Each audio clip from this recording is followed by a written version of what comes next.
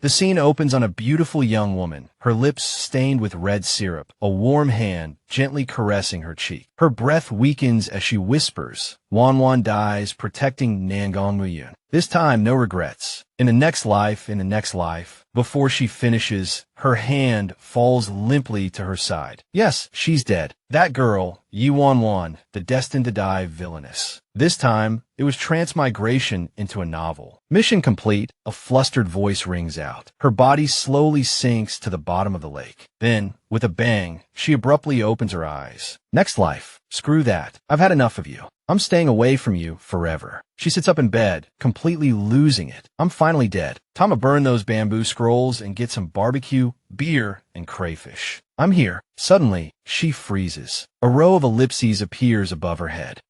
The wind howls, and a familiar scene unfolds before her eyes. Wan Wan stammers, "Is this still the Prime Minister's residence in the novel?" She throws her hands up and roars, "System. Didn't you say I could return to reality after completing the ending?" The system, sweating profusely, appears with a cute and apologetic expression. "Sorry, host, your death method doesn't follow the rules. According to the original story, you must die at the hands of the female lead. So this mission is a failure. Restart." Her face goes blank. The system recoils, frightened by her vacant stare. Wan Wan jumps and yells, "You never said I couldn't die like that. Not once." The system cowers, saying, "You didn't ask." What a mess. This is such a cliché, Cinderella meets overbearing Seo novel. Panting, Wan Wan presses a knife against the wall, her face grim. "Make me play the vicious villainous again." The system forces a weak smile. "Well, do you feel better now?" She stares intently at the fruit knife in her hand, her eyes hollow with a hint of madness. "Maybe I'll just kill myself now, and none of you have to worry about me." The system's jaw drops. The system desperately tries to appease her. "Don't give up. How about I give you a cheat skill for the next mission?" Seeing this, Wan Wan's attitude does a complete 180, her eyes brightening like headlights, her cheek nuzzling against the system. "A cheat skill. Install it for me quickly." She asks curiously, "So there's still hope, huh? What kind of cheat skill is it?" The system quickly covers its mouth and clears its throat. Then it floats into the air, undergoing a dramatic transformation. A strange green light flashes, and Wan Wan watches expectantly from below. She looks up, hands cupping her cheeks, eyes sparkling, looking super cute. As the light dims, the excitement remains on her face, curious about what will happen next. The system transforms into the appearance of a teacher, donning a pair of glasses. It points to a screen and says, "The meaning is quite literal. Your body is currently in the world of the novel, and everything you do is part of the plot. You just need to complain every day to receive different rewards, and the rewards are very generous." Hearing this, Wan Wan nods. The system pauses, pushes up its glasses, and exudes a dangerous aura, slowly continuing. The system will automatically score each plot point. If the plot deviates, you will be trapped in the novel forever. Hearing this, her face pales and her body tilts in shock. Inside the carriage, Wan Wan roars furiously, "Stinking system. How dare you force me? Aren't you afraid I'll perish together with you?" The system coldly replies, "Your system is now offline." Resting her chin on her hand, she thinks sadly, "But now that I have a cheat, I think the upcoming plot point where I offer myself and get kicked out of the carriage by the male lead, the ninth prince Nangong, isn't so unacceptable." She recalls, "In this novel, I'm the daughter of the current prime minister, raised from a young age to be the future empress, proficient in all the arts." Thinking of this, she sighs,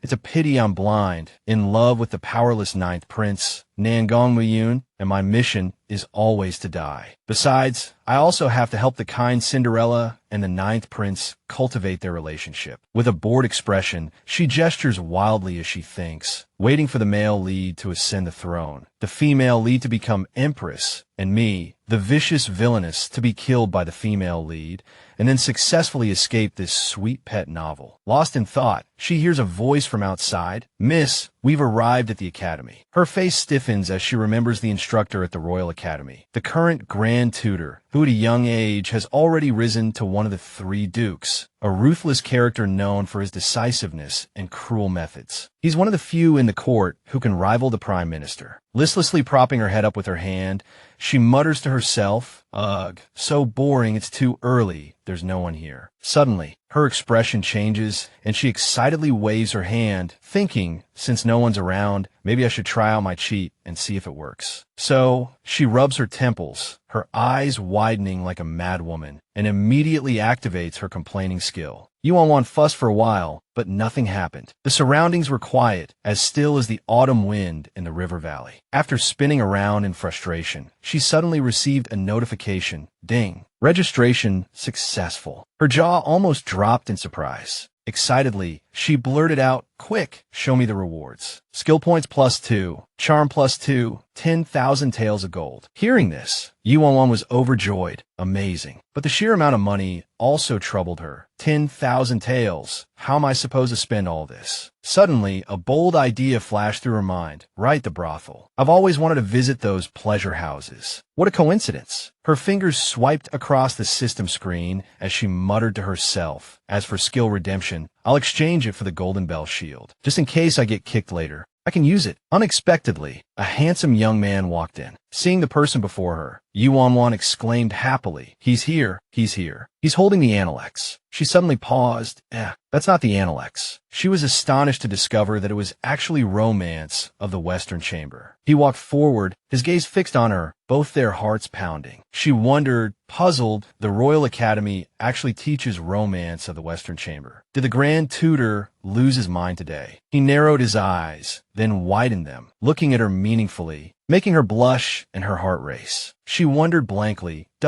why is he looking at me like that? Meanwhile, an hour earlier, in a quiet room, he picked up a book, and whatever was written on it seemed to terrify him. What is this? This handsome man was none other than Lu Chong, the Grand Tutor of the Royal Academy. He stared at the incomprehensible words, bewildered. Things like actively offering myself up for ravishment, and the 9 princes' looks are worse than dog shit, are actually written here. Suddenly, his face darkened, and he exclaimed in shock, "This official is dull and boring." Seeing himself described in such a way, Lu Cheng angrily slammed the book on the table. A strange voice echoed in his mind, always sitting there smugly. It left him speechless with embarrassment. The next sentence made Lu Cheng's face change dramatically, his expression filled with alarm. Does the Grand Tutor have an 8-pack? I bet a bag of spicy sticks he does. After all, I heard his martial arts are pretty good. I'll definitely sneak a peek later when he changes his clothes. Hearing this, he gritted his teeth and cursed, insolent. How dare you covet this official's body? A moment later, his flashback ended, returning him to the present, his face still as dark as the bottom of a pot, wanting nothing more than to devour Yuan Wan alive. Just then, her voice startled him. Grand Tutor. She rubbed her chin disdainfully, thinking, this gloomy old Grand Tutor, what's he turning around for without any reason? Scared me to death. If he actually knows this is a novel world, the plot will collapse, and I won't be able to go back. So annoying, damn it. Lu Cheng, hearing all her inner thoughts, wondered in confusion. Novel world. What's a novel? A story. Could the world this official resides in be fake? A story. He roughly grabbed Yuan Wan's arm, pulling her closer, and demanded loudly, Yuan Wan, don't you have anything to explain to me? She froze for a few seconds, her eyes widening in surprise at his question. Yuan Wan looked at him with the most innocent expression. What? Me? Peeking at you bathing. What are you talking about? She quickly changed the subject. Grand Tutor, I finished yesterday's homework. This only fueled the fire of his anger. Oh, you still want to play this trick? Lu Cheng sneered sarcastically. Then don't blame me for exposing you. Then a thought occurred to him, and he put on a cunning, slightly eerie smile, stroking his chin, feigning a kind, wise demeanor.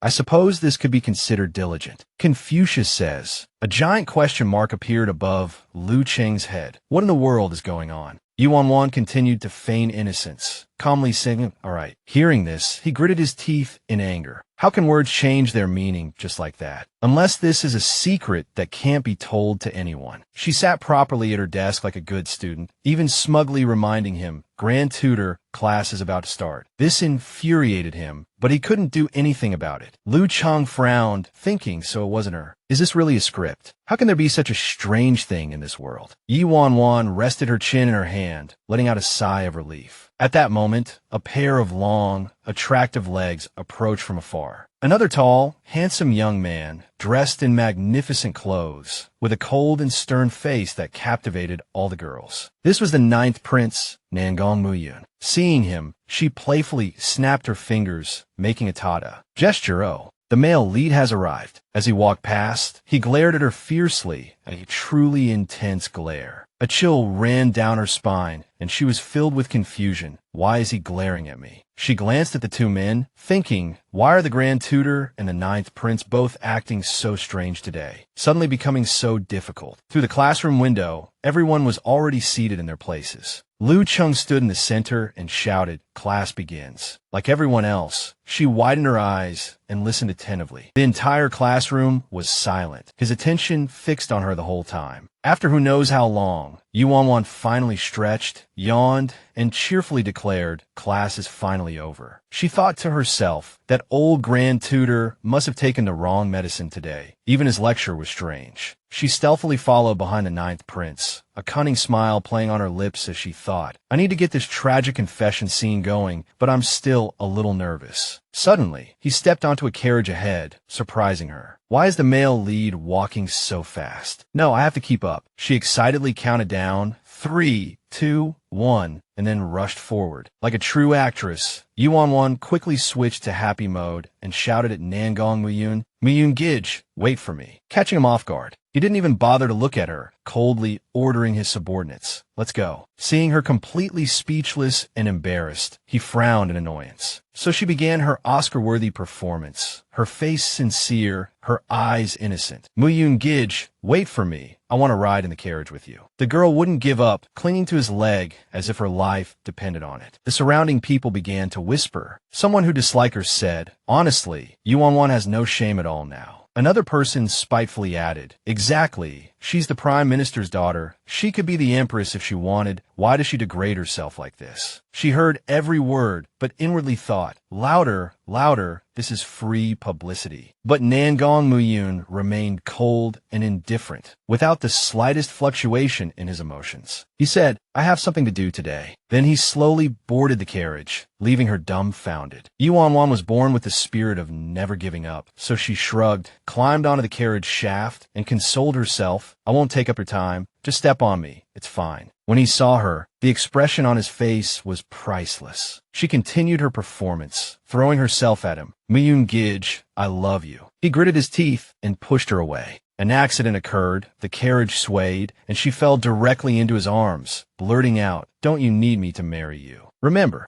Nangong Muyun just looked at her helplessly. Just like that, the carriage started moving, and everyone watched in astonishment, curious about what was happening inside. Meanwhile, the Grand Tutor was hiding behind his fan, secretly laughing. He had heard her words, "Don't you need me to marry you?" Remember, and was utterly impressed. If I hadn't heard that just now, I'm afraid even I would have been fooled by her. He snapped his fan shut, his eyes narrowing in thought. But then again, she's really daring to say such things. What a resilient woman. He gave himself a sly smile. Right now, the Ninth Prince probably still thinks Wan Wan is deeply in love with him. The Grand Tutor was very curious about what Wan Wan was planning. He recalled her shameless, persistent behavior, and a thought suddenly struck him. She clearly doesn't like Nangong Muyun, but she acts like she's obsessed with him and deliberately makes a scene in public. Unless this is a plot from a novel, and she has to follow the script. The more he thought about it, the more amused he became, and he couldn't help but giggle like a madman. Then his expression turned serious. Then what about me? What role do I play in this novel? And how will the power dynamics in the court develop? It's really intriguing. Back to our protagonist. She was still clinging tightly to Nangong Muyun's leg. He gritted his teeth in anger, grabbed her arms, and held them above her head. "You're being unreasonable," she gasped dramatically. Looking at the exasperated, handsome young man in front of her, she felt a secret thrill. Look, this is what a male lead should be like, cold and handsome, with misogyny, allergic to all women except the female lead. She raised an eyebrow, continuing her shameless act, encouraging herself inwardly. Must maintain this attitude. Then she went all out, starting to take off her clothes. "Muyun Gij, Wan Wan really likes you, please." Seeing a woman clinging to him like this, his face started to turn red, and he awkwardly turned his head away, much to the disappointment of his companions. Ye danyan screaming internali. Head, face darkening. She started to panic. Where is the female lead? Everyone around her looked at her with disgust. She looked around as she slowly undressed. My clothes are almost off if she doesn't come soon. I won't be able to wrap this up. Just at this critical moment, a gentle voice rang out. Your Highness, am I late? Wan Wan turned her head abruptly in surprise. Wan Wan was completely oblivious to everything here. Even the smallest things on the roadside could arouse her curiosity and excitement. Fortunately, this actually fit her persona, so no one suspected anything yet. Suddenly, am I late, everyone? It was Juro Yi, the female lead of the novel, or rather, the pitiful concubine that everyone wanted to protect and cherish. Seeing that she had finally arrived, Wan Wan was overjoyed. Of course, she could only hide this excitement in her heart, secretly chuckling to herself. Oh my God, Buddha bless, the female lead is finally here. If she hadn't come, I would have really had to strip naked. Oh. She froze for a moment, then patted her head a few times, regaining her usual vigor, muttering to herself. Get into character, get into character. Then she asked provocatively, who are you? With such a divine aura, it's a waste not to be an actor. Your outburst in those few seconds was truly powerful. Nangong Miyun strolled over and explained for her, the third miss of the chef's family, Xiaoshu. He didn't forget to add the crucial line. This prince's future princess consort. Wan Wan dramatically sobbed, pretending to not believe her ears. Miyun, you're engaged. What did you say? She was indeed surprised, but the heartache was feigned. The person walking over had a blank expression and asked with astonishment, Your Highness. Princess consort. The ninth prince is truly impressive, he said sarcastically. She was about to throw herself into his arms, feigning utter heartbreak, but those words scared her tears back. Because that person was none other than the current prime minister, Wan Wan's father, Yi Kuanglan. In this awkward situation, only one person could laugh, and that was Lu Chong, hiding nearby. He smugly folded his arms and speculated, the prime minister is here too. Now this will be a good show. Wan Wan is the prime minister's only daughter, and he originally intended to marry her to the ninth prince. Now the ninth prince has randomly pulled a girl off the street as his princess consort. Could it be that this powerless, His Highness wants to publicly humiliate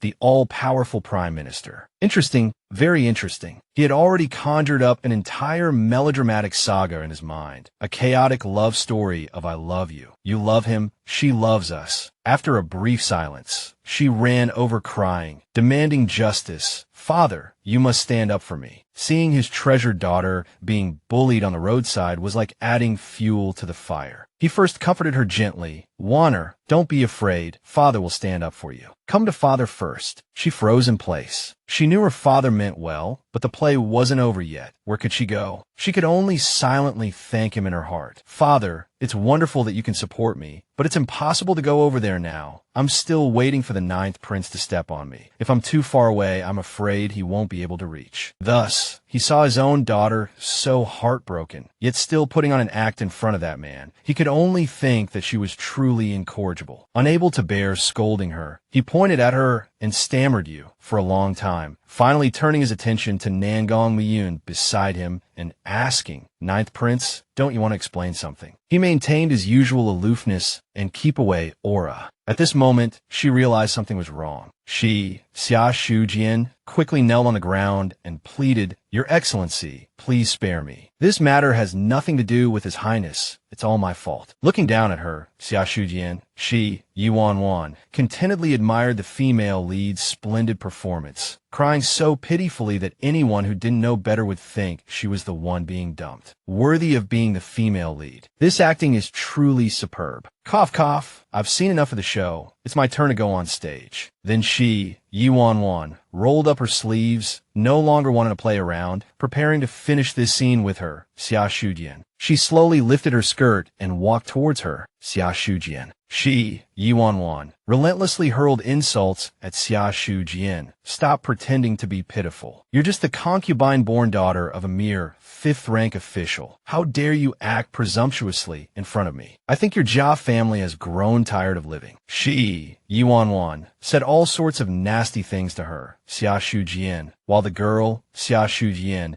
remained dumbfounded by her, Yuan Wan, as blunt words. Then she, Yuan Wan, transformed back in her sweet and charming self, as if the enraged shrew from just now wasn't her at all, and started making excuses for him. Nangong, basically, he was never wrong. It was always the other women who seduced him. Me and Gidge, you've been so cold to me these past few days. Is it because of this Jiayu Ijin? Then she hugged him, Nangong Miyun, tightly, expressing her affections while boasting about herself. I'm the daughter of the current prime minister. In terms of family background, appearance, and talent, how can I be inferior to a concubine-born daughter like her? Miyun Gidge, ever since I was young, you've been the only one in my heart. Everything I do is for you. Is there something about me that you're not satisfied with? She took all the blame upon herself, asking him sincerely. Finally, to make the act more convincing, she secretly pinched her thigh under her skirt where no one could see and cried, "Tell me, I'll change, Miyun Gidge. Tell me, tell me." Tears gushed out like a bursting dam. He, Nangong Muyun, remained silent, at a loss, tightly closing his eyes. He, Nangong Muyun, sighed helplessly, then slowly placed his hand on her, Yuan Wan, shoulder, gently explaining, "I'm not saying you're not good." She, Yuan Wan, immediately seized the opportunity, pressing further. "So you do like me?" "Not at the moment," he, Nangong Miyun, said softly, avoiding her gaze. She, Yuan Wan, continued to mutter to herself, "So I'm still not good enough. I'm not worthy of Muyun Gidge," instantly upgrading her character from simp to super simp. After finishing her lines, she, Yuan Wan, clung tightly to him, Nangong Miyun, silently praying, "Now I just need him to step on me, then take Xiaoshu away, and this scene will be over." But she waited and waited, still nothing happened. That sturdy body stood there like a wooden post. She continued to diligently play her role, tightly closing her eyes, screaming internally, "Move, move." At this moment, Xiaoshu Jian, the female lead, sat gracefully on the ground, adding her own flair to the scene. "Miss Yi, it's all my fault. If it weren't for me, you and the ninth prince wouldn't be arguing. I'll leave now." Thankfully, she spoke up in time. Otherwise, her just standing there would have been awkward. Should she be pulled away to avoid disrupting the scene? Or should she be left standing there until sunset? Internally, Yuan Wan praised her. As expected of Miss Ya, she knew how to move the plot forward. There's no harm without comparison. Look at the female lead. She knows how to advance the plot. Then look at this male lead, completely clueless, standing there like a block of wood. Yuan Wan thought irritably. As expected, she couldn't count on the male lead. She released Nangong Muyun and scoffed at Xiaoshu Jian's shameless words. "Xiaoshu Jian, you're right. It's all because of you that Muyun Gidge doesn't like me." Then, she suddenly drew her sword and with a delicate shout, "I'm going to kill you." She charged forward. Even Xiaoshu Jian was stunned. Yuan Wan thrust her sword towards Xiaoshu Jian, who stumbled backward, nearly tripping. Yuan Wan's foot stepped on something, and she laughed, "Haha. Good thing this young lady switched to iron soles. I'm not afraid of stepping on anything." Nangong Muyun stepped forward, shielding her. Yuan Wan thought, yes, that's it. According to the script, the ninth prince will protect Xiaoshu Jian, and then, bam. A kick. Suddenly, he grabbed her wrist. Yuan Wan froze, screaming internally, "Bro, why are you using your hands? The script says you use your foot." Remember, Yuan Wan stared at Nangong Muyun with bright eyes, thinking, "Don't worry, I'm not afraid. It doesn't hurt. Come on, stop me, stop me." But he just looked at her, confused. She snickered inwardly. "Whether he uses his hands or feet, as long as I fall out of bounds, it's fine. Anything works." Suddenly, his expression changed. The moment he touched her, Nangong Miyun actually took a few steps back. Yuan Wan was completely dumbfounded. She looked at him, utterly bewildered. Yuan Wan thought in shock, "Oh dear, it seems he can't beat me." She thought, "Oh well, I'll just forcibly add some drama myself." Yuan Wan pretended to scream loudly. He was startled. She ran away crying. She ran to the crowd and shouted, "Muyun Gidge, how can you be so cruel? I don't want to live anymore. I don't want to live anymore." The crowd began to whisper. Some said, "That prime minister's daughter is really clinging to him. She has no shame." Others said, "The prime minister is clever, but he raised a shameless daughter. How unlucky." Prime Minister Yi Kuanglan held Yuan Wan, listening to the surrounding discussions, and worriedly thought, how can the prime minister's daughter be so unbearable? The Yi family's reputation has been built over generations, yet I raised a shameless daughter. Wan Wan, on the other hand, was secretly rejoicing. Phew, that scene was really hard to act. I was worried the male lead couldn't beat me, but at least it's over. Now, as long as the ninth prince makes a handsome appearance and takes Xiaoshu away, this matter will be settled. She and her father knelt before the crowd. Nangong nervously approached her. Miss Yi, are you all right? Wan Wan snapped irritably. What the hell? He gently helped Wan Wan up. Miss Yi, I'm sorry. I shouldn't have embarrassed you in public. Nangong thought, although I don't like you now, there's nothing between Miss Ya and me. Her horse was startled when she arrived, and I saved her. He explained, after hearing about my predicament, Miss Ya agreed to help me by pretending to be my future princess consort. Wan Wan was shocked. Why is he explaining this to me? Hearing this, she cried out, where's your aloofness? Wan Wan glanced at Nangong, thinking he's supposed to be the aloof male lead who keeps his distance from women. Why bother explaining anything to a vicious female supporting character like me? He gently embraced her and replied, if there's nothing else, I'll take Miss Ya back now. She closed her eyes tightly, feeling exhausted, and looked at him helplessly. My image is completely ruined. She glanced at her father and thought, forget it, at least I finished the scene. Wan Wan sighed, I really am a drama queen. She excitedly jumped in front of him and blurted out, I got rejected too. Nangong just looked at her acting with utter helplessness, imagining that kick landing squarely on her stomach. She laughed triumphantly. I guess I got kicked too. Wan Wan asked the system, excitedly, system, am I right? The system, scowling, reluctantly replied, if you say so, then I guess you're right. Chong stood in the distance, fanning himself, having watched the entire scene. He leaned against the wall and commented, this is much more exciting than those popular dramas nowadays, especially Wan Wan. He practically rolled his eyes at her.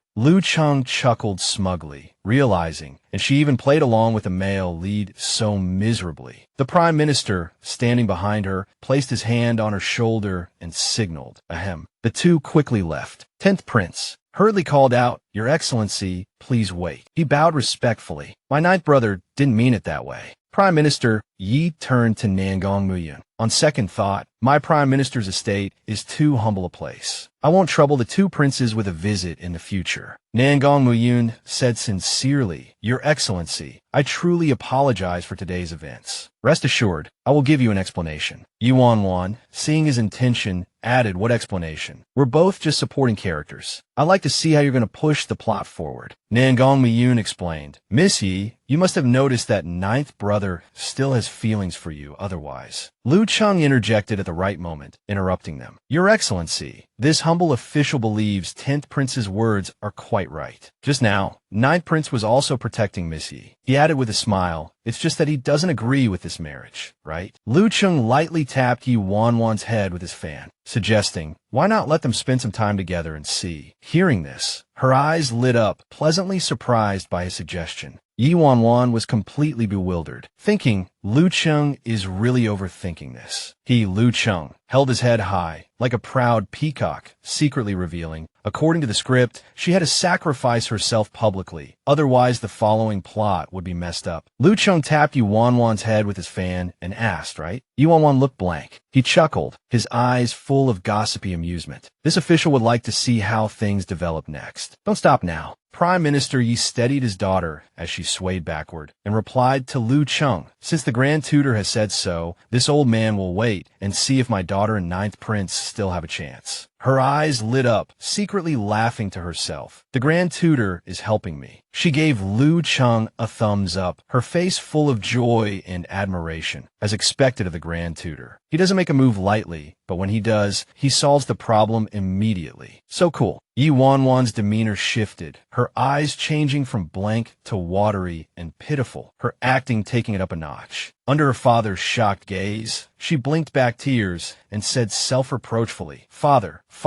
don't blame Gij. It's my fault. I'm too willful. I'll go back and reflect on my actions. Prime Minister Ye's eyes moistened, moved by his daughter's understanding. He patted his daughter's head repeatedly, wiping away the tears on her face. My Wanner has grown up and knows how to consider the bigger picture. If it were the old you, after suffering such a grievance. With your temper, you would definitely have burned down the Xiao family's house. Yi Wan Wan listened to her father's rambling helplessly, turned to look at Lu Cheng, and laughed until tears came out, but inside, she was gnashing her teeth in anger. Yi Wan Wan lay on the table, drawing a giant turtle, lost in thought. Something's not right. This ninth prince has been off ever since he appeared at the academy. In the script, he was supposed to step on me and then leave with the female lead, but now his character is completely ruined, yet the ending seems to be going according to plan. Unable to figure it out, she jumped up in frustration. So is it right or not? Yi Wan Wan angrily threw her pen onto the paper, venting, "Ugh, so annoying. I want to curse." She abruptly stood up, threw her head back, and howled, waving her arms and lamenting, "Forget it, I'm not acting anymore. I am exhausted.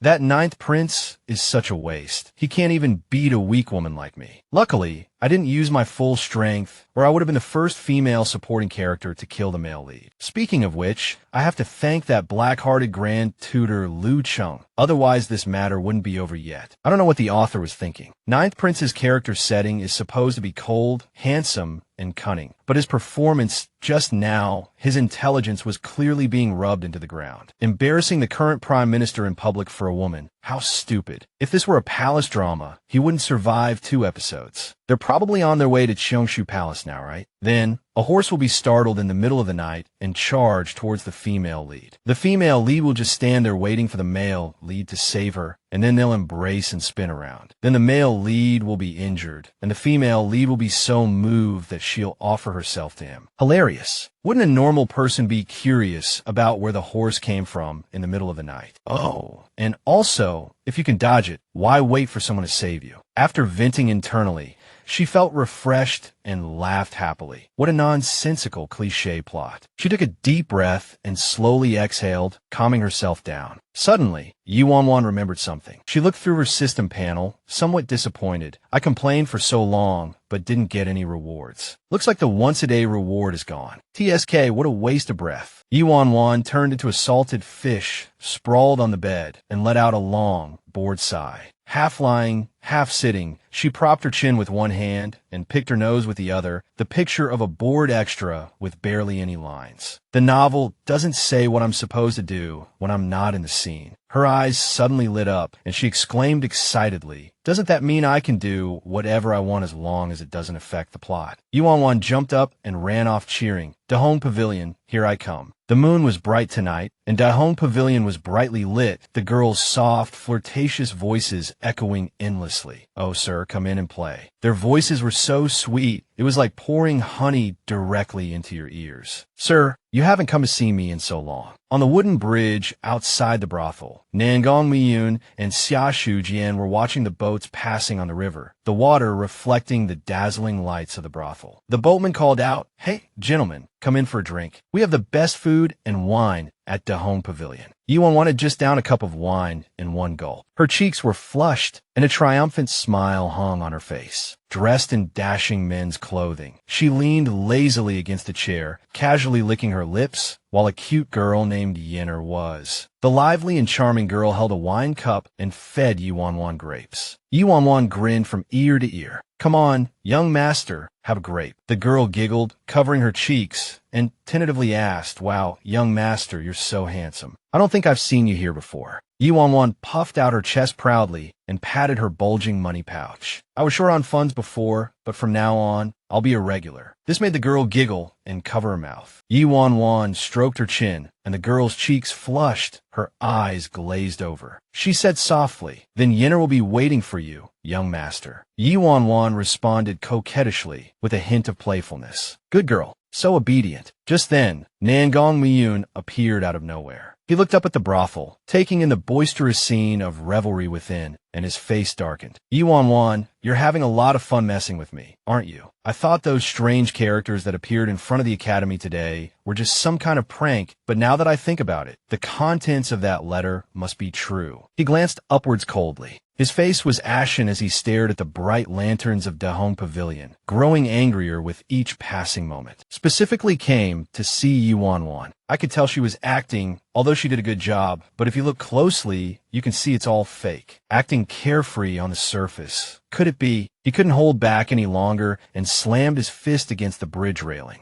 Nangong Muyun frowned, gritting his teeth, feeling inexplicably irritated. Was all the affection she showed me before fake? Was it all an act? When he realized that the person flirting with the girls in a brothel was Yi Wan Wan, his anger intensified. He thought, this woman is playing me. What a troublesome woman. Xiaoshu Jian noticed the change in his expression and grew worried. She asked softly, Your Highness, why are you so angry? Are you thinking about something? Or has something gone wrong in the palace? He gave her a cold look and thought, Xiaoshu Jian will be hit by a horse. Then I'll rush to save her, and then we'll have a heroic rescue with a dramatic spin. But where's the horse? Nangong Muyun frowned and looked around, prompting Shu Jian to lean closer and ask in a low voice, Your Highness, what are you looking at? His eyes sharpened, and he abruptly looked up at Daihong Pavilion, just in time to see Yi Wan Wan leisurely looking down at the two of them. She leaned against the railing, propping her chin with one hand, with two pretty maids fanning her. She glanced at the two people downstairs and started counting down. 3, 2. A sly smile spread across her face. 1. Nangong Muyun turned around alertly to check behind him. Before Miyun and Shu Jian could react in surprise, a brown horse came galloping madly, straight towards them. He instinctively shot towards Jiaro Yi, who stood frozen in place, and roared, Why isn't she dodging? Nangong Miyun's outstretched hand stopped abruptly, his mind filled with question marks. Seeing her trembling in fear, a thought struck him. At this distance, she could have dodged. Jiaro Ye's voice trembled as she pleaded pathetically, Your Highness, save me. He coldly withdrew his hand, crossed his arms, and watched her trembling figure leisurely. He was ready to watch the show, nonchalantly watching the horse charge aggressively towards Shu Jian, thinking, I'll see if she can dodge it herself. Xiaoshu Jian gracefully rolled out of the way, avoiding the horse's hooves, leaving him stunned and bewildered. She actually dodged it. Yi Wan Wan's eyes widened in disbelief, the bunch of grapes in her hand frozen in midair. She clutched her head and kept asking why. Why didn't he save her? Where's my hug? Where's my dramatic spin? My script. Xiaoshu Jian slumped to the ground, hanging her head, feigning weakness. Your Highness, I'm all right. I'm not injured. Seeing this, Nangong Muyun couldn't help but think, if that's the case, then those words that appeared out of thin air. Could it be that all the officials in the court are merely actors in a play? He frowned uncomfortably, humming a few times, inwardly flipping a table. Miss Xia, stop acting. We are merely puppets in someone else's play. Seeing her weak and pitiful appearance, Miyun had no choice but to play along, feigning concern. Miss Xia, are you all right? His mind was full of questions. Why can't I expose her? Miyun propped his chin on his hand, lost in thought. So, the world of the novel is real. If I mention the plot, those words will change. Xiaoshu Jian looked at the ninth prince. Am I really that useless? I can't even protect myself. I can only cry. No wonder everyone hates me. Even my father thinks I'm a burden. Since I was young, everyone has been annoyed with me. No one wants to be friends with me. No one wants to be friends with me. Only the ninth prince doesn't hate me. A line of text flashed through Muyun's mind, and his face instantly paled. Here it comes again. He ignored the increasingly pitiful beauty behind him. She raised her handkerchief to cover her mouth and sobbed. Ninth prince, am I truly so useless? From a moment Shu Jian began to lament, the prince was startled, because it was exactly the same as what he had heard. She, Shu Jian, began to cry about her life. I can't even protect myself. I can only cry. Nangong Muyun smiled, thinking, that's right, not a single word is different. Could it be that in the novel, I truly like a fragile woman who only cries? Impossible, absolutely impossible. I will never accept my fate. Muyun, cold as ice, turned and left. Before leaving, he didn't forget to instruct his subordinate. Shadow Guard, escort Miss Xia back. The Shadow Guard respectfully clasped his fists. Understood. The prince's actions made Shu Jian even more heartbroken. As expected, the ninth prince hates me. Sob, sob, sob. As for Yi Wan Wan, she was so angry she almost coughed up blood. The moon was bright and clear, and Dahong Pavilion was still brightly lit. Lu Cheng tapped his hand with his fan, laughing heartily. So this world is so interesting. I never noticed it before. The attendant beside him asked in surprise, Young master, what did you say? Lu Cheng waved his hand and replied, Nothing. Lu Cheng glanced at Yi Wan Wan, who was craning her neck to eavesdrop, and murmured,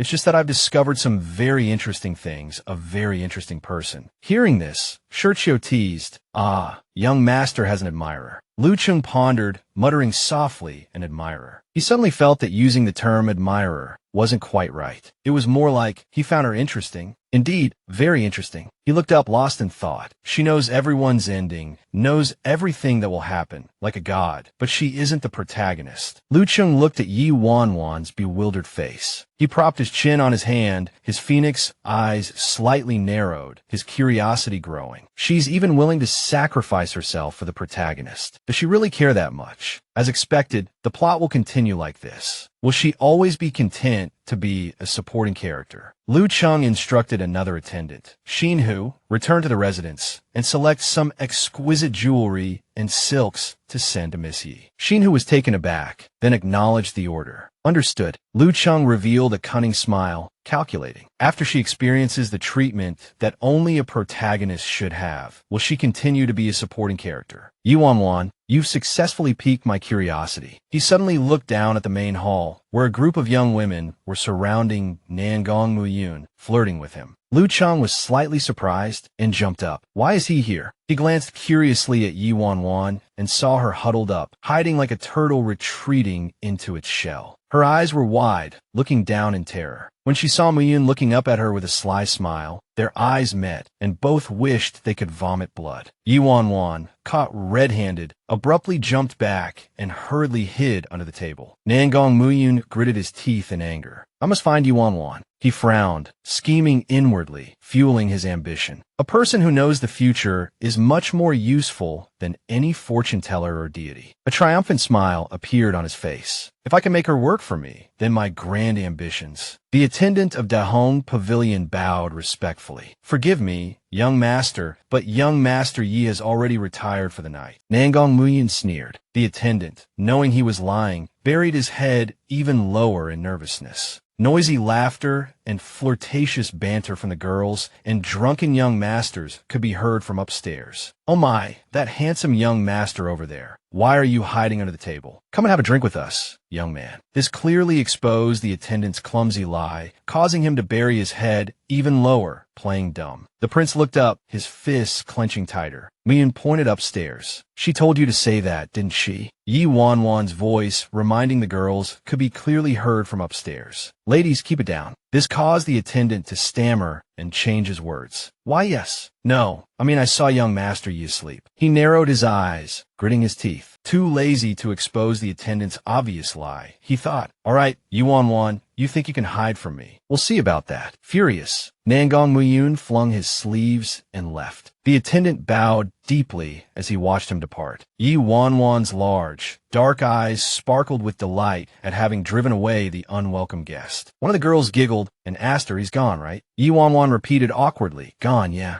Patting her chest, Yi Wan Wan breathed a sigh of relief. Phew, he's finally gone, she thought, leaning against a girl in green and resting her chin in her hand. Inwardly, she cursed the prince, Nangong Muyun. Why aren't you out there flirting with that Xiaoshu? What are you doing bothering me in the middle of the night? Yi Wan Wan suddenly pulled out a pair of black sunglasses. Casually putting them on, she plopped down onto a chair as a girl in pink poured her some wine. I'm off work. No overtime. Under the full moon, the evening breeze rustled the leaves in the Xiao residence. Xiaoshu Jian, arriving at the entrance in a sedan chair, was carefully helped down. The ninth prince's shadow guard respectfully clasped his hands and said, Miss Xia, it's not appropriate for me to enter. I can only escort you this far. Clasping her hands, she replied softly, her voice frail, thank you for escorting me back. It's late. You should return and report to His Highness. Faced with her fragility, the guard's cheeks flushed. He bowed, yes, miss. Xiaoshu Jian slowly walked into her room. Flowers bloomed in the courtyard, their fragrance filling the night air. She suddenly noticed someone carrying a food box, attempting to climb over the wall. Xiaoshu Jian's childhood friend, the son of the imperial physician, Xiaoyu, holding a food box, called out with a smile, Shujian. She sat on her bed and let out a worried ah as he jumped in through the window. Xiaoyu, she asked, why are you here? Xiaoyu opened the food box and replied gently, I heard that you and the ninth prince were startled by a horse on Chinshua Bridge, so I brought some medicine and food. Xiaoyu knelt down and gently lifted Shujin's leg, tenderly applying medicine to her wound. He softly asked, did you find anything when you went to investigate Sun Zicheng today? She replied dejectedly, no. Xiaoyu asked, are you going to continue investigating? As if struck by a sore spot, a look of determination flashed in her eyes. Yes, of course I will, she affirmed. I don't believe my sister would have an affair. They framed her, ruined her reputation, and forced her to jump into the well. Xiaoshu's clenched hands trembled slightly. Although I've always been timid when it comes to my sister, even if it means climbing a mountain of swords or walking through a sea of fire, she continued, her eyes glistening with tears, her voice soft but resolute. I will clear her name and seek justice for her. Xiaoshu clasped her hands together at her chest, thinking, I also believe that the ninth prince, who shares a similar fate with me, will act cautiously and help me. In the sunny courtyard of the Yi residence, Yi Wanwan yawned repeatedly, stretching her shoulders uncomfortably. That insidious old grand tutor, what's wrong with him? Sending me gifts early in the morning, making me have to return the favor. Did he see the ninth prince's disgust towards me yesterday and send gifts to mock me? Yawning as she walked, she muttered to herself, it must be. After all, according to the author's setting, he's Yi Zhujian's lackey. When I was humiliated by Xiaoshu,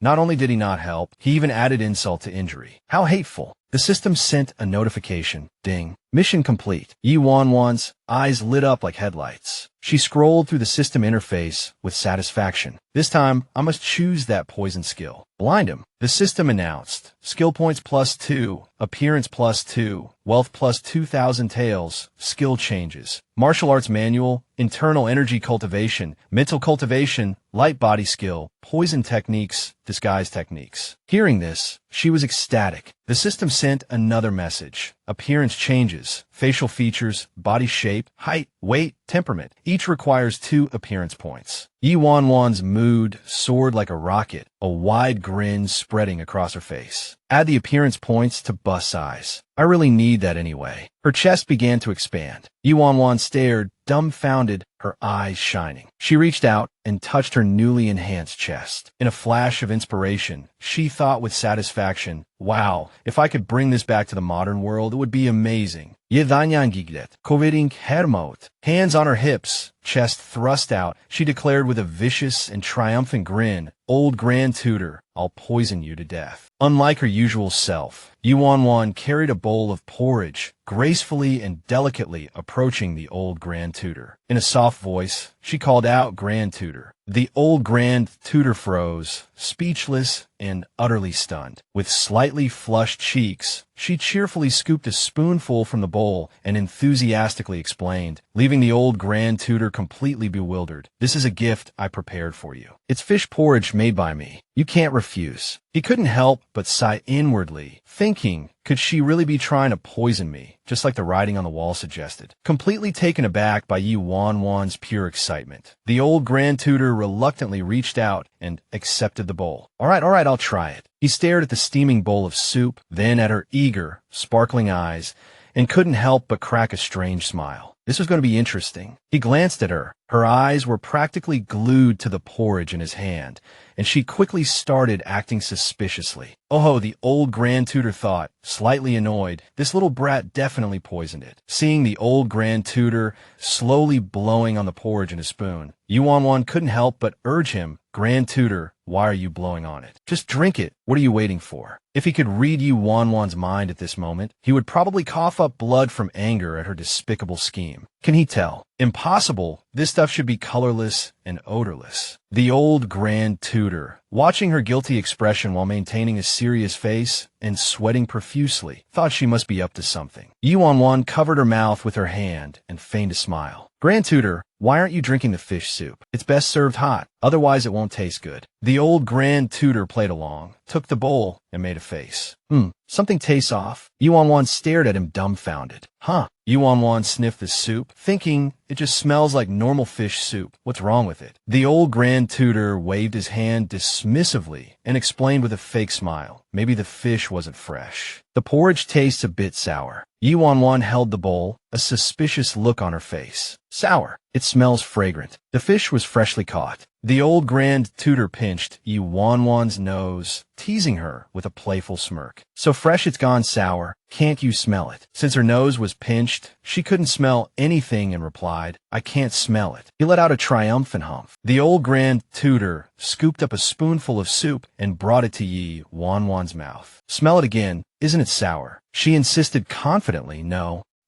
The old Grand Tutor touched the corner of his eye, holding the spoon in his other hand, and sighed dramatically. Could it be that I'm sick? Is something wrong with my sense of smell? Wan Wan nodded vigorously in agreement. It must be. He brought the spoonful of soup to her face with an innocent look. Sigh, something's not right. I still think there's something wrong with this fish. I can't drink it. You try it. Hearing this, Wan Wan weakly protested. No way. There's absolutely nothing wrong with the fish. No matter how she refused, he kept bringing the soup to her mouth, begging her to try it. She opened her mouth and happily ate the spoonful of soup the old Grand Tutor fed her. Seeing Wan Wan give a thumbs up while still holding the bowl in her other hand, a cunning glint flashed across the old Grand Tutor's eyes. He watched as she confirmed, "No problem. It's sweet, not sour at all." He also pretended to sniff the spoon in his hand. "Maybe I really am sick. I must have smelled the porridge wrong." "It's all right." Wan Wan put on an innocent expression and happily agreed. "Yeah, I told you it was fish porridge." Suddenly, her stomach growled loudly. Wan Wan's face turned pale. Uh-oh, she realized something was wrong. Her stomach began churning like an earthquake. She rolled her eyes, opened her mouth wide, revealing her pearly white teeth, and then cursed under her breath, "Lu Cheng, you bastard." The old Grand Tutor fanned himself and asked with feigned concern, "Oh, Missy, are you holding your stomach? Are you feeling unwell?" Wan Wan clutched her stomach, seemingly resigned to her fate. Wan Wan supported herself against the wall, trying to come up with a believable excuse. "Grand Tutor, I think I ate something bad. I need to use the latrine." She hurried off to find the latrine, leaving the old Grand Tutor behind, grinning like a cat that stole the cream. "Serves you right." Leaning against the wall, panting, she thought, "That old fox, he knew the porridge was poisoned all along. How did I fall for it?" Wan Wan dragged her disheveled self back to the doorway, only to see the old Grand Tutor fanning himself, looking like he was waiting for a good show. A carriage happened to stop behind him, and his face was full of smugness. She tried to act nonchalant. "Grand Tutor, are you going out?" The old Grand Tutor turned around casually. "Yes, let's go." Wan Wan pointed at herself. "Me? Go." "No need. I'm busy with official business today." He leaned out of the carriage. A complete scoundrel, I thought. Today's porridge tastes fresh. I'll take it to the general. Despite her simmering anger, Wan Wan forced a smile. "Oh, I'm perfectly fine, Grand Tutor, and I'm free all day." The air in the carriage thickened with tension. He pretended to look out the window, fanning himself. Wan Wan clenched her fists, glaring at the old Grand Tutor. Damn him. I could just kill him. Scene change. Jinui prison. A Jinui guard led the old Grand Tutor and Wan Wan down a long corridor, past rows of locked cells. Wan Wan glanced sideways at him, wondering, what is he doing bringing me to the Jinui prison? Does he want to silence me? The Jinui guard stopped them in front of a closed room. Her eyes widened in alarm. Pinching her nose, she whispered, "Grand Tutor." Inwardly, she screamed, "The smell of blood is so strong." The old Grand Tutor grabbed Wan Wan's hand and ordered, "Go in." Inside was a spacious, tidy room. A white cloth covered something on the table in the center. Wan Wan saw a covered corpse. What is this? She thought. The more she looked, the more frightened she became. Her face paled, and she froze in place. Wan Wan gasped, stumbling backward and accidentally bumping into the old Grand Tutor, who was standing right behind her. She grabbed his sleeve, her expression panicked. The two men roared at each other like madmen, each trying to shift the blame. "You villain, you poisoned my lure. I'll never forgive you." One of them shrieked. The other retorted, "Don't slander me. You're the one who made her poison my wine." Wan Wan and the old Grand Tutor watched the farce, dumbfounded. "And now you want to frame me? Are you crazy?" Wan Wan frowned, assessing the situation. "I know these two. One is young Master Leong, the son of Marquis Leong Yuan, and the other is the third young master of the Marquis of Yang'an's residence. Both are regulars at Tianla House. They run rampant, relying on their family backgrounds." Wan Wan propped her chin on her hand, her mind racing. So young Master Leong and the third young master of the Marquis of Yang'an's residence are fighting over a poisoned prostitute named Luer. For him to bring me here, the matter must be serious. Is it because neither of them has any evidence? So the Jinui also have no leads. Young Master Leong refused to back down, roaring, "Don't try to quibble. There were only the two of you in the room. Now she's dead, and you're still alive. Explain yourself." The third young master of the Marquis of Yang'an's residence, furious, pointed at his face and yelled, "Don't think you're so innocent. Don't force me to tell everything. The old grand tutor watched Yi Wan Wan with amusement, chuckling softly. These two are quite entertaining, so dramatic. They weren't even in the original plot, and now they're adding their own scenes. The third young master of the Marquis of Yang'an's residence retorted carelessly. And what about your dirty little secret with concubine Jia? You think I don't know about that? Hearing this, Yi Wan Wan let out a small HM and suddenly realized something. Concubine Jia, that scandal. Could they be talking about the female lead's older sister who was slandered and ended up drowning herself? Drowned herself? Her expression changed. So the dirty deeds you committed weren't explicitly mentioned in the original novel, but you hid them well. Truly scum. The old grand tutor, who had been silent until now, spoke. Shall I recommend someone to you? Under his gaze, Yi Wan Wan immediately switched to her career-focused, reformed supporting female character mode. No need to thank me. My heart belongs only to Sister Muyen. The old grand tutor watched her performance, scoffing. If I didn't know your true nature, I almost believed you. The old grand tutor chuckled. Take a look. Yi Wan Wan asked, look at what? He curled his lips, his phoenix eyes narrowing slightly. She was poisoned. Aren't you quite skilled with poisons? See what kind of poison it is. Yi Wan Wan chuckled softly, thinking, I'm the esteemed Prime Minister's daughter. Why would I come to this prison to be your little assistant? No way. She reached out towards the corpse. Covering her nose with one hand, she used the other to lift the white cloth covering the deceased's face. Still covering her nose, Yi Wan Wan carefully examined the body, making her assessment. Red spots on the private parts, neck and face, and a cherry red color around the private area. This is definitely poisoning. The old grand tutor, fanning himself, smiled as he watched her grab the deceased's hand and asked the two men, was there a charcoal brazier in the room? Young Master Leong frowned and replied, of course, with the weather this cold. Yi Wan Wan continued to ask, with the windows closed. Young Master Leong immediately answered, yes. She snapped her fingers, suddenly declaring, with cheerful certainty, Yidanyan kuliput had hens excited. It's carbon monoxide poisoning. The old grand tutor, hearing an unfamiliar term, asked carbon what? Waving her arms excitedly, she explained rapidly, it's a poisonous gas. When fuel burns, it produces a large amount of this gas. If the environment is sealed and there's no ventilation, it's easy to inhale a large amount of this gas and get poisoned. The old grand tutor stroked his chin, murmuring, there's such a gas. Young Master Leong jumped up like a scalded cat, pointing at her. What nonsense are you spouting? What poisonous gas? Don't talk rubbish, you little girl. The third young master of the Marquis of Yang'an's residence retorted, how is it nonsense? If it wasn't poisonous gas, then what was it? Seeing this, the old grand tutor shielded her behind him. The two started arguing again, oblivious to everything else. Seeing the playful look on the old grand tutor's face, Yi Wan Wan realized she had been tricked.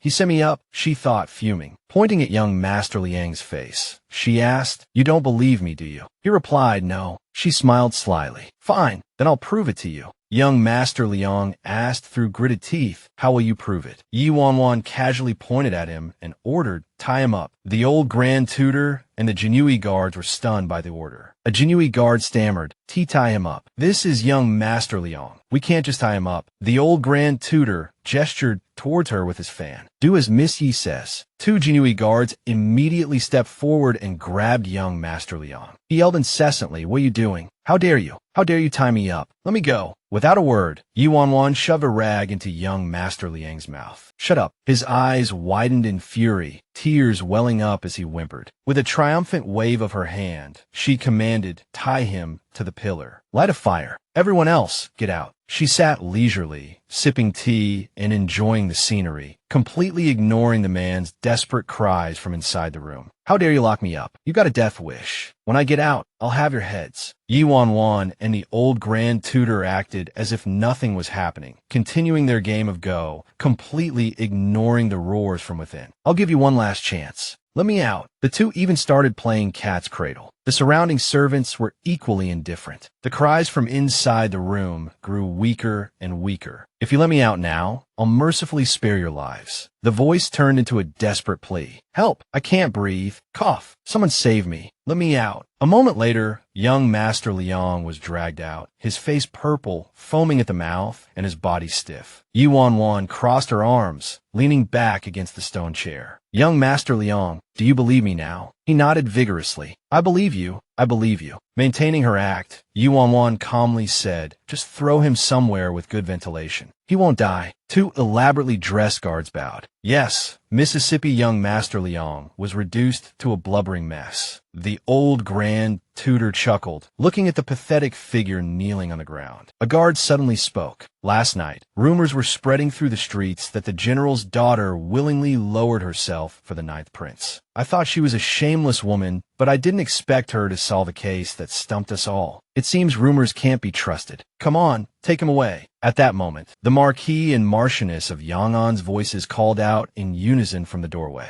So, my son. The old Grand Tutor and Wan Wan turned to see the third young master crying out as he saw his parents. Father, mother, tears streaming down his face, he grabbed his mother's hand. The case is solved. I'm innocent. The Marchioness of Yangon bowed respectfully. Your Excellency is wise and has cleared my son's name. Otherwise, we would have been unable to clear his name even if we jumped into the Yellow River. The Marquis of Yangon turned to his son. Son, quickly kneel and thank His Excellency for saving your life. The old Grand Tutor chuckled. There's no need for such formalities. This case wasn't solved by me. It was Miss Yi. He pointed to the dumbfounded Wan Wan. If you want to thank someone, thank her. Meanwhile, Wan Wan saw the Marquis and Marchioness of Yangon staring intently at her, while she looked at the old Grand Tutor in confusion. What are you doing? She thought anxiously. Asterisk the male lead, the number one loyal dog. Shouldn't you be taking credit for this? Asterisk the old Grand Tutor smiled, watching her scratch her head awkwardly. Why push it onto me, the villainous female lead? My character setting is going to collapse. Watching the Marquis and Marchioness of Yangon thank her respectfully, thank you, Miss Yi, for saving my son's life, Wan Wan was dumbfounded. The male lead was broken, and the second male lead was broken too. Is this really the end? She pressed her hands against the stone table, grinding her teeth so hard they almost shattered. If I couldn't kill myself and start over, I would definitely smash my head against this table. Wan Wan felt uneasy, anxiously looking around. Wait, something's not right. There's a problem. She recalculated, bewildered. Perhaps the old Grand Tutor did this because of my father. He wants to win me over and gain the support of the current Prime Minister. That makes sense. Ignoring the confused expressions of the Marquis and Marchioness of Yangon, Wan Wan snapped out of her dramatic emotional swings. So, the old Grand Tutor was cunning in the original story, but he wasn't this shameless. Now he's actually using a woman to consolidate his power. Disgusting. She humbly addressed the Marquis and Marchioness of Yangon. It was nothing, no need for thanks. The third young master must have been frightened today. You should take him back to the residence quickly. Wan Wan smiled sweetly, inwardly calculating. The Marquis of Yang'an's residence holds some sway in the court, though their strength lies in commerce. Befriending them wouldn't affect the plot and could open up a path to wealth for me. Why not? It's a win-win. Looking at the old Grand Tutor's hypocritical smile, she thought, just you wait. Once I've earned enough money and completed the mission, I'll return to the real world. By then, I'll be a rich and powerful woman skilled in martial arts. Wan Wan instructed the elaborately dressed guards, detain young Master Leong for now. The Leong family will send someone to retrieve him. She thought, as for young Master Leong, he's a stepping stone for the female lead's entrance. It's best not to touch him for now. The old Grand Tutor ordered, do as Miss Yi says. The elaborately dressed guards bowed and replied, yes, Your Excellency. Having settled everything, the two walked one after the other along the tree-lined path, neither speaking a word. The old Grand Tutor suddenly leaned closer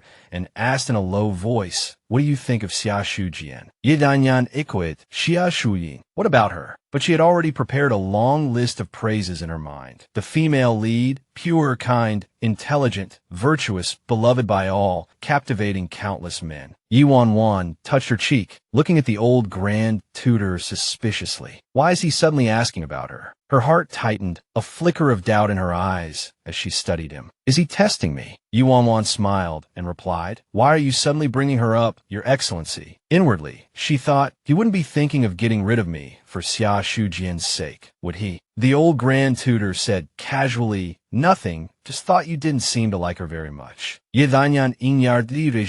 Ah, isn't this exactly what the plot needs? She carefully put on a pitiful expression, her acting skills impeccable, and said, because she stole my Mu Yun. The old Grand Tutor's face darkened. He leaned closer to her, and said, "Then I'll help you." He made a throat-slitting gesture, his voice icy. "Get rid of her." Wan Wan was instantly terrified. Her eyes widened, and she froze for a full 5 seconds, her face flushing red as she gaped like a fish. The more she tried to explain, the more flustered she became, finally stammering, "It's no trouble for the Grand Tutor." The old Grand Tutor replied, "It's no trouble." Wan Wan was inwardly miserable. "Sigh, this blockhead. I clearly meant you were a lot of trouble." Covering her face, she groaned internally. "Can't you just be the second male lead? Why do you have to make things difficult for me? If you get rid of the female lead, who will I act against?" Then Wan Wan tried her best to explain to him, "Really, there's no need, Grand Tutor. I like Mu Yun, and I will win his love through fair competition with my own abilities." She declared, Wan Wan, don't want that kind of dirty, forced affection." The old Grand Tutor seemed to understand her meaning and muttered to himself smugly, "Fair competition." Seeing that he understood, Wan Wan thought, "Good heavens, even I want to laugh at myself for saying that. Yesterday, I swore in front of everyone that I would secretly kill Xiaoshu Jian, and now I'm talking about fair competition. Who would believe such nonsense?" The old Grand Tutor said, "In that case, I won't interfere. If you need any help in the future, just let me know." Hearing this, she inwardly complained, "Ask for your help. You'll be her biggest simp in the future. It'll be good enough if you don't help her kill me. Why would I count on you?" Thinking of this, she couldn't help but burst into laughter, making him break out in a nervous sweat. Scene change to the general's residence. Wan Wan rushed in, kicking the door open with a bang. She grabbed a cup of water and drank it all in one gulp. "I'm dying of thirst, scared to death. MP cup, ye yan compling." She tapped the system screen. The system reported, "Go back and slap yourself. Wait for him to fall in love with the female lead, then hate her to death, wishing the whole world would be destroyed. But you wanted to kill the female lead. You almost scared me to death, that damn Grand Tutor." Wan Wan received additional information from the system. However, today's harvest wasn't bad. "I've established a connection with the Marquis of Yang'an's residence, and they will definitely look after me in business in the future. Both are Marquis residences, but the Marquis of Yang'an's residence is far richer than the Marquis of Liang Yuan's residence, which is just a stepping stone for the female lead's entrance." Damn it! The system burst into laughter.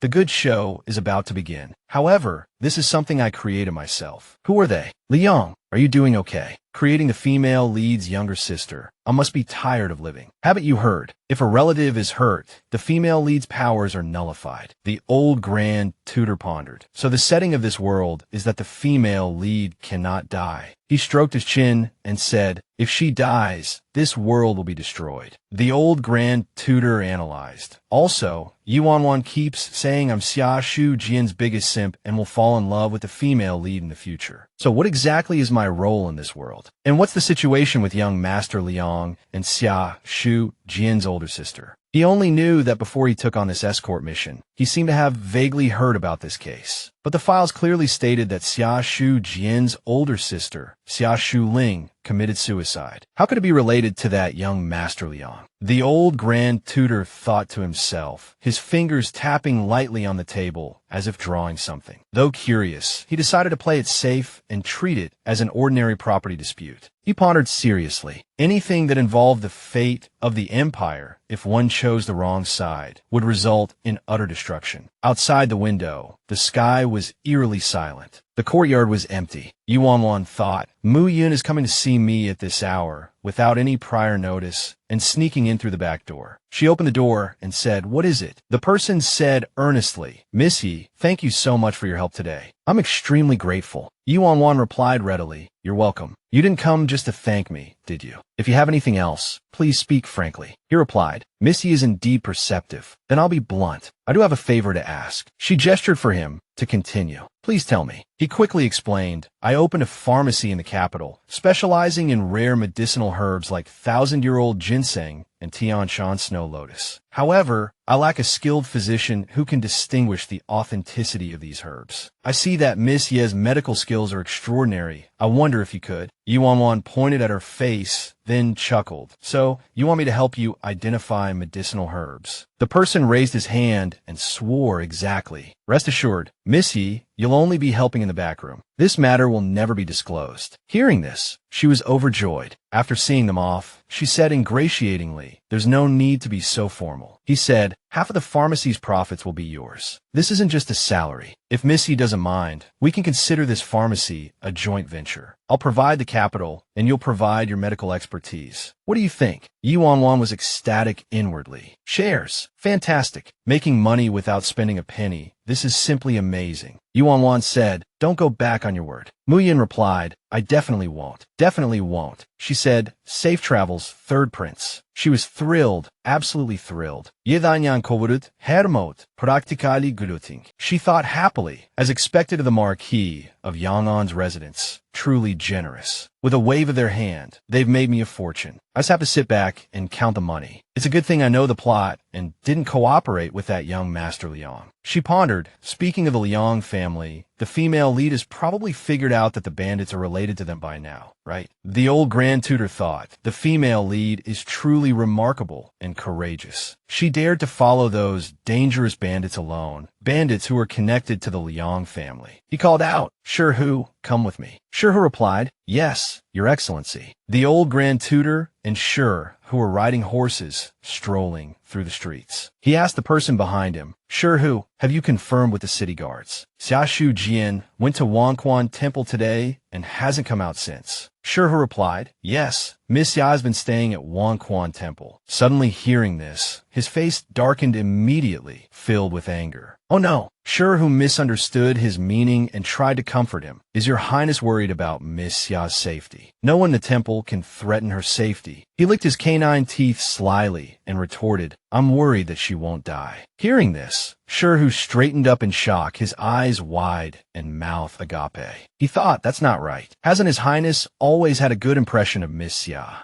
How could he suddenly, his already gloomy face darkened further? He gritted his teeth and said angrily, "A mere concubine-born daughter of a fifth-rank official dares to investigate me. She's tired of living." He rode his horse to a residence, dismounted from afar, and approached stealthily. The two of them hid themselves inconspicuously. The old Grand Tutor stood behind a tree, peeking and pondering. Just as Yi Wan Wan said, Xiaoshu Jian will come out from the back door of Wangquan Temple and follow this road out of the city with those bandits. He stood there, watching and calculating. I must find her before she follows those bandits, preferably kill her, lest she finds out something and exposes my secret. Shirk, who stood helplessly behind him, drenched in sweat. As he approached the residence, he saw two guards with swords standing outside. He happily hid behind a cluster of trees. "I've caught up." He looked around, observing, thinking, "I'll see what you're up to. If your conspiracy is related to me, then I can't let you live." Xiaoshu Jian was also huddled in a small bush, turning around and looking everywhere, thinking, where are they? Did I lose them? Female lead halo activated. She tripped and fell. Suddenly, a stone flew from somewhere and hit her ankle, causing her to lose her balance and fall to the ground. As she propped herself up, she saw two pairs of men's shoes in front of her. Two men approached her with ill intentions. How can there be a girl in this desolate wilderness? But she wasn't afraid. She looked sternly at the two and threatened, "Don't you know? I'm the daughter of a hunter nearby.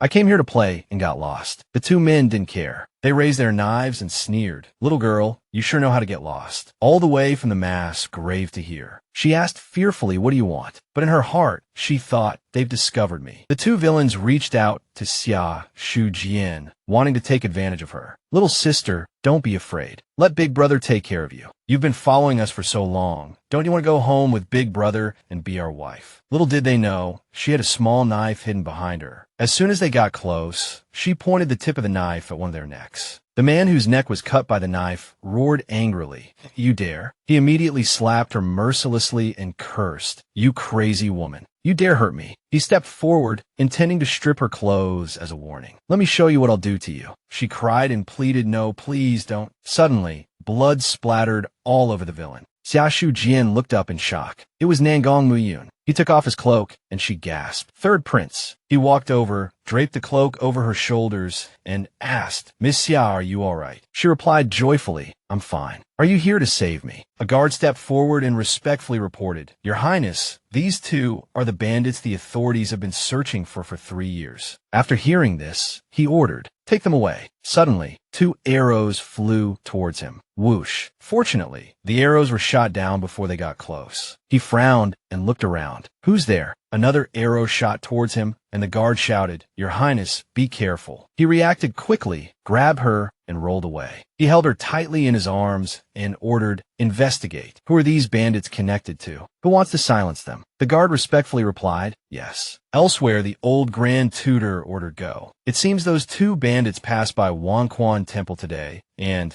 Xiaoshu Jian happened to see them and followed. She shouldn't have discovered anything. That's right, he thought with a smirk. The female lead always relies on the male lead for rescue. She won't amount to much. I'll let you off the hook this time. The old Grand Tutor's face darkened as he thought to himself, Seriously, will I really fall for this kind of woman in the future? Stupid, a troublemaker, always needing someone to back her up. What's so good about such a woman? He clenched his fists, gnashing his teeth. And she's so good at clinging to powerful people. If I have to keep protecting this kind of woman, I'll go crazy. He remembered the original plot and almost forgot to complain. The female lead followed those bandits, and it's related to the Grand Tutor. That old guy was scared to death and sent people to kill the female lead. But when he saw the female lead being bullied by those 2 bandits, he actually softened. The more he thought about it, the angrier he became. Her eyes were vacant, her hair disheveled and plastered to her face, and tears rolled down her cheeks like broken pearls. At that moment, her helplessness made the old Grand Tutor feel like his heart was being stabbed, the pain making it hard to breathe. It was then that he realized he was attracted to this strong yet gentle woman. He wanted to protect her forever, to be her guardian and not let anyone bully her. He couldn't stand it anymore and started to go crazy. What kind of crappy novel is this? I'm done. I'm not playing anymore. Xiaoshu asked in confusion, Master, what are you doing? The old Grand Tutor yelled, Let go of me. I'm going to kill her. I'm going to kill that female lead. Xiaoshu pulled him back, laughing and crying at the same time. Master, calm down. Xiaoshu desperately tried to stop the old Grand Tutor. Master, think about it. The 3rd Prince is still there. If we go back, we'll be exposed. Sai, you've completely lost control. Let go of me. Xiaoshu only let go after the old Grand Tutor calmed down. The old Grand Tutor gave up completely, looking defeated. Clean up all her traces. Today's trip out of the city must be kept secret. No one can know. Xiaoshu respectfully replied, Understood. I'll escort you back to the residence first. But the old Grand Tutor suddenly changed his mind. No, not back to the residence. We'll go to Yingshui Pharmacy first. Xiaoshu misunderstood and asked worriedly, Isn't Yingshui Pharmacy owned by the 3rd young master of the Marquis of Yingshui's residence? Master, are you feeling unwell? The old Grand Tutor muttered, calculating, No, that's not right. It's almost evening now. She shouldn't be at Yingshui Pharmacy at this time. Xiaoshu was extremely puzzled. Master, who are you looking for? The old Grand Tutor's words startled him. We're going to Dehome Brothel. Xiaoshu reacted.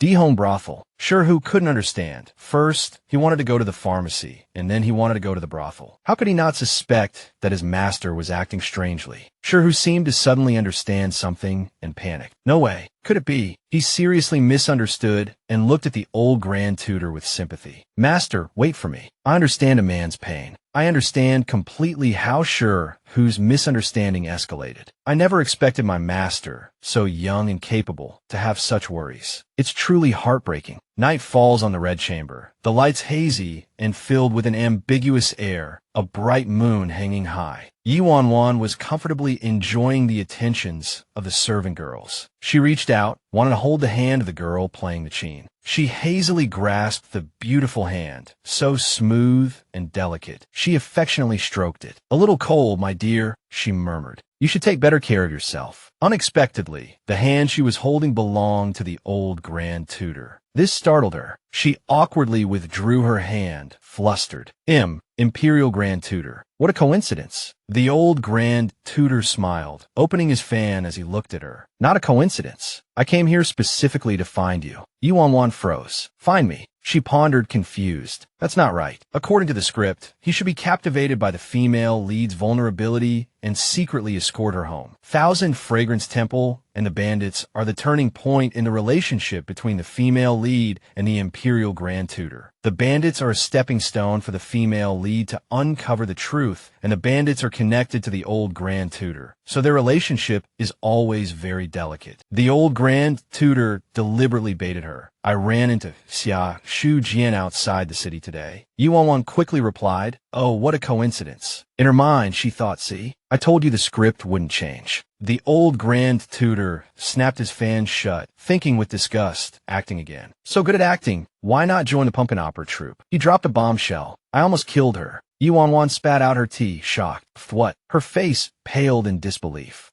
She stammered, unable to speak. You actually wanted to kill her. Are you crazy? She's the female lead. The old Grand Tutor's lips curled up in a smug smile, secretly pleased. Look at her reaction. Just as I expected, the female lead can't die. His expression darkened as he recalled that afternoon. I was secretly trying to assassinate Xiaoshu, deliberately exposing her whereabouts. I intended to use the bandits to get rid of her, but now it seems I can't do that. He flicked Yuan's forehead, his displeasure evident. She didn't die. The third prince saved her. He continued thoughtfully, if this world is to continue, the female lead must live. Since I can't kill Xiaoshu, I can only find a way to completely sever my connection with the bandits. Yuan finally breathed a sigh of relief. Phew. Worried and afraid, she thought, encountering danger outside the city. The third prince saved her. Thank goodness, the script hasn't been ruined. It's developing according to the original plot. The old Grand Tutor tested her. The third prince, a hero saving the beautiful Xiaoshu. Aren't you angry? Yuan immediately remembered her role. Angry. Why wouldn't I be angry? With extremely professional acting, she shed tears. Of course, that shameless woman must have planned it. The old Grand Tutor played along perfectly. It seems you really like the third prince. Yuan pulled out all the stops, her eyes brimming with tears. She said weakly, of course, from childhood, aside from my father, everyone who's been good to me has been after power or wealth. Only Miyun has never tried to curry favor with me. He's a true hero. The old Grand Tutor rolled his eyes internally, seeing through her act. You hate him the most. Thinking this, he turned and waved his hand. All right, I'm leaving. She continued. Wait, Yuan hesitated. Continue what? He turned back, teasing her playfully. Kissing your dear. That little hand was a bit cold. You should take good care of yourself. Yuan's face flushed crimson, her hackles raised. Her little hand was a bit cold, like a young lady's. Take care of yourself. There was no need to dwell on the awkwardness, as Yuan was mortified. If there had been a hole in the ground, she would have crawled into it. She grumbled, Old Grand Tutor, you idiot. You're going to be the death of me. Then, grabbing a handful of melon seeds from the table, she gleefully threw them in frustration. Words she hadn't dared to say before. She now said as much as she wanted, over and over. She decisively threw the seeds, cursing with satisfaction. Repeat after me, making me lose face. This old fox is truly wicked. She had unknowingly scattered a large handful of melon seeds and continued her environmentally destructive behavior. While scattering the seeds, she thought seriously, am I hallucinating? Why has he been so strange lately? Not only wicked, but also vile. He's probably going through menopause. What's going on? Who's making things difficult for me? Brother, please spare me. Let old Grand Tutor return to his original self. For the sake of the beauty, he's willing to give up power, wealth, and even his life, willingly becoming a stepping stone on the female lead's path to success. If the plot deviates any further, I can't keep acting. Unfortunately, she chose to badmouth him precisely when he wasn't around. Little did she know he had mind-reading abilities and was also bound to her all-powerful system. So, all the sweet nothing she used to curse him behind his back reached his ears, word for word. Not only did he have to listen to her insults, but he was also unfortunately hit by a melon seed she casually tossed. Catching the small melon seed, old Grand Tutor stared fixedly at her with a sardonic smile. Caught red-handed, she froze, her whole body stiffening. Even the action of casually throwing melon seeds stopped, her hand suspended in midair. She didn't know where to put her hand. So scary. That look is terrifying. Frightened, she quickly slipped away. He smiled wickedly. It's time to settle the score for those excessive things you said about me behind my back. I am indeed wicked and vile. Since everyone has established this persona for me, how can I disappoint them? Old Grand Tutor waved his fan smugly, his revenge plan already formulated, and immediately summoned Xiaoshu. Xiaoshu scratched his head in confusion and asked, "My lord, what are your orders?" Old Grand Tutor asked with a sly smile, "Has there been anything amiss with the father of the fifth-rank official, Xiaoshu Jian, recently?" Xiaoshu reported truthfully, "It seems not. Lord Xia has always been law-abiding in the court. However, his favoritism towards his concubine and neglect of his wife is known throughout the city." Finally hearing what he wanted to hear, Old Grand Tutor snapped his fingers and ordered, "Favoring his concubine and neglecting his wife. Very good. Have a Ministry of Rights write a memorial to impeach him." Xiaoshu said foolishly, "Why would you bother with a mere fifth-rank official, my lord?" He then received a smack, still muttering, "Besides, favoring a concubine and neglecting a wife isn't exactly a matter that disrupts the court." Old Grand Tutor commanded Brung Hoi Bi, "Just go and do as you're told." Xiaoshu had no choice but to obediently mount his horse and carry out the newly received task. At this moment, Old Grand Tutor thought triumphantly. Causing trouble for Xiaoshu Jian kills two birds with one stone. Firstly, it will keep her too busy to investigate my collusion with the bandits. Secondly, isn't Wan Wan worried about the female lead's safety? I have to teach her a lesson and see if she still dares to curse me so casually. A sinister smile, 7 parts wicked, spread across his face. Meanwhile, Wan Wan, completely unaware of Old Grand Tutor's evil deeds, was anxiously hoping for the jinx to leave quickly. With this, the matter of settling the score with her is considered settled. What remains are the visions that could discern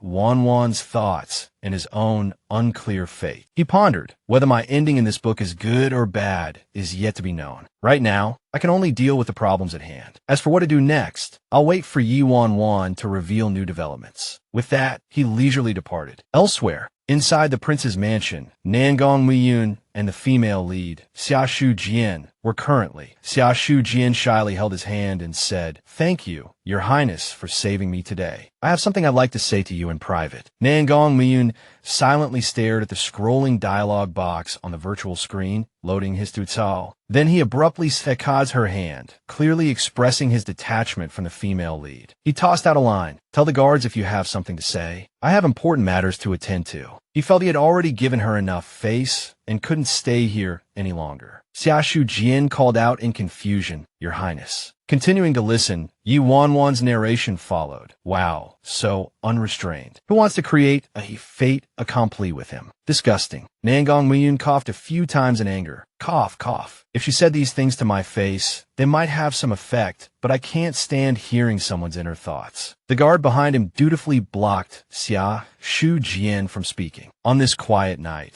the words between a man and a woman alone are precious, perhaps worth 1,000 gold. It wasn't over yet, she sighed. Fortunately, our female lead is clever and ruined my plan, otherwise my innocence would have been destroyed. Nangong became even angrier, thinking through gritted teeth, "Your innocence. Am I not worthy of you?" Then he curled his lip, as if instantly transforming from a grain of rice into a chicken.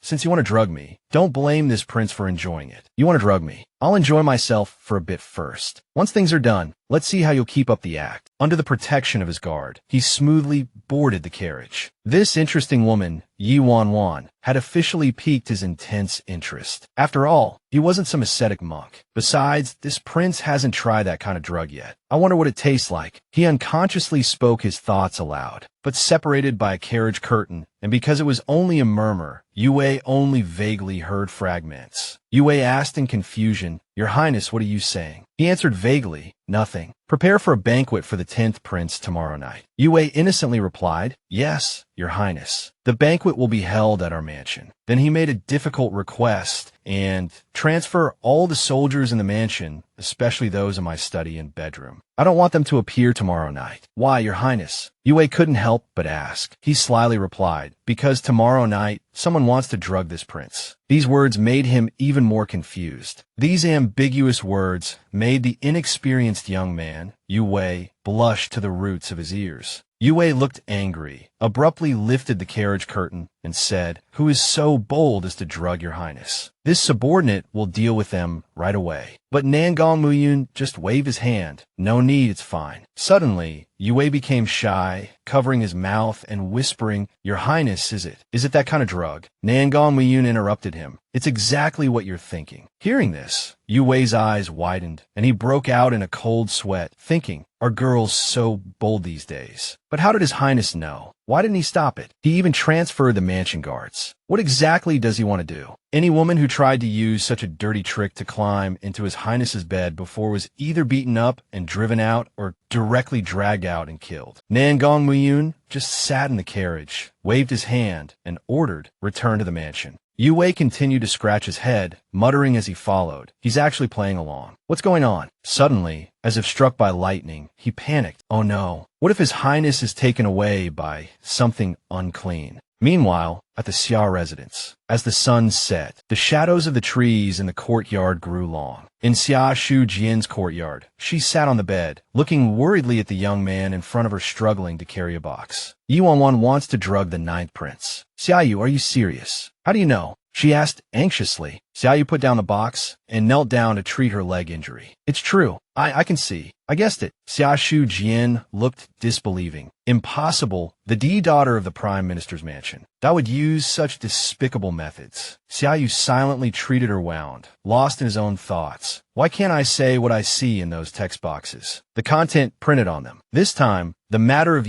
Wan Wan drugging him will definitely come true. She seemed to finally believe it, exclaiming loudly, "No, I must go save the ninth prince." She had a serious and righteous look on her face. "He saved me today. I can't let him be schemed against by such a despicable person." Xiaoyu looked at her worriedly and softly persuaded, "Sister, don't go to dangerous places anymore. It was dangerous enough for you to chase those bandits outside the city today. Besides, the ninth prince. Maybe he's willing in his heart." She jumped up, clenched her fists, and confidently declared, "Impossible. He saved me 5 or 6 times. He has me in his heart. Moreover, what we saw on the road together, the ninth prince hates Wan Wan. He would never allow such a thing to happen." She patted Xiaoyu's shoulder and comforted him. "Xiaoyu, don't worry. With her being such a pampered young miss, she's no match for me in these matters of the inner courtyard. I won't suffer any losses, and I will definitely not let her plan succeed." Xiaoyu looked at her worriedly, thinking, how can the daughter of a 5th-rank official save the ninth prince from the prime minister's daughter? He sighed in confusion. With her personality, I can't persuade her. Then why did God let me see Wan Wan's plan? Why? Old Grand Tutor strolled in, fanning himself leisurely. Seeing him, Wan Wan's face darkened, and she respectfully bowed. Grand Tutor. On the surface, she was respectful, but inwardly, she was shooing him away. "You don't have any scenes today. Talking to you is considered overtime for me. Be smart and get lost. Don't waste my time." She quickly walked past him, thinking smugly, modern women don't work overtime. Suddenly, he leaned in and whispered, covering his mouth, "This official is corrupt and wicked." She shook her head in alarm, spinning around in a panic, thinking, how did he know? Is there a camera in the room, or is someone recording me? He even kindly listed them out. Not only corrupt and wicked, but also filthy, rigid, and disgusting. This startled her into turning back to look at him, drenched in cold sweat. Inwardly, she screamed, holding her head in her hands. I'm such an idiot. She immediately did a 180, her eyes filled with desperate hope as she said flatteringly, how could that be? The Grand Tutor is so elegant and gentle, like Jade, and so tolerant of us. Having such a good teacher is a blessing for my past life. He started sweating a little. She even squatted down and grabbed his sleeve, shaking her fist indignantly. Did someone spout nonsense? Grand Tutor, tell me who it was. I'll tear their mouth apart. This startled him. His narrow eyes flickered. Really? Hearing this, she started to sweat. This wasn't good, but the words were already out. Of course, the Grand Tutor is the best Grand Tutor in the world. He playfully tapped her nose, teasing, not just because you heard from others. Next time I hear it, I'll poison the mute with Miss Wan Wan's medicine. She could only force a smile, rubbing her hands. Yes, the Grand Tutor is so cruel. No, I mean clever. What a great idea. The old Grand Tutor turned and waved his hand. Class is in session. Hearing this, she breathed a sigh of relief. Brilliant golden sunlight streamed through the window, into the room. She collapsed onto the table, having narrowly escaped disaster, and wailed. Resting her chin in her hand, puffing out her cheeks, and fiddling with her teacup, she thought, what the hell? How would the old grand tutor know I was bad-mouthing him behind his back? Wan Wan stared at him intently, lost in thought. I was clearly very respectful on the surface. Speaking of which, the grand tutor has been acting strangely these past few days, doing things that aren't in the original plot. What is he trying to do? Force himself into extra scenes. She gave him a serious look. That's right, the male lead too. Seeing the old grand tutor sit down opposite her with a serious expression, she coughed lightly. Ahem. Inside the room, Wan Wan and Nangong sat facing each other, silently staring. She looked at him, her eyes filled with shock. Seeing him radiating murderous aura like a demon from hell, she thought, are all these male leads crazy? Then bored, she slumped down, propped her chin on her hand, and started fiddling with the table, sighing. Ugh, so boring. She had already written a whole scene in her head where she beats herself up. Now I can only rely on my classmate, Xiaoshu. Tonight, she has to do me a favor and beat me up good, so I can't even stand up. She clasped her hands together in prayer. Please don't hold back. Don't be polite. I'm super dedicated to this. She almost burst into tears, praying with her hands clasped so tightly they almost sprouted wings. As long as everyone follows the script, there won't be any mistakes. Otherwise, this play can't go on. Suddenly, the old grand tutor unexpectedly turned around. He held a book and walked up to her, snapping, Wan Wan, answer the question. This startled her. She sat quietly, her heart filled with anxiety. He narrowed his eyes at her. Waterside Pavilion, ice silk curtains. What's the next line? Wan Wan broke out in a cold sweat, barely managing to squeeze out a few words. Waterside Pavilion, ice silk curtains. Then she suddenly remembered, her eyes lighting up. Beneath the small, patterned window, I paint the coming autumn. He flew into a rage, kicking her head. Go back and copy the book. Back in her courtyard, not a single sound could be heard. Two maids stood outside her window, gossiping sympathetically. One leaned closer to the window and whispered, I heard Miss was punished by the grand tutor to copy books today. The other maid replied, yeah, she was crying so loudly. Poor Mississippi inside the room. She was happily humming and applying makeup. Looking at her painted face in the mirror, she commented dryly, ahem, the original host's makeup is so ugly. She sighed at the mirror. I guess the author thought this was cool. Luckily, I have a pretty face. The average person couldn't pull off this hairstyle seriously. She pointed at her face on the system screen and cursed. So annoying. The system seemed to agree, displaying, the author's taste is simply indescribable. Dressed up like a hen in heat to drug someone. Honestly, she'd be kicked out as a slut before even getting through the door. After drugging Nangong,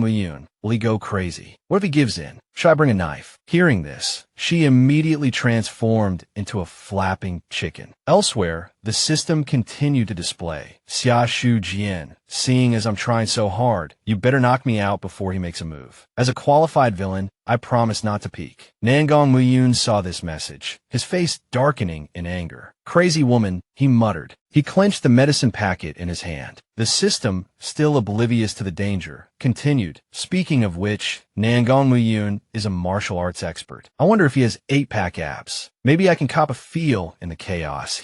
After this scene, this lady will become the laughingstock of the entire capital, and then the revenge plot will begin. Finally, it's my turn to go against the protagonist. The plot is full of twists and turns, guaranteed to keep everyone entertained. Nangong's face was now darker than the bottom of a pot. He gritted his teeth. Wan Wan, you've got some nerve. He said coldly. Yue, who was guarding in the shadows, stepped forward and bowed respectfully. Your Highness, what are your orders? Nangong's face was livid as he clenched his fists. Remove all the hidden sentries and mechanisms around the bedchamber. Open the windows. Mobilize the mansion's soldiers. Make sure someone can easily get in tonight. Yue asked in confusion. Who? Nangong grinned, rubbing his face with his large hand. Oh, right, she might bring a knife. Fetch my golden silk armor. Though puzzled, Yue accepted the order. Yes. Nangong stared fixedly out the window, a cunning smile playing on his lips. You're afraid I'll go mad. Then I must go properly mad tonight. Isn't it normal for someone drugged to go mad? Still facing the window, his back to Yue, he continued to give orders. Right. Remember to find a way to lure Xiaoshu away before the banquet begins. Yue bowed in acknowledgement. Understood.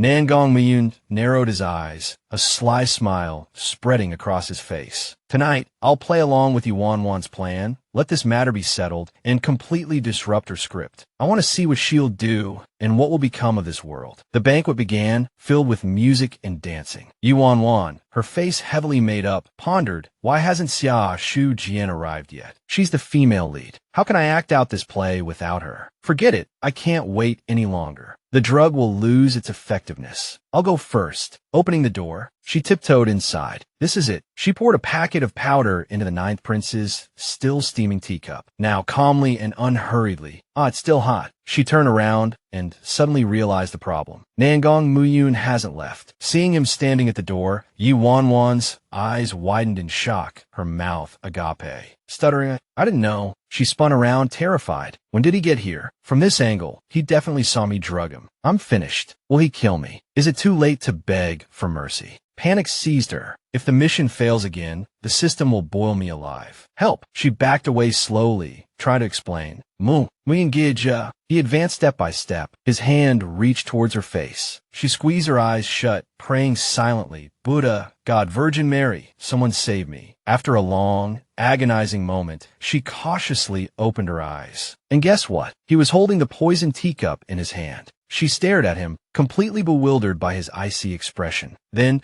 trembling, she began to overthink. He's not going to splash it on my face, is he? Oh God, no, it's still hot. She covered her face, but Nangong Muyun brought the cup to his lips and drank it all down in one gulp. Wan Wan's jaw dropped. He drank it. Why did he drink it? Didn't he see me drug it? Nangong Muyun raised the empty cup, his voice ice cold. What did you put in my tea? Hearing this, Wan Wan felt even more despair. He leaned closer, holding the cup out to her. It's a bit bitter. Remember to add sugar next time. He continued to approach, and she kept backing away, back, until she bumped into the corner of the table. Wait, something's not right. I'm supposed to pounce on him while he's still conscious. She dodged to the side, the script racing through her mind. Then he's supposed to push me away with the last of his strength. And then the amazing female lead appears, slaps me hard, and saves him. He was still approaching, and she was still retreating. The more Wan Wan thought about it, the more she felt that the plot was amiss. Then the drug takes effect. Xiaoshu Jian arrives, and the two of them, unable to control their passion, ignite like dry tinder. Hold on, up until now, I haven't even had any physical contact with the male lead. What is going on? Nangong Muyun closed in on her. Wan Wan forced a smile. Whatever, I'll just go with the flow. I'll play my part well and leave the rest to fate. She mustered her courage and grabbed his sleeve. Pulling him down, she confessed shyly, Muyun Gij, Wan Wan likes you, I really like you. Nangong Muyun looked at her with suspicion. Wan Wan gazed up at him, screaming internally, play along, dude. He just stood there, watching her coldly. Wan Wan finally couldn't take it anymore and roared inwardly, reject me. Say no. I need you to reject me, so I can continue this mess. Nangong Muyun gently grasped her wrist and asked, you like this prince? Yedanyan vidinit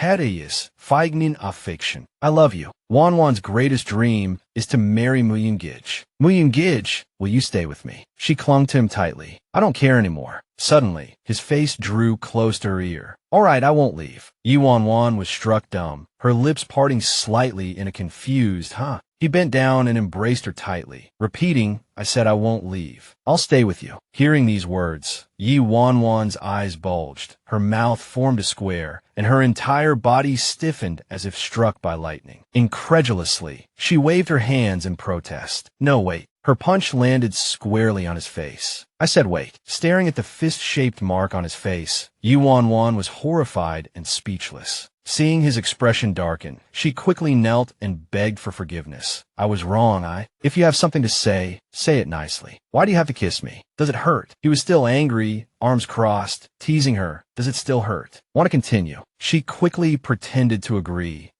Continue. She nervously glanced at the doorway, thinking, where's the female lead? Is she going to save him or save me? Her gaze fell on him involuntarily. The plot is completely falling apart. This won't do. There's no other way. Tearfully, she cupped his face, pulling it down, looking like she was bravely facing death, determined to destroy the script. Outside the window, Xiaoshu Jian peeked inside, thinking, is there any saving this situation? His Highness seems to be enjoying himself. If I rush in now, won't I be disturbing their fun? Her miserable cries came from inside the room. Help! While outside, Xiaoshu Jian leisurely plucked flower petals, one petal for save, one for don't save her. Tears welled in Yi Wanwan's eyes, her gaze flickering but firm. Push me away. I'll give you one more chance. Don't force me to beg you. Then, with a determined heart, she pounced on Nangong Muyun. He hadn't expected it. With a thud, they both fell to the ground. She straddled him, looking at his tomato-red face, panicked. Oh no, the aphrodisiac is taking effect. He looked up at her, his eyes innocent and expectant, winking as he asked, don't you want this prince to play along? She covered her mouth, both embarrassed and anxious. Of course. But inwardly she roared, of course not. She grabbed his shoulders, frantically looking him over. He's so hot, he's about to lose it. She was nearly in tears. What do I do? What do I do? Her eyes bright, she looked desperately towards the door, screaming internally, Xiaoshu Jian. Xiaoshu Jian, can you hear my inner voice? The organization needs you. I need you. But just then, someone grabbed her outstretched hand. Nangong Miyun flipped her over, pinning her beneath him, and whispered, focus. She feigned composure, while inwardly cursing, focus on what? I'm doomed. Fine, I'll play along with him. She suddenly switched to damsel in distress mode, screaming at the top of her lungs. Help! Screaming until she was dizzy, she continued to yell, someone, help! Hearing the screams, Xiaoshu Jian thought, oh no, the guests at the banquet in the front hall are going to hear this. Whether His Highness wants to or not, he'll have to marry her. This woman is so vicious. She quietly picked up a stone from the ground, dramatically raising it and shouting, Your Highness, I'm coming to save you. But by the time she rushed over with the stone, he had already barricaded the door with a chair. Yi Wanwan was dumbfounded. WH, what are you doing? He replied matter-of-factly, locking the door, taking care of business. Outside, Xiaoshu Jian pounded on the door, shouting, Yi Wanwan, you shameless woman. Yi Wanwan, open the door. Inside, Yi Wanwan cried inwardly, I want to open it. He swept her up into his arms and walked towards the bed, saying, the floor is cold. Let's go to the bed. As he held her, she glared at him, thinking, I'm a performer, not a prostitute. Don't push me. Then her hands began to wander restlessly around his waist, groping around. When she found her target, her eyes suddenly lit up. Without hesitation, she smashed it against his head. He saw stars. She seized the opportunity to escape. Just as she reached the door, Xiaoshu Jian charged in, brandishing a brick. Xiaoshu Jian clutched her aching shoulder, glaring at her. Yi Wanwan, you're truly shameless. You actually drugged His Highness. Seeing her, Yi Wanwan felt like she'd won the lottery. Finally,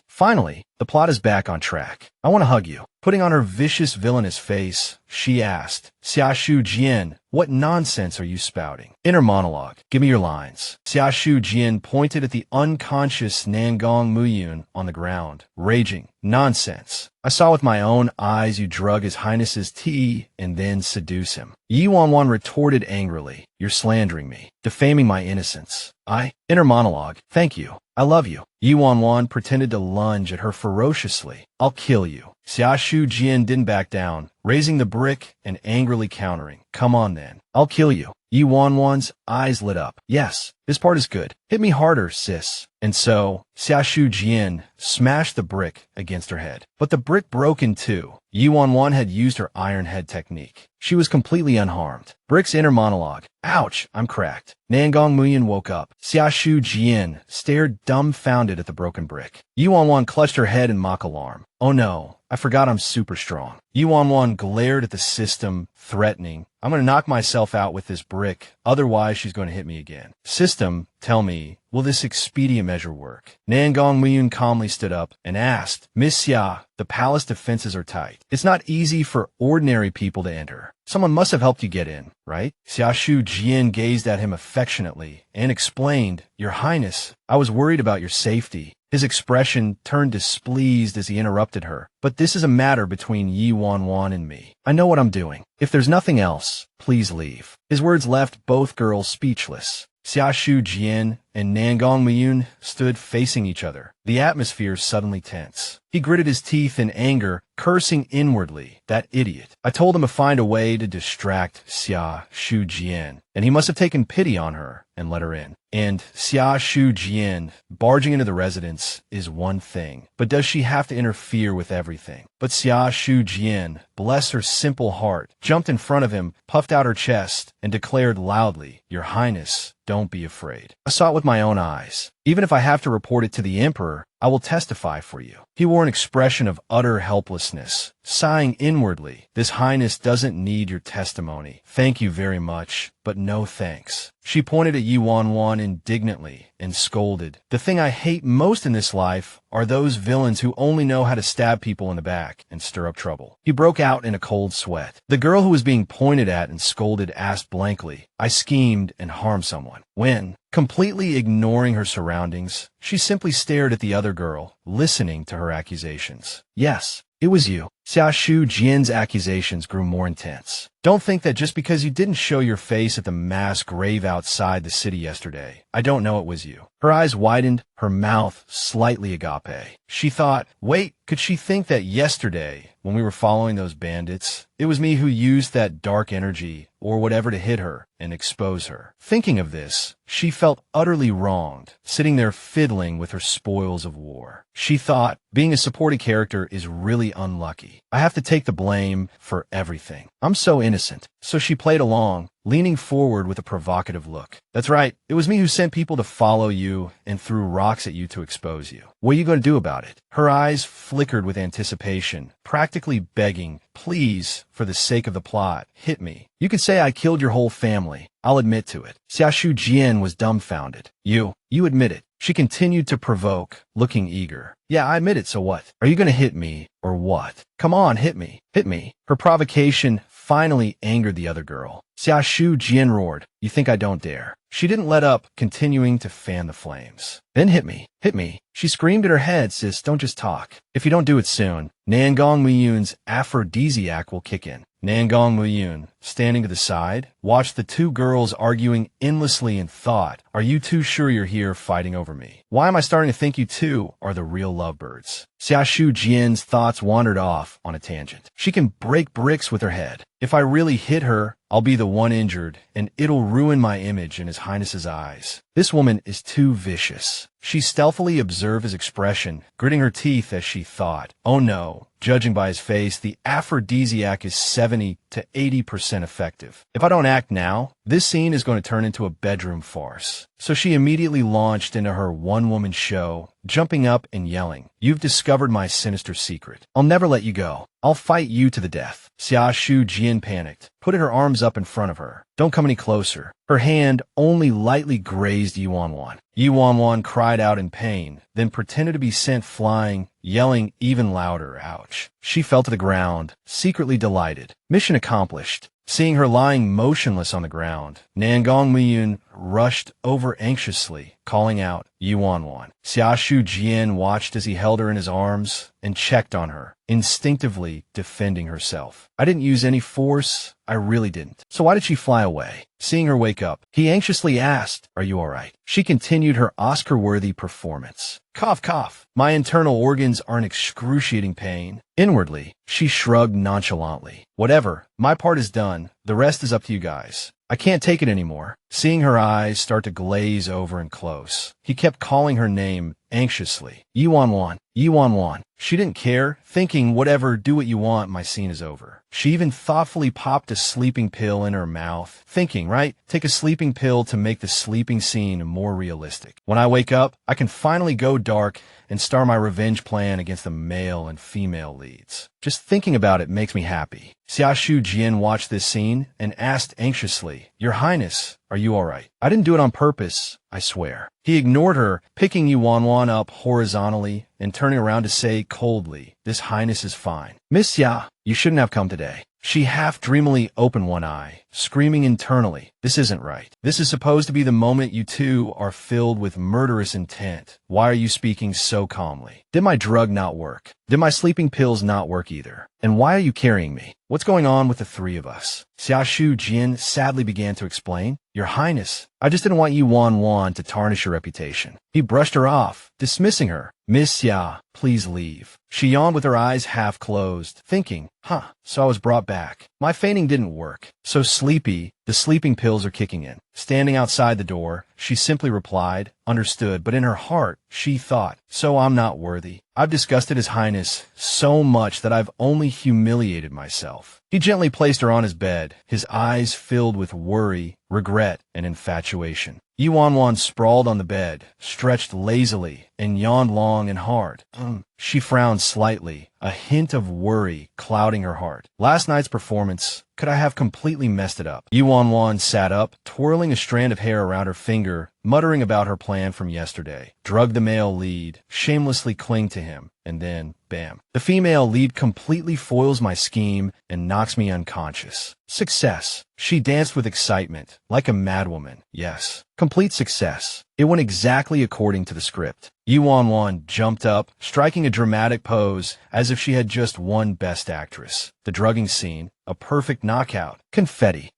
Thank you everyone, thank you. She even took a bow. Swiping through the system screen, she stroked her chin, a sly smile spreading across her face. My next scenes are simple. Stroll around the streets, let people point and gossip, call me shameless, maybe get a few rotten eggs thrown at me. No big deal. I'll go collect my reward later today. Meanwhile, old Grand Tutor was also looking at his system information. Everything went smoothly last night. Well, maybe the male lead is a bit old, past his prime, trying to take advantage of the beauty, but I managed to get rid of him in the end. He took a sip of tea, a sneer playing on his lips. He remembered last night on the rooftop, watching Yuan Wan gleefully take a bow, giving Xiaoshu Jian the perfect opportunity to beat him up. Old Grand Tutor chuckled and swirled his teacup. Luckily, Nangong Muyun's guard were withdrawn last night. Otherwise, I would have missed such a good show. I heard Xiaoshu Jian's hand is still swollen like a pig's trotter. That Yuan Wan, what a strange girl. Old Grand Tutor propped his chin in one hand, fanning himself with the other, glancing at the system notification. It seems the next scene is the female lead trying to escape the male lead's control, sneaking out of the city in the middle of the night, only to be captured by bandits. The bandits, finding her beautiful, force her to become their mountain queen. Old Grand Tutor rested his chin on his hand, looking at the system message. To investigate her sister's death, the female lead actually agrees. Then the male lead flies into a rage and leads his troops to surround the bandits. He murmured, surround the bandits.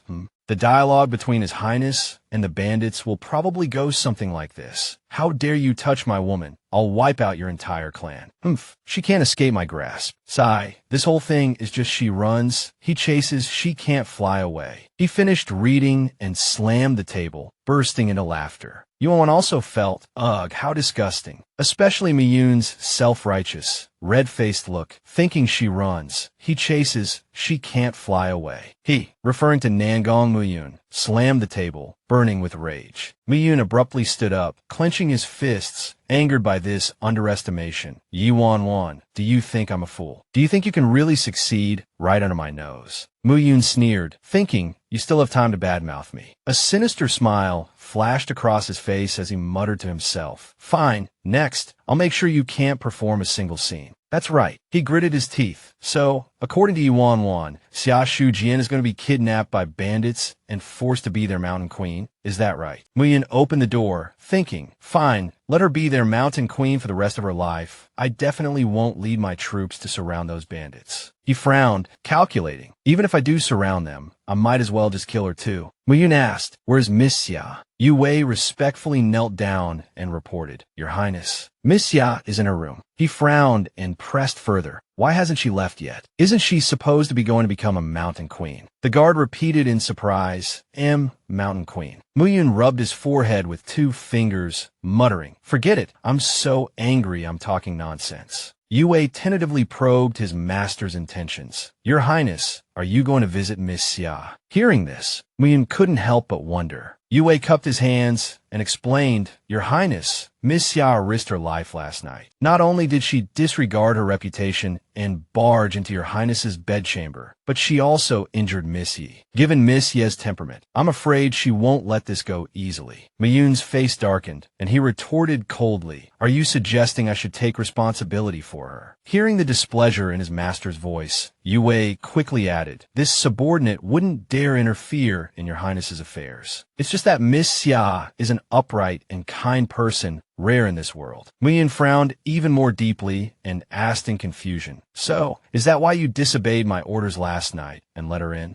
Yue hastily knelt down to apologize. "Last night's events were all my own doing. This subordinate knows his mistake." Seeing this, Miyun didn't make things difficult for his guard, but sternly reminded him, "I don't want to pursue how you were deceived by her. You just need to be clear about who you are loyal to, who you serve, and don't act on your own again." Yue bowed his head and clasped his hands. "This subordinate understands." Muyun stroked his chin. "I remember there's an egg-sized night pearl in the storeroom. Go find it and send it to Xiaoshu Jian. Get rid of her quickly." Yue's expression darkened at these words, but he could only accept the order. "Yes." Suddenly remembering something, Miyun called out to Yue again. "Wait." Yue looked puzzled. "Does your Highness have any further instructions?" A playful smile curved Muyun's lips as he casually instructed, "While you're at it, find that kingfisher feather and jeweled phoenix hairpin as well." Yue froze, asking hesitantly, "But the kingfisher feather and jeweled phoenix hairpin that His Majesty bestowed upon you when the Empress gave birth to you, that's a family heirloom, a token to be given to your future princess." Yue's face suddenly brightened. "Are you also sending it to Miss Xia?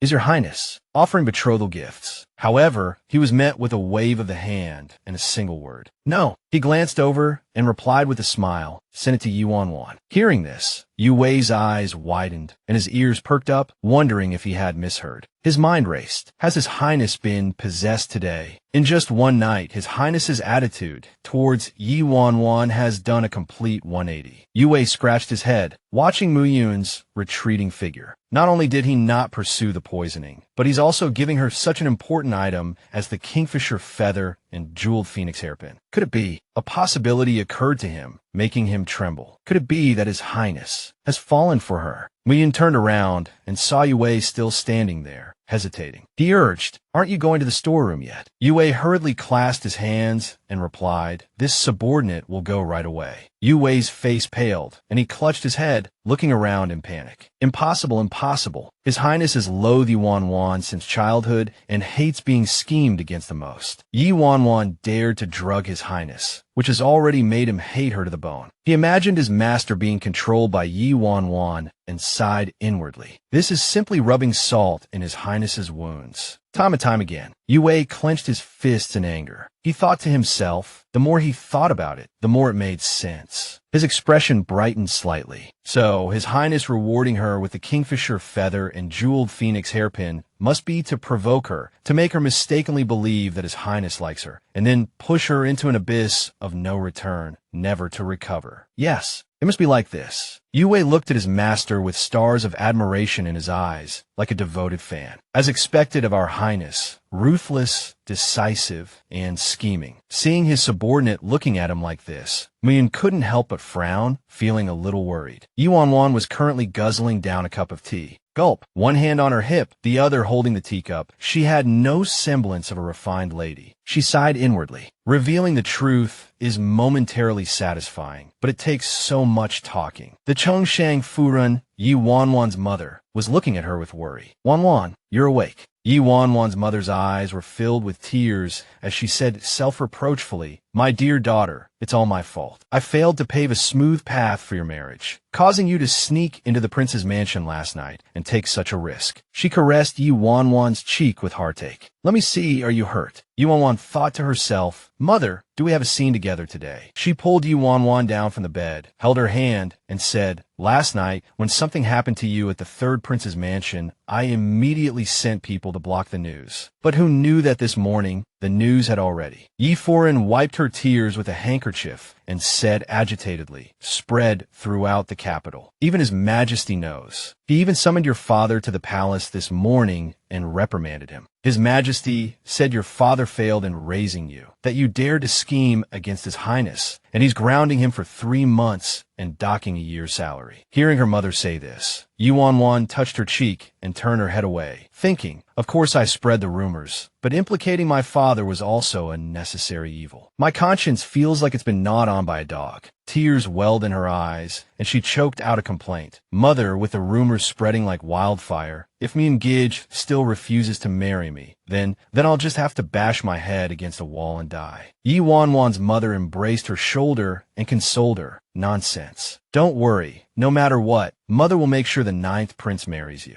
On the surface, Wan Wan looked at her mother with tearful eyes and asked with feigned emotion, really. Inwardly, she screamed, please don't. Her mother hugged her and soothed. Of course, when has mother ever lied to you?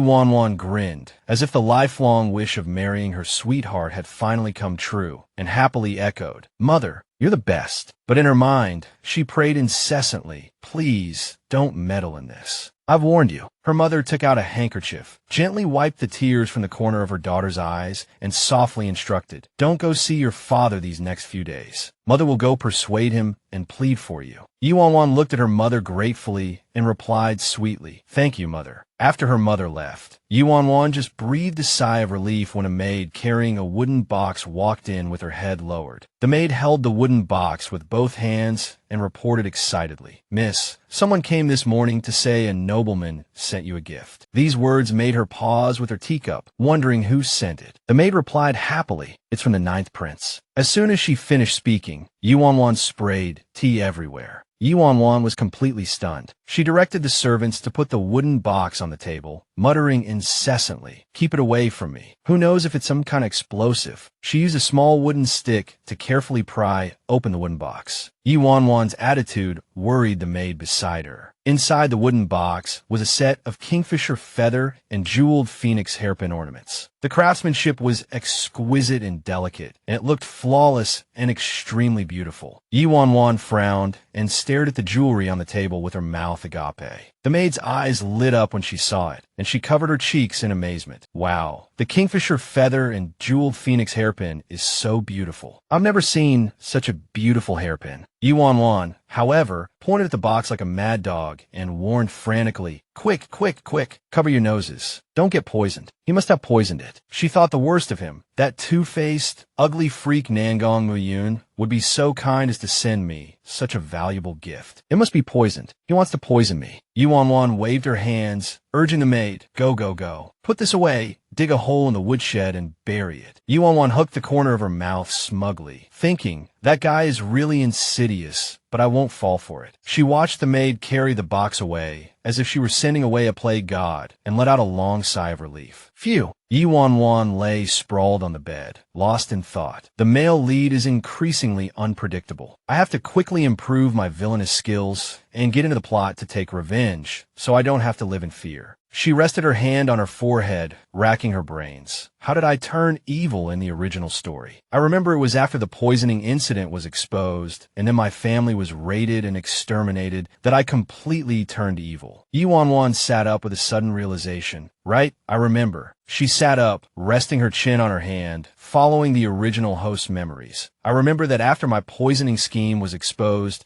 it was the catalyst for me being condemned by everyone, and then a major event happened. Wan Wan recalled bit by bit. When I read that part of the original story, I was a bit confused. I vaguely remember someone saving me, but I didn't know I had already fallen into someone else's trap. She recalled the events the original host experienced. That person took advantage of my despair and ostracization, waited until I was loyal and steadfast, and made me mistakenly believe I had grasped a lifeline. In her despair, the original host drank all day and encountered that person's gentle care, meticulous attention, and sweet-talking deception. The ninth prince doesn't need you, but I do. During that painful memory, who would have thought that person would use my trust to steal the prime minister's seal and forge documents? While Yi Wan Wan was drunk and drowsy, she took out a token. From now on, I only have you. With this token, you can freely enter and exit the inner palace. The result of her wholehearted devotion to that person was her entire family being falsely accused and imprisoned. Although Yi Wan Wan knelt in the Golden One Palace and pleaded, "Your Majesty, the Yi family has committed a grave offense, but it was all this daughter's doing. My parents are innocent. I am willing to die to atone for my sins." In the end, she only met the fate of being exiled to the border, despite thinking she could save her father by taking all the blame. Even so, some people still wouldn't let her go. On the road to exile, she encountered a group of bandits. The original Yi Wan Wan exclaimed, "Who are you?" The leader lecherously touched her pretty face and replied, "Someone paid us to take your life. But since you're so beautiful, why don't we brothers have some fun first?" Recalling the original Yi Wan Wan's tragic circumstances, Yi Wan Wan couldn't help but sigh. Encountering people who want to take my life on the road, I naturally have no power to resist. What should I do? How do I break my character? How can I completely turn evil? The original Yi Wan Wan's empty, lifeless eyes carried hatred. "I swear, all those who have bullied me will pay the price." Yi Wan Wan sat on the bed, resting her chin in her hand, pondering,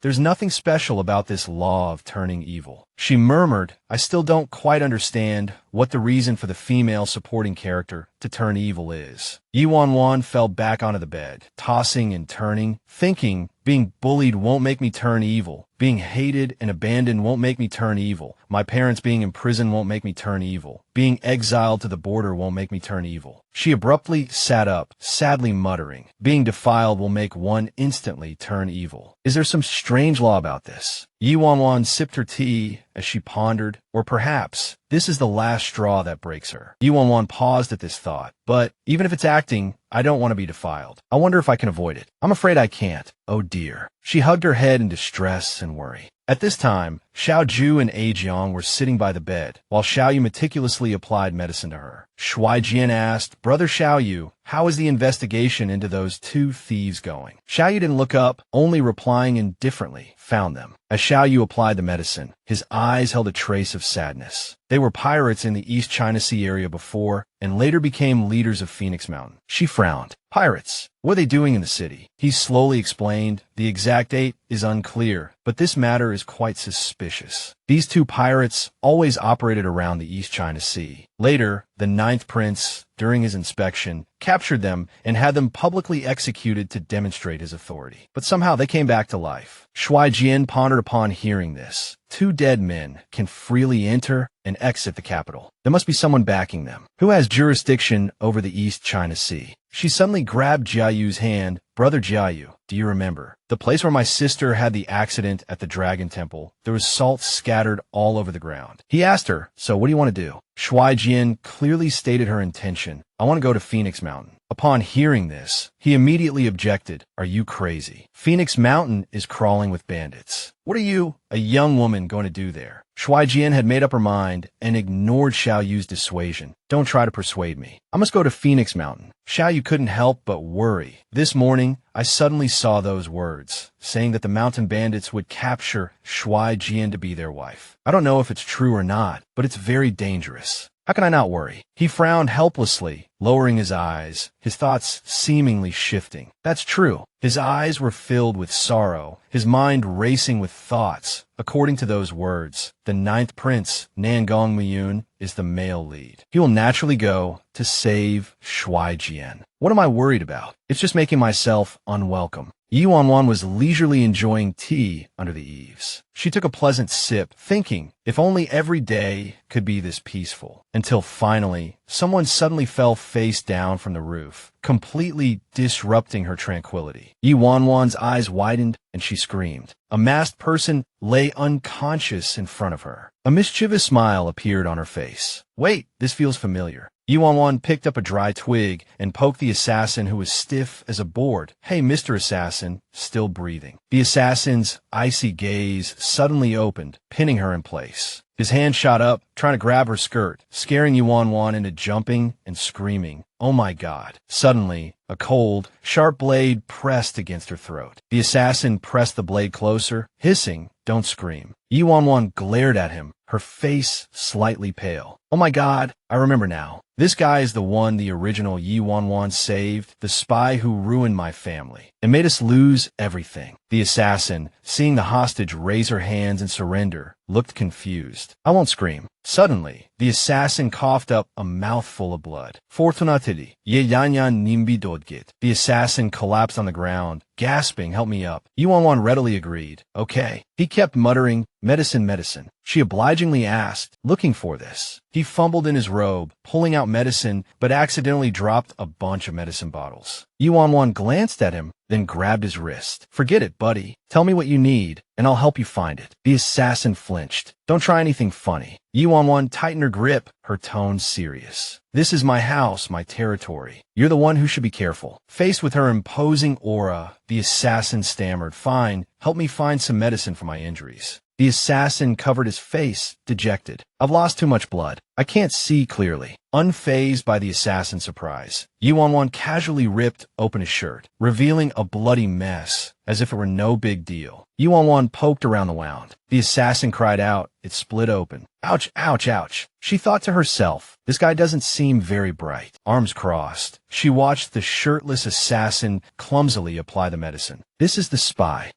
who ruined my family." Yu Wan Wan frowned. "Seriously, being tricked by this guy is an insult to my intelligence. If it weren't for the plot requiring my cooperation, I would have beaten him to a pulp already." The assassin, now dressed, turned and threatened, "If you breathe a word of this to anyone, I'll chase you to the ends of the earth." She just sneered at him, thinking you. He glanced at Yu Wan Wan, made a strange hand gesture, and nodded. "Don't worry, you won't have to chase me. We'll meet again soon." She simply watched calmly as the assassin attempted to vault over the high wall, tried to escape. Yu Wan Wan's jaw nearly dropped as she watched the assassin suddenly fall backward, face first, nearly tumbling to the ground. She looked away, whistling innocently as the assassin landed with a thud, rolling like a tumbleweed. Whoosh, whoosh, whoosh. He glared at her, seeing her amusement, and snorted. The assassin then, with all his might, jumped again. Yu Wan Wan watched him hang in the air and couldn't help but burst out laughing. "One idiot, huh?" She placed her hands on the table, calculating in her mind. "But if I knew where this assassin came from, wouldn't I know who was behind framing my family?" Yu Wan Wan took a deep breath, getting on her tiptoes, gathering strength. She lightly used her qigong to fly onto the high wall, whispering smugly, "Let's see where you're going." The assassin looked at her, the atmosphere suddenly tense. Two pairs of eyes stared at each other, testing each other. She smiled at him, stammering,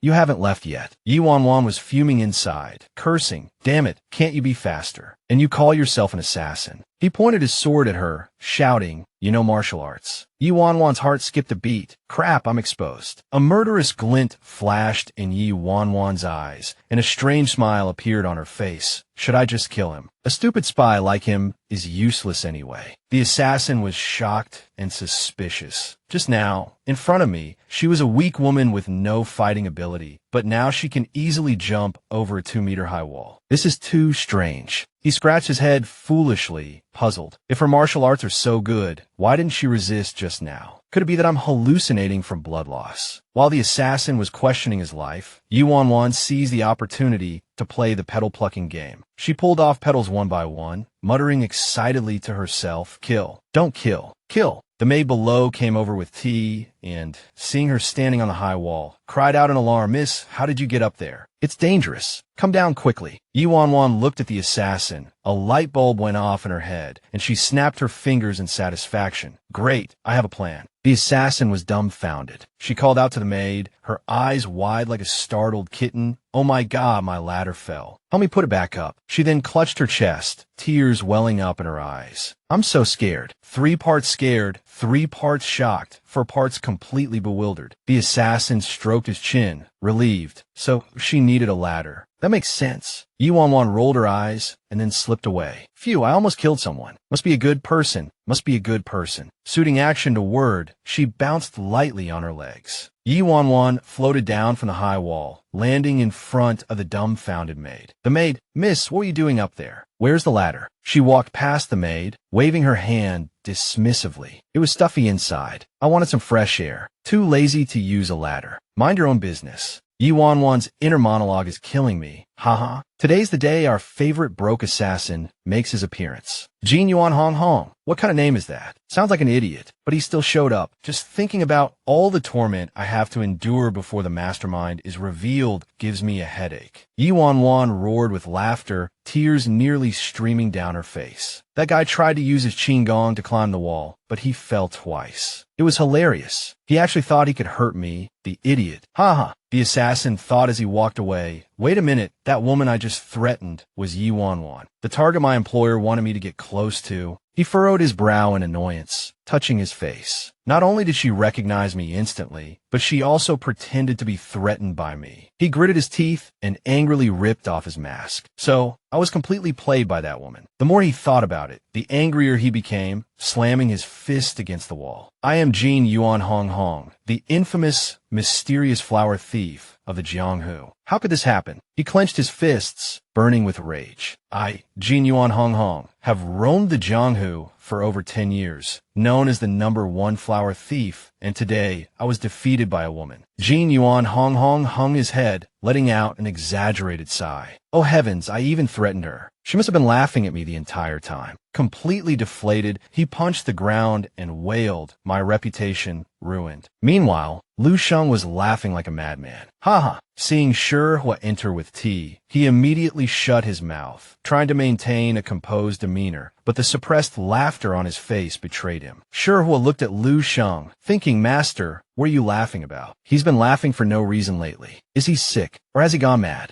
Lu Shang accepted the teacup and asked Shihua, do you know Jin Yuan Hong Hong? Shihua bowed respectfully. Yes, he's a notorious flower thief. Once Shihua got started, he couldn't stop. If he takes a liking to a girl, there's no escape for her. He shrugged at Lu Shang. He also has a peculiar habit of kidnapping brides on their wedding day. He took a sip of tea and glanced sideways, but he always returns them to their husbands the next day. And many of the kidnapped women speak highly of him afterward, even wanting to divorce their husbands and wait for him to come back and marry them. He continued, indeed, he's had his way with no less than 100 women. The authorities have tried everything to catch him, but he's like a ghost, still at large. Shihua blinked, puzzled. So what's so funny about that? Lu Shang tapped Shihua's head lightly with his fan, smiling as he explained, think about it. The flower thief that even the imperial court can't catch. Yuan Wan managed to take care of him. It's hilarious. Lu Shang closed his eyes and took another sip of tea, lost in thought. However, this Jin Yuan Hong Hong is a member of the Jianghu. What grudge does he have against the prime minister's daughter? Why would want to ruin Yuan Wan? He stared at the teacup in his hand, pondering. Well, it's none of my business. I'll just watch the show. Even if the prime minister's house falls, it will only benefit me. On the other hand, I need to prepare for the Jiaxue sword sect's visit to Phoenix Mountain. Lu Shang suddenly jumped up, looking worried. If she sets foot on Phoenix Mountain, my dealings with those water bandits will be exposed. I need to clean things up as soon as possible. Mu Yin fiddled with his teacup, muttering to himself, Jin Yuan Hong Hong. He looked at the screen in front of him, frowning slightly with a hint of admiration. This Yuan Wan, she's got some guts. Even that guy got played by her. His expression darkened, and he waved his hand impatiently, thinking, forget it. She can play whoever she wants, as long as she doesn't mess with me. He took a sip of tea, gazing thoughtfully at the sky through the window. But honestly, after that drugging incident, I have to admire Yi Wan Wan's courage. Everyone in the capital targeted her for such a small matter. If it were anyone else, they would have hanged themselves long ago. But she still has the leisure to play tricks on people. Mu Yin took another sip of tea, a faint smile playing on his lips, a flicker of anticipation in his eyes. He spoke with a touch of excitement. A woman, to what extent must she be a spy to end up with her family ruined? I want to see if she can still be so carefree when she's at her wit's end. Mu Yin pondered, looking out the window with anticipation in his expression. If that day ever comes, will she come begging me? In the courtyard, Yi Wan Wan was stretching under the shade of a tree, doing her health exercises, her mood cheerful. Counting the days, the female lead should be going to investigate Phoenix Mountain today. The show is about to begin. She made a cat face, practically bouncing with excitement. The male lead always comes to the female lead's rescue when she's in danger, and then they start all their lovey-dovey stuff. Wan Wan was practically radiating energy, chattering nonstop about the blueprint of a perfect romance. That's right, according to the plan, the male and female leads are about to start their scenes. The domineering prince spoils his wife, all sweet and inseparable through life and death. She runs, he chases, she can't fly away. Tired of talking to herself, she sighed. Oh, I'm so tired. Wan Wan's one-woman show began. Fragile Jiayu, played by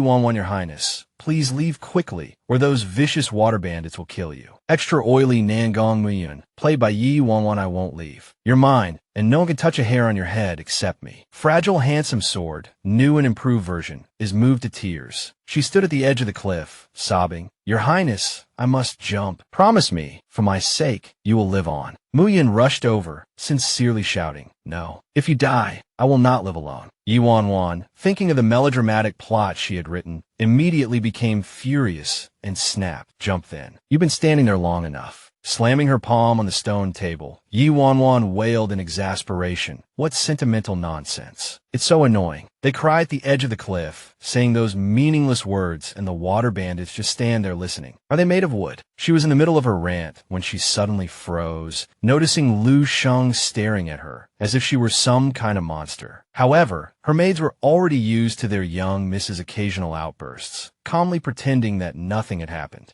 Shang narrowed his eyes at her, trying to figure out what this little performance was all about. Yelanyan stammered nervously. Mr. Liu, why are you here? He put on a concerned expression, looking at her gently. I heard about what happened at the Ninth Prince's mansion and was worried about you, so I came to see how you were doing. Shang paused, noticing her evasive gaze. But now it seems, he said, fanning himself, that I was worried for nothing. Wan Wan immediately shook her head, waving her hands in a flurry to correct him. No, I'm heartbroken. Shang chuckled, pretending to see through her. You don't look very heartbroken. Not a single tear. Wan Wan pulled out a handkerchief, desperately trying to squeeze out a few tears from her bright eyes, but only managed to produce some snot. She sobbed dramatically. Well, why is my life so hard? Whoa, I don't want to live anymore. She muttered to herself. Are you satisfied now, Mr. Liu? Shang asked. You don't want to live. So you're trying to kill yourself by smashing your head on the stone just now. Wan Wan chimed in. Yes. Putting on a pained expression, she suddenly hinted at wanting him to leave. Ouch, my head. I think I've broken my scalp, and I'm still dizzy. Why don't you go back first and let me rest for a while? He gave a sly smile and waved his fan again, probing. I heard Xiaoshu Jian went to Phoenix Mountain. Her body stiffened at those words. Wan Wan frowned, displeased. You heard about that too. Who told you? Shang replied casually. You don't need to know. I'm just telling you. She's at Phoenix Mountain investigating the water bandits. Wan Wan felt a pang of guilt, sweat beading on her forehead. You know about that too. She glanced at Shang, who was scrutinizing her. Her mind raced. Something's not right. Mr. Liu knows too much. In the original plot, he only went up the mountain to save her after Xiaoshu Jian was captured. Did he get his fortune told or something? Shang's lips curled into a smug smile, clearly enjoying her unease. It seems you're finally scared. As expected, you can't hide things in front of someone you know. Can't you see? He leaned in closer, his eyes gentle yet probing. She's at Phoenix Mountain right now. Aren't you going to take advantage of this great opportunity? Wan Wan panicked completely at his words. I'm done for. Does he know my plan? Help. Glancing up at Shang, Wan Wan thought, no, if he really knew something, he wouldn't be beating around the bush like this. This old fox is probably bluffing. She pretended to go along with his words. I just heard that she went to Phoenix Mountain too. It's like heaven is helping me. I'll go inform the water bandits right now. Looking for an excuse to slip away, Wan Wan feigned urgency. I must make sure she never returns. Suddenly, Shang grabbed Wan Wan and pulled her back. He put his arm around her shoulder, grinning. No rush, I'll go with you. Hearing this, she was furious, her eyes widening in surprise. Finally, Wan Wan elbowed Shang hard, rejecting him. No need. She gave a bright smile and quickly slipped away. Shang gave a strained smile, a glint of smugness flashing in his eyes. Wan Wan looked at him suspiciously. Is he poisoned or something? Why would he help me tell the water bandits to kill the female lead? Is he crazy? busy. Lu Sheng looked at Yi Wan Wan and asked, "Are you sure you don't need me?" She waved her hand, emphasizing absolutely sure, positively sure. Her inner thoughts were running wild. Hello, isn't your character supposed to be infatuated with the female lead? You should be desperately trying to stop me from harming her. Why aren't you following the script? Lu Sheng chuckled, pretending to remember something else. Oh, right, I forgot to tell you. The Grand Tutor has invited you to be tested on your studies today. He fanned himself, looking helpless. I thought you were in a bad mood, so I postponed it. But now it seems today is a perfect opportunity. Yi Wan Wan was startled by his words. Tested on my studies. Yi Wan Wan clung to Lu Sheng's arm, speaking sweetly. Grand Tutor, this student suddenly feels that informing the water bandits would go even better if the Grand Tutor were willing to help. She thought to herself, a wise man submits to circumstances. Lu Sheng seized the opportunity and suggested, "Shall we go now then?" Yi Wan Wan continued to hold his arm, agreeing with him but still trying to stall. Now, isn't it too late now? It's almost noon. The sun is about to set. Or something. He saw through her intentions and, to prevent her from succeeding, said, "Then let's go investigate this matter." Yi Wan Wan hurriedly raised her hand in agreement. Let's go. There's no time to lose." Seeing Yi Wan Wan's dejected appearance, Lu Sheng fanned himself, immensely pleased. His two birds with one stone plan was truly ingenious. He had been pondering how to sever his connection with those water bandits, and now he could use this opportunity of accompanying Yi Wan Wan to eliminate those who knew the truth. By bringing Yi Wan Wan along, he could not only let her witness the plot unfold and adapt accordingly, but also use the excuse of escorting the Prime Minister's daughter to divert the attention of Project Genius away from him. Yi Wan Wan glanced at him, filled with suspicion. Had the Grand Tutor taken the wrong medicine? Shouldn't he be preoccupied with that chilling, bone-chilling reason that made her heart tremble? Could it be that the Grand Tutor has fallen for me? He slowly walked forward. Following behind him, Yi Wan Wan clasped her hands together and prayed devoutly. "Please don't, Grand Tutor. Please just keep thinking about how to kill me like in the original story." The system sent a message. Test successful. Encouragement reward. Hidden function 2. Appearance function activated. Can exchange for martial arts manuals, internal strength, light body skills, poison techniques, disguise techniques, all of base as skill imprints too. After reading it, Yi Wan Wan felt a bit expectant. My appearance. Why is there nothing? Could it be that I've already reached the peak? Yi Wan Wan looked sorrowfully at her chest. That's not right. I've only just started developing here, and my features are just average. How could I have reached the limit? Could it be that the script's rating is too low, and my appearance can't be obtained for now? Seeing her stunned, Lu Sheng asked, "What are you spacing out about?" Yi Wan Wan was startled. At this moment, Xiaoshu Jian was standing in front of the prince's mansion. Her expression was apprehensive, yet resolute. Today, she had to leave the city for Phoenix Mountain. Although this matter was dangerous, she had to go. Moreover, if there really were water bandits at Phoenix Mountain, she worried that they might be connected to forces within the court, which could implicate the Ninth Prince. As Xiaoshu Jian was worrying, she saw Nangong Muyun walking over with his guards. She couldn't bear to see him suffer from the machinations of the court. Muyun asked coldly, "Miss Xia, I heard you wanted to see me." Xiaoshu Jian clenched her hands tightly and said softly, "Thank you for your previous affection, Ninth Prince, but you are already betrothed to the Prime Minister's daughter, and I have no such intentions." Her gaze was firm and clear as she said word by word. "Although Xiaoshu Jian comes from a humble background, my integrity comes from the teachings of the Xiao family. I will never be a concubine." He looked at her unhappily and repeated in a harsh tone, "A concubine." Xiaoshu Jian declared loudly, "My mother once told me that there is no distinction between high and low birth. But if your highness insists on marrying that prime minister's daughter, Shu Jian will no longer impose, lest I become a nuisance." Nangong Muyun frowned. "Miss Xia, you've misunderstood something. I have never been betrothed to anyone. Even if I were to marry, it doesn't mean I can't establish a princess consort. Why do you say such things?" Xiaoshu Jian was convinced she was right and accused him loudly. "But your highness, didn't that Yi Wan Wan once take advantage of an opportunity to drug you and coerce you into submission? If that's truly the case, then I will." Muyun interrupted her impatiently before she could finish. "This is a matter between Yi Wan Wan and me. You best not interfere." Hearing this, her indignation flared even more. "Your highness, although I don't want to break ties with you, that Yi Wan Wan not only used despicable means to scheme against you, but now that her plot has been exposed,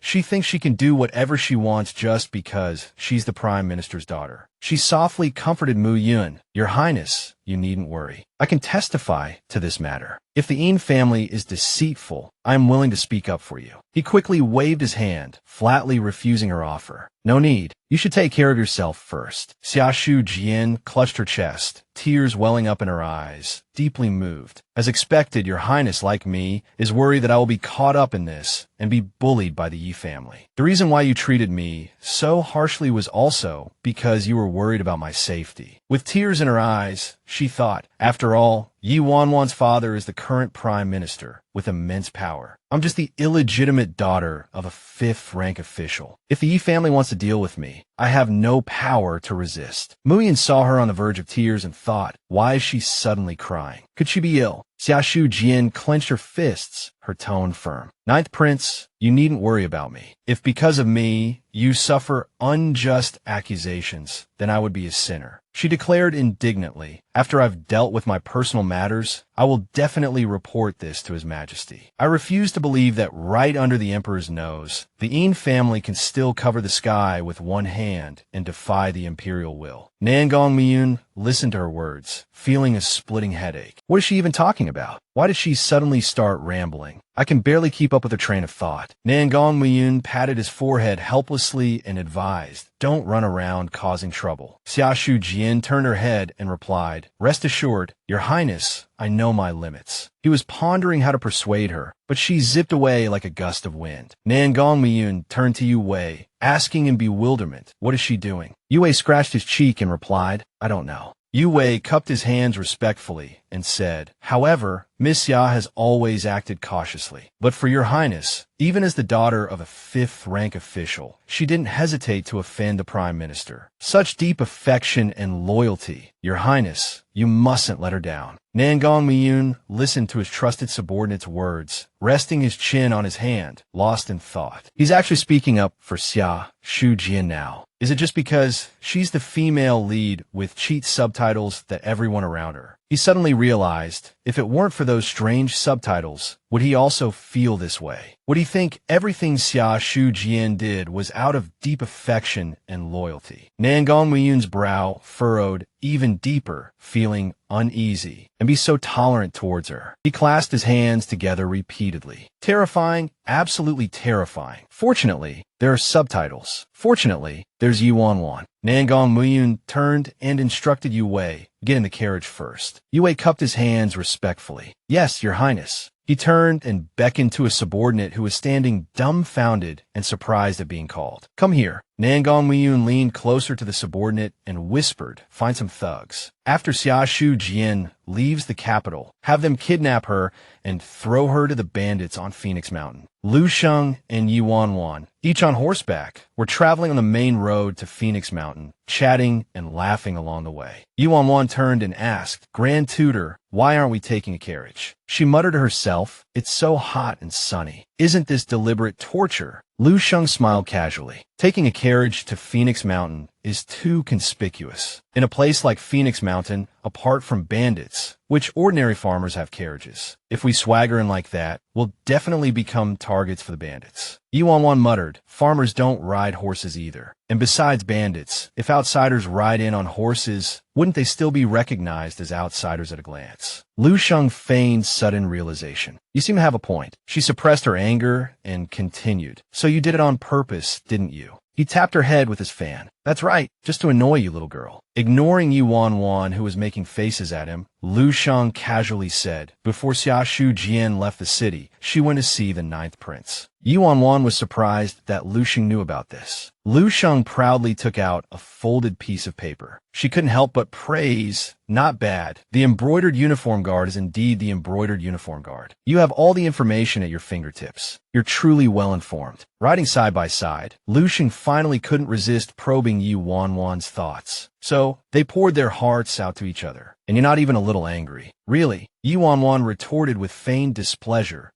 What's there to pour their hearts out about? He probably just shamelessly want to flirt with Nangong Muyun again. Yuan Wan said, insincerely angry. Please, I'm happier about this than the people involved. Lu Sheng persistently pressed. Do you really think so? Yuan Wan glanced at him, frowning inwardly. Wait, something feels off. Does he know what I'm really thinking? Things are going smoothly so far. I need to get out of here quickly. If I stay with this old fox any longer, I'll be exposed. She urged her horse forward, feigning impatience. Oh, I have to go find Xiaoshu Jian. I'm going to teach that little bitch a lesson. Sudenli, Liu Shink, grabit ye danyansvins. He held the reins tightly. You can't touch her yet. Yuan Wan asked unhappily why. Lu Sheng leaned close to her ear and whispered, someone is watching. Hearing this, Yuan Wan became curious. Who? Who's secretly protecting her? Could it be? She stared intently at Lu Sheng, a look of realization dawning on her face. Aha, I knew it. You're protecting her, aren't you? It must be you, the old grand tutor, protecting that little flower of chivalry, right? Otherwise, who else would secretly guard her? Lu Sheng, feeling uncomfortable under her gaze, asked, why are you looking at me like that? Yuan Wan's eyes shone with delight and satisfaction. Oh my, the two important male leads are finally following the plot. She puffed out her C-cup chest, glancing at her fingers hooked on her bra strap with a suggestive smile. This must be thanks to the bra I'm wearing today. I'll have to wear it every day from now on. Lu Sheng shuddered at her expression. What are you doing? He asked, staring at her ecstatic, almost crazed appearance. What is she thinking? That creepy smile. And me, should I tell her Xiaoshu Jian has already been captured by bandits? Yuan Wan's joyful expression instantly froze. Grand Tutor, didn't you say carriages couldn't pass through Phoenix Mountain? She exclaimed. Lu Sheng replied, that's right. Yuan Wan pointed at a carriage heading in the opposite direction. Then what's their deal? The carriage's curtains fluttered in the wind, revealing a young woman inside. The woman was bound and gagged. Yuan Wan gasped, her eyes widening in shock. The person in the carriage was Xiaoshu Jian. She was tightly bound, her eyes wide with terror, her mouth open. That's Xiaoshu Jian. She was captured so quickly. Didn't you say someone was protecting her? Lu Sheng thought impassively. She's already here. So fast. He lightly tapped her head with his fan, teasing, aren't you here specifically to tip off the bandits? Aren't you happy to see her captured? Also, take a closer look. That coachman is well-dressed and handsome. Does he look like a bandit? Yuan Wan calmly observed and realized he indeed didn't look like a kidnapper. After shaving, she still yelled, stop. Inwardly, she couldn't help but worry. Xiaoshu Jian must be captured by bandits. If she's taken by someone else, the plot will be completely messed up. Yuan Wan spurred her horse towards the carriage, shouting, help, kidnapping, robbery, murder, let her go. Lu Sheng hurriedly called out, where are you going? The man angrily shouted, who dares block the road? Yuan Wan, sitting on her horse, boldly threatened, I'm the mountain bandit leader here. Now that you know, release her quickly. He wasn't afraid at all, even brandishing a knife as he laughed. Really? Today, we brothers are under orders to escort this person. We'll kill anyone who gets in our way. Yuan Wan smiled with satisfaction. For the sake of the plot, I must go. She jumped off her horse, preparing to fight the man. Yuan Wan ran nimbly, her eyes constantly darting towards him. The opponent wasn't easy to deal with either. He didn't stop, but aggressively chased after her, swinging his knife. Suddenly, Lu Sheng reached out an arm and stopped her. He gently pulled Yuan Wan aside, dodging a slashing knife. Lu Sheng glared at the man with a sharp gaze, making him flinch. The man scratched his head, his eyes filled with confusion. The boss told me to kidnap someone. Are there other kidnappers? Has the plan changed? As if understanding the situation, the man played along and ran away, not forgetting to curse before leaving. Fine, there are more of you. I won't fight you. Just you wait. Lu Sheng wrapped his arm around Yuan Wan's waist to protect her. He smiled gently, his chin resting lightly on her head. Ye Yanyan's cheeks frushit, panting after escaping from a man. She let his arms stay around her waist. Lu Sheng smiled as he held the still shaken Yuan Wan. He just ran off like that, but there are only two of us. Doesn't that mean we have fewer people than them? Seriously.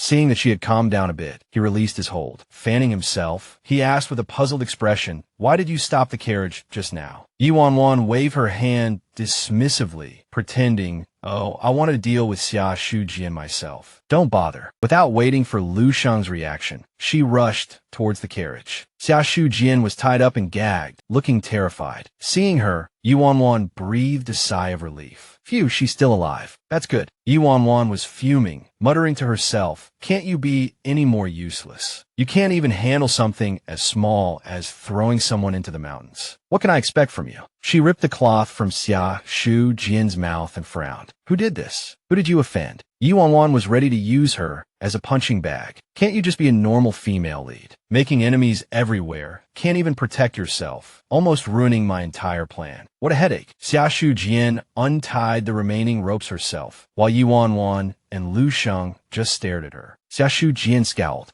Stop pretending to be innocent. Who else could it be but you? Yi Wan Wan's eyes widened. When did I get blamed for something like this? Xiaoshu Jian, however, was completely convinced. Rambling on, I was kidnapped this morning right after leaving the Ninth Prince's mansion. Who else could it be but you? Yi Wan Wan pointed at herself, confirming me. Inwardly, she was screaming, I've been framed. Ugh, use your brain. If I kidnapped you, would you still be here? Yi Wan Wan twirled a strand of hair, her mind racing. Wait a minute, isn't this the perfect opportunity to direct all the hatred towards me, the wicked villainess? With hatred points practically being gift-wrapped and delivered, how could I refuse? Destined to play the antagonist, Yi Wan Wan, in order to play the scene well, slapped Xiaoshu Jian hard across the face. Xiaoshu Jian covered her cheek, stunned. Yi Wan Wan adopted the arrogant and willful tone of a spoiled young miss. That's right, I kidnapped you. If you have the guts, come and kill me. Xiaoshu Jian sobbed, hands still covering her face. Don't go too far. You think I really wouldn't dare? Yi Wan Wan scoffed, pointing at her nose. Dade, you're just the concubine-born daughter of a fifth-rank official. Do you really think you're some kind of princess? Mimicking Xiaoshu Jian's tearful tone, she pretended to expose her. I don't know how capable you are, but what's with this act of innocence in front of me? Isn't it because you've taken a fancy to Mu Yun's power that you want to cling to him, hoping to soar to the heavens and become a phoenix? Why don't you take a look at yourself in the mirror? Do you even deserve him? Hearing this, Xiaoshu Jian yelled angrily, You, Ye Lanyan, don't get too cocky. Xiaoshu Jian pointed at her and scolded. Those dirty deeds you and the Ninth Prince have done have already spread throughout the capital. The Ninth Prince and I have already agreed that after we return, we will definitely report you to the Emperor. Hearing this, Yi Wan Wan couldn't help but praise inwardly. Oh, you two have already discussed it. She gave a mental thumbs up, as expected of the male and female leads. In her thoughts, so smart. On the surface, she pretended to retort, I don't believe it. How long have you known Mu Yun to become so close? I'll go down the mountain myself and ask him. Inwardly, she was thinking about how to escape. I have to get out of here quickly. If the bandits really come, neither Xiaoshu Jian nor I will be able to escape. Yi Wan Wan was shocked to discover that the horse behind Lu Shang had suddenly disappeared. She questioned Lu Shang, Grand Tutor, where's our horse? He glanced over nonchalantly, fanning himself. Lu Shang explained, I didn't expect the bandits of Phoenix Mountain to be so rampant, daring to steal our horse in broad daylight. Yi Wan Wan retorted, exposing him, isn't it because you were too engrossed in watching the show just now? Yi Wan Wan felt a chill down her spine. It's over. The horse thief must have gone to call for backup. None of us will be able to escape. Lu Shang grabbed her hand, urging repeatedly, let's go. He pulled Yi Wan Wan and started running. She said breathlessly, huff, running isn't a solution. There are at least a dozen bandits out there. If they search the mountain carefully, they'll find us soon. Lu Shang comforted her, I know a hiding place. Stay here, don't move. I'll lure them away and come back for you later. Yi Wan Wan pointed at him, her eyes wide. You alone. He calmly tapped his forehead with the handle of his fan, replying confidently, don't worry. He turned to leave, but Yi Wan Wan shouted angrily at his back, I'm not worried about you. She pouted, cheeks puffed out with a hint of annoyance. If you die, my plan will be ruined. Grand Tutor, you mustn't die. Remember to stay alive. Yi Wan Wan sat with her back against a large tree, filled with worry. No way. Lu Shang wouldn't actually die, would he? The image of him standing with his sword, heroic and valiant, flashed through her mind. That image flickered and disappeared. She felt somewhat discouraged, but quickly regained her composure and encouraged herself. Come on, he's at least a supporting male character. I remember he'll lead troops in a battle later or something. He must have some life-saving skills, right? Yi Wan Wan sat there, a glimmer of hope in her eyes, lost in thought. I'll trust him this once. Just then, a hand lightly touched her shoulder, startling her. Yi Wan Wan saw Xiaoshu Jian and was as shocked as if she had seen a ghost in broad daylight. How? How is it you? Xiaoshu Jian said irritably, you what you? Come with me, quickly. Ye danyan bilinkit in confusion. How'd you get here? Haven't they kidnapped you yet? Xiaoshu Jian crossed her arms, glaring at Yi Wan Wan. I knew it was you who instigated those bandits to harm me. Now that the bandits have really come, you're scared, aren't you? Luckily, I ran into Xiaoma. Otherwise, I would be keeping company with the bandits just as you wished. Yi Wan Wan thought, Xiaoma, who's that? But another thought crossed her mind. Wait, was this part in the original story? Just as Yi Wan Wan and Xiaoshu Jian were bickering, a 12 or 13-year-old boy poked his head out from behind a tree and said cheerfully, Sister Xiaoshu Jian, I know this mountain very well. Follow me, and I guarantee you'll be safe. Xiaoshu Jian happily ruffled his hair, praising him, good boy Xiaoma. This made Yi Wan Wan incredibly envious, thinking to herself, as expected of the female lead's halo, even after experiencing 7,749 tribulations, she can always turn bad luck into good fortune. Xiaoshu Jian turned around and saw Yi Wan Wan still standing there dumbfounded, so she said, hey, hurry up and follow. Ye danyan touch it, hernose, hesitating. I can't. According to the script, I should be captured by bandits. If I go with you, won't I be dragged into this mess? Without another word, Xiaoshu Jian grabbed Yi Wan Wan's wrist. Seeing her still in a daze, she yelled, I know we're mortal enemies, but now is not the time to worry about personal grudges. We can talk about anything after we get down the mountain. After complaining, Xiaoshu Jian dragged Yi Wan Wan forward. Yi Wan Wan sighed. Such a good temper. No wonder she's the female lead. But I don't want to go with you. Please let me go. The three of them stopped in front of a tea house that had already closed. Yi Wan Wan fanned herself and asked suspiciously, We've been walking for an hour. How do we end up back at this tea house? Xiaoma, do you even know the way down the mountain? Yi Wan Wan patted Xiaoma's shoulder warningly. Hey kid, this great way you led us. Don't do it again, okay? Xiaoma patted her shoulder back and comforted her. Don't worry, sisters. I'll definitely find the way down the mountain before dawn. You two rest for a bit. I'll go scout ahead. Xiaoma said and ran off, leaving Yi Wan Wan shouting behind him before dawn. It's not even completely dark yet. Hey kid, are you reliable or not? She plopped down next to Xiaoshu Jian and sighed dramatically. Xiaoshu Jian, however, didn't appreciate it and gave her a death glare. The female lead seemed to have changed her tune. Xiaoshu Jian handed her a baked pancake. Yi Wan Wan pointed at herself, surprised for me. Xiaoshu Jian said expressionlessly, either take it or I'll throw it to the dogs. Ye danyan grinnet, head is sparkling. She thought, wow, she's so generous, worthy of being the female lead. Xiaoshu Jian also widened her eyes in surprise, thinking, wow, she looks much better when she smiles than when she's cursing. She chuckled and said, actually, you're not bad when you're not cursing. Ye danyan kilirit hertroat, ahem. She took a bite of the pancake and immediately became haughty. Who wants your charity? I'd rather starve to death than eat your trash. You shrew. Xiaoshu Jian crossed her arms, unmoved. Oh, really? Then what's in your mouth right now? Suddenly, a shout rang out. Someone's sneaking around here. It must be those two women. Brothers, find them. Both of them were startled. Yi Wan Wan quickly stuffed the rest of the pancake in her mouth, her cheeks bulging. Hiding behind a tree, Xiaoshu Jian saw a group of people searching with torches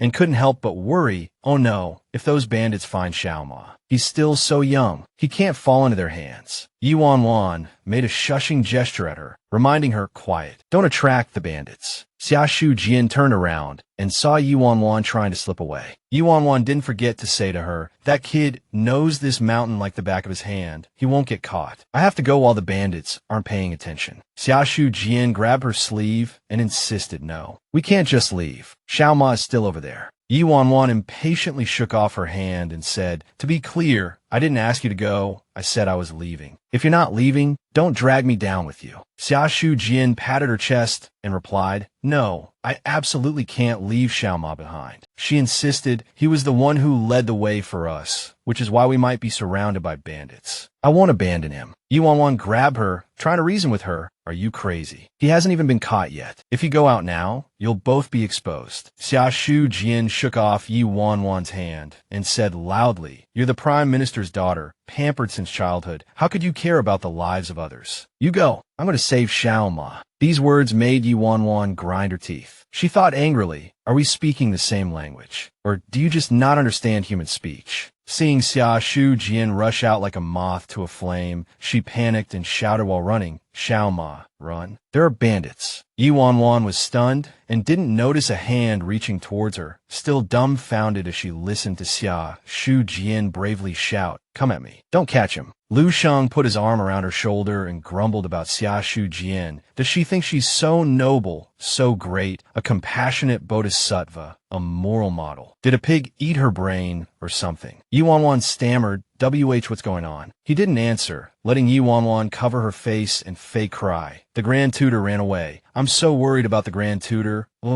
Lu Shang frowned and propped his chin on his hand, expressing doubt about this twisted worldview. Does the world have to revolve around this silly woman? Or should I just kill her and be done with it? Yi Wanwan watched as Xiaoshu Jian was caught by the bandits, her hair disheveled and unconscious, thrown onto a horse and taken away. She clapped her hands excitedly. Wait, isn't this the plot where the female lead gets kidnapped by bandits on Phoenix Mountain? Yi Wanwan stroked her chin with satisfaction. This is unexpected. This fool looks like she's doing something stupid, but she's actually putting the plot back on track. Impressive. She looked at Lu Shang, who was playing with his foxtail, and urged, let's go down the mountain. He asked, aren't we going to save her? Yi Wanwan, with a foxtail in her mouth, shrugged indifferently. She's my enemy. Why should I save her? Besides, how can we save her with just the two of us? It's better to go down the mountain and report to the officials. Hearing her say this, he nodded in agreement. You're right. The two of them quickly descended the mountain, aided by the faint light of fireflies. Lu Shang habitually swayed his fan. Yi Wanwan suddenly remembered. All right, I haven't cursed anyone out today. I forgot. Ignoring him, she fumed, her face turning purple. As she walked, she inwardly cursed. This old Grand Tutor is such a jerk. He watched the female lead get taken away and just stood there. What a useless man. Even a sow could climb a tree. Haha. Yi Wanwan glanced at Lu Shang's face, which looked like he'd stepped in dog poop, and became even more spirited. Can't you learn from the Ninth Prince? He takes the initiative to connect with the female lead and build a good relationship. They even went on a date this morning. He said he'd let me know when she comes down from Phoenix Mountain. They're already scheming about how to get rid of me. It seems they're blissfully happy and find me an eyesore. Yi Wanwan's eyes narrowed with a smile. That's why they're so eager to kick me, this stumbling block, out of the way. Maybe they even have a child already, secretly pregnant. The male lead is indeed the male lead. This speed, this efficiency, amazing. Watching her smug expression, Lu Shang's face turned purple with anger. He cursed inwardly. Yi Wanwan, you have such a venomous tongue. The two descended the mountain path. Yi Wanwan thought, although the old Grand Tutor left, he still came back to find me. He has a bit of a conscience. If only he'd offer to carry me. Yi Wanwan began to put on her best actress-level performance. She stretched out her hand and sighed. I'm so tired. Lu Shang gently stepped forward from behind her. Tired? I'll carry you. His words startled her. She widened her eyes and jumped back a step. Yi Wanwan looked at him in disbelief and quickly dodged. She eyed Lu Shang suspiciously. Did I accidentally say my thoughts out loud? I hope I didn't blurt out all those dirty little thoughts. She scratched her cheek and asked tentatively, Grand Tutor, did you hear anything? He just shrugged nonchalantly. I didn't hear anything. I just guessed you were tired after walking all day. Hearing this explanation, Yi Wanwan breathed a sigh of relief. Oh, is that so? She happily swung her legs, as if a heavy burden had been lifted. Yi Wanwan excitedly shouted on Lu Shang's back, yay. He just looked at her with a helpless, yet doting expression. She looked at Lu Shang with interest, immediately switching into fangirl mode. Wow, these muscles are really firm. I wonder if there are 6-pack abs or 8-pack abs. Lu Shang caught her hand and pulled it towards his abdomen. Touch and see. Yi Wanwan's jaw dropped. She screamed, ah. She abruptly jumped back and stared at Lu Shang, who was looking at her with amusement. Yi Wanwan jumped off Lu Shang's back and ran 3 meters away. Hands on her hips, she fanned herself suspicious. No way. Can he read minds? How does he know everything I'm thinking? He looked at her innocently and asked, what's wrong? Yi Wanwan's heart skipped a beat. Crap, this Grand Tutor's character is deviating too far from the original story. He's too thoughtful, Could it be? Lu Shang just looked at her with a smile, his eyes full of affection. She gasped, her eyes wide. Could he have fallen for me? Night fell upon the 9th prince's mansion. The night wind rustled through the trees. A teacup was ruthlessly smashed to pieces. After reading the contents sent by the system, Nangong Muyun slammed his fist on the table, gnashing his teeth. Wow, these muscles are really firm. I wonder if there are 6-pack abs or 8-pack abs. Crap, this Grand Tutor's character is deviating too far from the original story. He's too thoughtful. Could it be? Could he have fallen for me? Yu Wei, holding another cup of tea, stepped forward and respectfully reminded his master, Your Highness, this is the 6th cup you've broken today. If you break any more, you'll have to drink your tea from your hands. He muttered to himself, what's wrong with His Highness today? He's like a firecracker, ready to explode at any moment. Muyin didn't even look at Yu Wei and wave him away. Get out. He bowed and replied, yes. Your Highness. He knocked on the table in frustration. Muyun asked his kneeling subordinate, didn't I tell you to tie up Xiaoshu Jian and take her to Phoenix Mountain? What's the situation? The subordinate respectfully reported, Your Highness, we did capture her and took her to Phoenix Mountain, but there were some unexpected events. We first encountered someone who seemed to be working for the Grand Tutor. He took her away. It seemed he also wanted to deliver Miss Xia to the bandits, so we followed him. The subordinate continued nervously, unexpectedly, halfway up the mountain, we ran into Miss Yi. Muyin propped his chin in thought. Running into Yi Wan Wan isn't surprising. But what conflict could Lu Shang have with Xiaoshu Jian? He clenched his fists angrily. However, it's true that Yi Wan Wan and Lu Shang were openly flirting with each other in broad daylight. How can she go on a mountain outing with a man? What is this world coming to?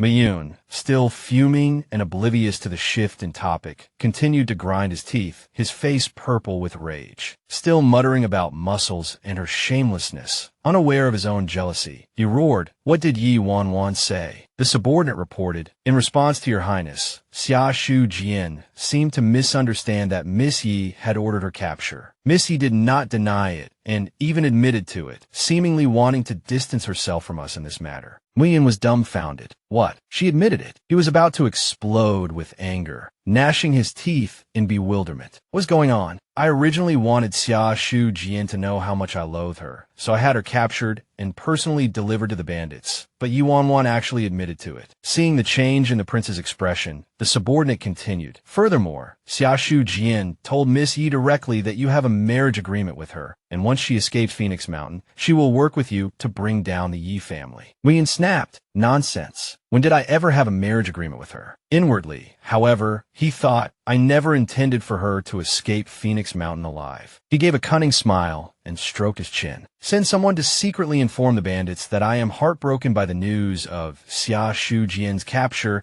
and am determined to exterminate all the bandits on Phoenix Mountain, down to their 9th generation. Muyun carefully added, but if I search the mountain once and cannot find Xiaoshu Jian, perhaps I can spare their lives. Hearing this, the subordinate said in confusion, Your Highness, I don't understand your plan. He glared coldly. You don't need to understand. Just do as you're told. He thought to himself, I don't believe that after this news spreads, those bandits won't kill her out of spite and then destroy the body to protect themselves. Let's see how she survives this time. The subordinate bowed. Yes, Your Highness. Scene change. Lu Shang had his arm around Yi Wan Wan's shoulder, leading a large group of men holding torches that illuminated their surroundings. Yi Wan Wan complained, Hey, I came down the mountain with you to report to the officials. Why are you dragging me back up the mountain? Lu Shang glanced at her, seeing her yawning repeatedly, and coaxed, Don't you hate Xiaoshu Jian? Don't you want to see her get taught a lesson by the bandits with your own eyes? Yi Wan Wan, so tired she could practically sleep standing up, mumbled, Yeah,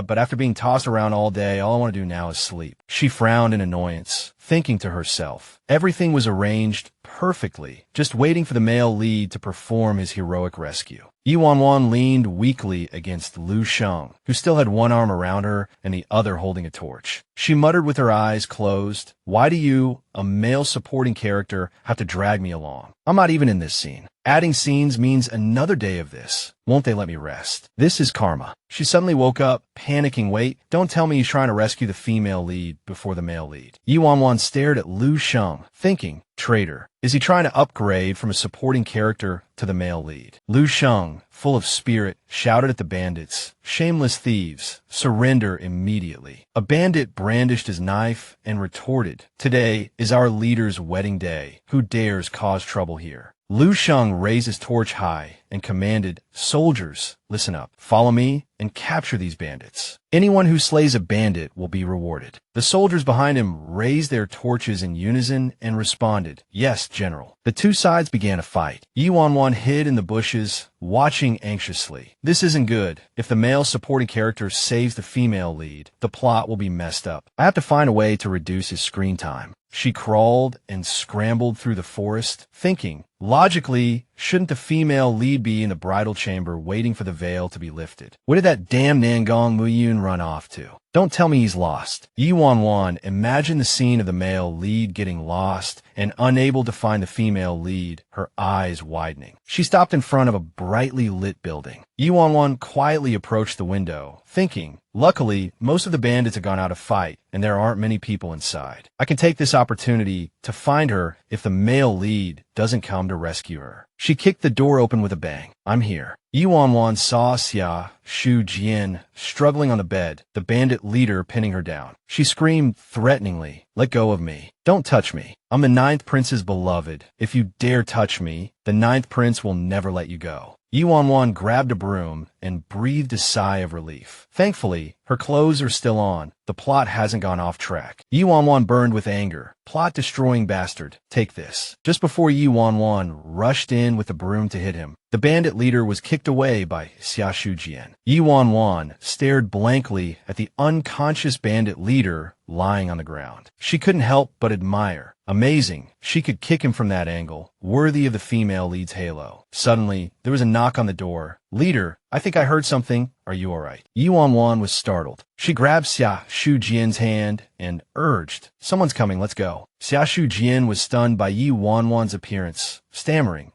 What? Yi Wan Wan pulled her along, explaining, long story short. She frowned impatiently. "Ugh, it's a long story. Don't ask anything. Just run with me until we bump into Nangong Muyun." Xiaoshu Jian's eyes widened in surprise. "What?" Yi Wan Wan dragged Xiaoshu Jian along as if they were running for their lives. Seeing Yi Wan Wan pulling her towards the edge of the cliff, Xiaoshu Jian hurriedly shouted, "Wait, we're trying to escape, not perform a cliff diving act." Yi Wan Wan, still gripping her hand tightly, frantically scanned their surroundings, thinking, this is the place where the male and female leads almost kicked the bucket together, but where's my male lead? Xiaoshu Jian flung her hand away angrily. "I knew you were up to no good, pretending to save me from the bandits, when you actually wanted to push me off the cliff. You wanted to shut up forever." Yi Wan Wan hissed, "Keep your voice down, you little." Fine, you guessed right. I want to kill you, happy now. Just don't yell so loud that the bandits hear us." Xiaoshu Jian turned and stomped away. "Whatever, I'm leaving. This isn't over between us. You hear me." Yi Wan Wan chased after her, grabbing her arm. "Wait, just wait a second. I swear I'll save you. Just wait a little longer." Yi Wan Wan started to calculate. "I have to get the male lead here quickly, or all my efforts will be wasted." Xiaoshu Jian, extremely annoyed, pushed her back. "Don't touch me." Xiaoshu Jian had been standing too close to the edge of the cliff. Oh no, she slipped. Yi Wan Wan was terrified, watching helplessly as she fell. Xiaoshu Jian screamed. Fortunately, Yi Wan Wan managed to grab her hand at the last moment. Straining with all her might, Yi Wan Wan muttered, "Hold on." She prayed silently, "Don't fall now. You have to fall in front of the male lead. He hasn't had his heroic rescue moment yet. Yidanyan kept re-suiting Kev. Don't worry, I've got you. Try to climb up yourself too." Xiaoshu Jian looked at her strangely. "Why are you saving me?" Yi Wan Wan, using all her strength, gritted her teeth and pulled her up a bit further, screaming internally, "Do you think I want to save you? Nangong Muyun, if you don't show up soon, I'm going to steal your woman." Suddenly, a shout made her jump. "They're over there." Instinctively, Yi Wan Wan reached out to grab the falling Xiaoshu Jian, panicked. "Oh no, not again." Just then, two hands grabbed Yi Wan Wan. She frowned, a look of terror on her face. "No, not again." Nangong Muyun and Lu Shang, one on each side, pulled her up, comforting her, "Don't be afraid." Seeing Nangong Muyun, Yu Wanwan's eyes lit up, cheering inwardly, "You're finally here. If you hadn't shown up, I wouldn't have been able to protect your wife any longer." As they pulled her up, she suddenly realized something. Wait. Yu Wanwan anxiously leaned over the edge of the cliff, searching around. "Where's his woman?" Lu Sheng and Nangong Muyun watched helplessly as she started wailing. "Where's Xiaoshu Jian? Xiaoshu Jian is dead. If she's dead, I'm finished too." She only stopped crying when she heard a voice from below. "I'm down here." The three of them looked down to see Xiaoshu Jian clinging to some vines, trying to climb up. "Yu Wanwan, stop pretending," Xiaoshu Jian accused through gritted teeth. "You were trying to kill me." After much effort, Xiaoshu Jian was finally pulled up, standing before Nangong Muyun and his men. She bowed respectfully. "Thank you, Your Highness, for saving me." He simply replied coldly, "Don't thank me. I'm the one who ordered you to be tied up on the mountain." "On the mountain," Nangong Muyun added casually, with an air of indifference. "It's just that someone interfered midway." This left Yu Wanwan completely confused, her head full of question marks. "You kidnapped her yourself. Are you crazy?" Hearing this, Xiaoshu Jian covered her mouth and giggled sweetly, which seemed to annoy Nangong Muyun. He asked, "What are you laughing at?" Xiaoshu Jian replied shyly, "Your Highness is truly thoughtful. I understand. You were afraid that if I went to confront Yu Wanwan in a fit of anger, she would silence me." Nangong Muyun gritted his teeth upon hearing her explanation, thinking, "What the hell? I made it so clear, and she's still making wild guesses." He looked directly into Xiaoshu Jian's eyes and spoke frankly, laying his cards on the table. "Miss Xia, you're overthinking it. I'm the one who wants you dead. It has nothing to do with Miss Yi. I saved you only because Miss Yi saved me." This left her stammering in disbelief. "Yo, Your Highness," Nangong Muyun added nonchalantly, "if you don't believe me, Miss Xia, I wouldn't mind throwing you back down." Seeing his two men grip her tightly, she panicked. "No, Your Highness." Yu Wanwan hurriedly stepped forward to mediate. No, let's talk this over." She couldn't help but wonder what's going on. Is this a tough love scenario, or does he really want to kill her? Oh, right. In the original story, the Ninth Prince was known for his erratic temper. She glanced at him, secretly amused. He clearly likes her, but he acts like he has a deep-seated grudge against her, wanting to torture her to death. Xiaoshu Jian, back to her usual self, pointed at Yu Wanwan in shame and anger. "Stop with the fake kindness. Don't think I don't know what you're up to. You're putting on a good show in front of the Ninth Prince, but you'd love to stab me in the back." Yu Wanwan rolled her eyes, too lazy to argue. "After a whole night of this, you're still so energetic. You truly are the female lead." She exaggerated a yawn and played along. "Oh dear, you found me out. Fine, I want to kill you. I'm sleepy. I'll get around to killing you eventually." Ignoring Xiaoshu Jian's death glare, Lu Sheng whispered in her ear, "Let me accompany you down the mountain." Yu Wanwan waved him off. "No need. The Prime Minister's manor will send a carriage for me. You should go back and rest." She glanced at Lu Sheng, thinking, clock out, clock out, clock out. Low pay, high stress, what a terrible job. Yu Wanwan's carriage slowly descended the mountain, fireflies twinkling in the night sky. Sitting in the carriage, she relaxed completely, sighing inwardly. Being the female lead is so hard. It's either being kidnapped or beaten up, finally rescued, and I have to deal with it under a male lead who likes me, but acts like he wants me dead. This love is practically a family curse. Yu Wanwan propped her chin up, satisfied. But thank goodness this scene is finally over, and the male lead has started to show his love-hate tendencies towards the female lead. The sound of footsteps outside the carriage startled her. Someone lifted the curtain and walked in. Yedanyan Jumpet asking,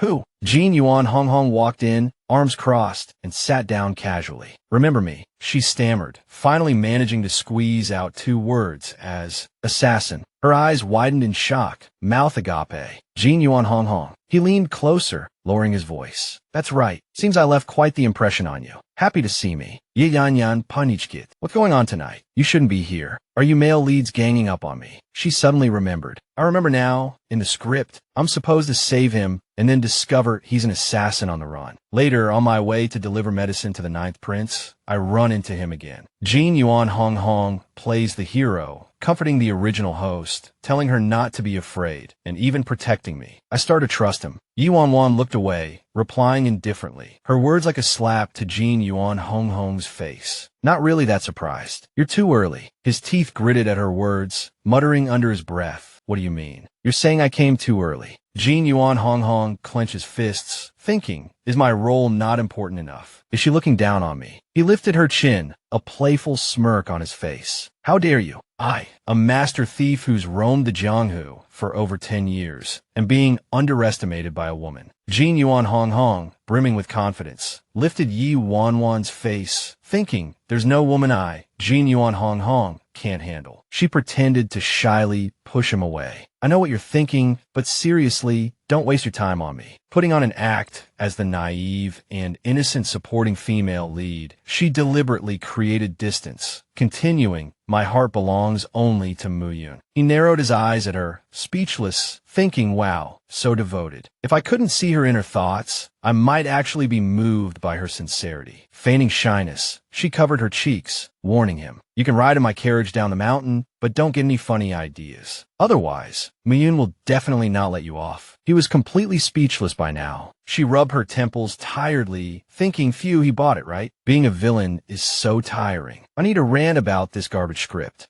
Her fingers lightly brushed the system screen in the air, and a message popped up. He's here. Looks like he's officially making his entrance. Although it's a bit rushed, it doesn't affect the main plot. Just ignore him. She covered her mouth. She peeked at him and, seeing the system message, scratched her face happily. He looked at her completely confused, thinking, me showing up early doesn't affect the script. She continued listening to the system's broadcast. Today's surprise is that the male lead is starting to show his true colors. He loves the female lead to death, but he also hates her so much he wants her dead. The love-hate drama is about to begin. Meanwhile, Jin Yuan Hong Hong sat there deep in thought. Yi Wan Wan covered her mouth, secretly giggling, thinking the male leads, referring to Nangong Muyun, personality is such trash. Jin Yuan Hong Hong, your moment has arrived. She looked at Jin Yuan Hong Hong with innocent, doe-like eyes, startling him. The system kept popping up messages. After Phoenix Mountain, the next plot point is young Master Leong dying on Phoenix Mountain. You need to gather evidence and return to the Prime Minister's manor within 3 days. I'll be watching you. Hearing the name, young Master Leong, Jin Yuan Hong Hong's eyes narrowed, thinking, young Master Leong. Does that refer to Marquis Liang's youngest son? He's going to die on Phoenix Mountain. He glanced at her, his own body slick with cold sweat from nerves. She, however, sat with her arms crossed, appearing unconcerned, thinking to herself, speaking of which, when will young Master Leong die? Hurry up and die already. If you don't die, how will the Prime Minister's manor fall? The carriage continued its journey through the night. Sensing his gaze, she spoke with a hint of displeasure. Outside, a young servant ran up to report, Miss Yi, young Master Leong of the Marquis of Liang's manor has stopped the carriage. He wishes to ride down the mountain with you. Before the servant could finish, her eyes lit up and she immediately replied, all right. Inwardly, she rejoiced, speak of the devil, and he shall appear. Excellent, excellent. This plot is progressing nicely. Inside the carriage, Jin Yuan Hong Hong was stunned, thinking to himself, no way, such a coincidence. Could everything really be as written in the script? Young Master Leong is doomed. Young Master Leong entered, looking flustered, and said, Miss Yi, please excuse the intrusion. I've lost my way in the mountains and can only rely on the Prime Minister's carriage to descend. She interrupted him.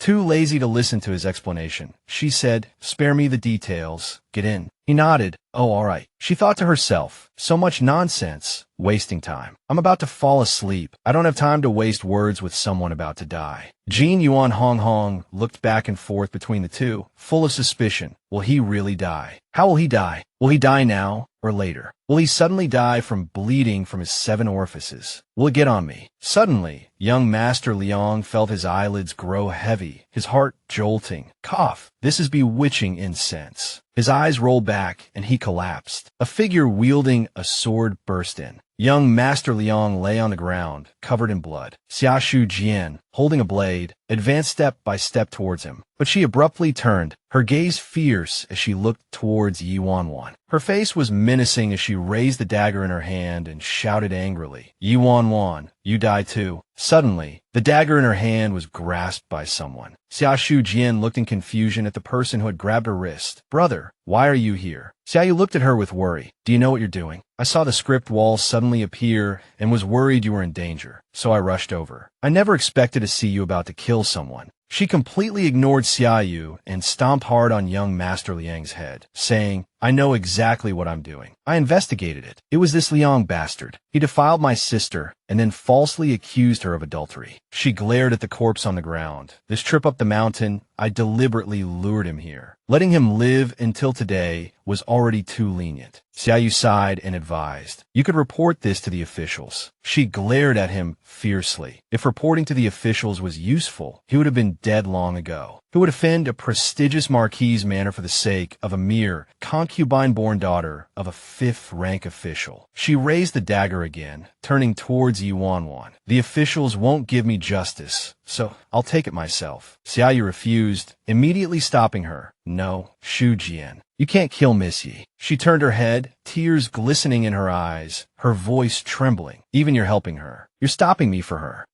Xiaoyu looked at the chaotic scene, thinking to himself, Wan Wan is the only one who knows how the plot unfolds. If she dies, our world is probably finished. He quickly explained, I'm not, He paused, inwardly face-palming. Yeah, who would believe me if I said the script wall appeared? Her expression darkened, but she conceded, I know you're worried. I won't kill her. I just want to place this dagger in her hand and make it look like she killed this Leong. Wan Wan, on the other hand, was ecstatic, silently giving a thumbs up. Oh my god, the female lead's combat power has leveled up. Xiaoshu Jian's eyes narrowed as she pointed at Wan Wan and asked Xiaoyu, did she just move? Did she wake up? Is the drug wearing off? Wan Wan broke out in a cold sweat, thinking, oh no, my feigning unconsciousness was almost discovered. Xiaoshu Jian finally breathed a sigh of relief, saying, she's not awake. I must have been too nervous. I'll set up the scene now, and then we'll leave immediately. Wan Wan happily gripped the dagger, shouting inwardly, yes, bring it on. I'll take the blame. Xiaoyu, however, wouldn't let it go, tightly gripping her hand, pleading earnestly, no, Shu Jian, you're framing her. I always thought you were an upright and kind person. How could you do this? Wan Wan had already cursed him 1,000 times in her mind. Shut up, you man. The female lead is carrying out justice. Who wants to watch this melodramatic soap opera? I'm the villain. She's the righteous partner. Don't stand in the way of justice. Hearing this, Xiaoshu Jian completely erupted, angrily accusing, why can't I frame her? I've never done a single wicked thing in my life. Just seeking justice for my sister, is that so heinous? Wan Wan commits all sorts of evil deeds, and framing her makes me cruel and ruthless. She started crying. You all pity her now, don't you? She's suddenly become so pitiful. You feel bad, but you don't say anything. You just thought before I saw that script, Wan Wan hadn't actually done anything particularly excessive, had she? On the contrary, she even tried to set you up with the 9th prince. Wan Wan, still lying on the bed, screamed internally, move. Get out of the female lead's way. She's actually using her brain for once. He thought sadly, doing this will only make you seem ungrateful. He tried to persuade her. Honestly, if Wan Wan really had any malicious intentions towards you, she could have easily killed you from start. He placed his hand on Xiaoshu Jian's shoulder to comfort her, pressing firmly. He thought, Wan Wan holds the script. That's a godlike ability. Dealing with people is as easy as flipping her hand for her. She clearly has no intention of harming you. After thinking all this, he said, but she always lets you take advantage. Seeing him trying to persuade her, her face flushed red with anger and sadness, on the verge of tears. Fine. Even you're speaking up for her today. All these years of our friendship have gone to the dogs. He was momentarily speechless. Muyin, listen to me. She turned around and threw down a sentence. No explanations needed today. I'm going to frame her. I'm going to let all of you see her vicious nature. And then I'm going to watch her be ostracized and live a life worse than death. She immediately turned and left, Xiaoyu hurriedly chasing after her and shouting, Shuaijiang.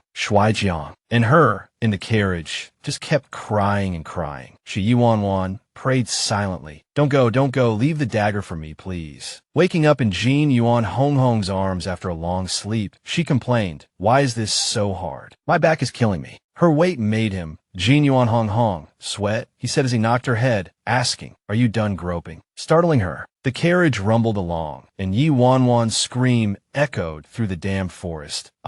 She practically threw herself off Jin Yuan Hong. Jin Yuan Hong, widened his eyes, rubbed his ears, extremely annoyed. You forgot about me after waking up. Seriously. She finally remembered which weirdo she was with. Oh, it's you. Wan Wan deliberately tried to annoy him, chattering. You're that little thief who fell off the wall. He glared at her. I didn't fall off any wall. The two bickered incessantly.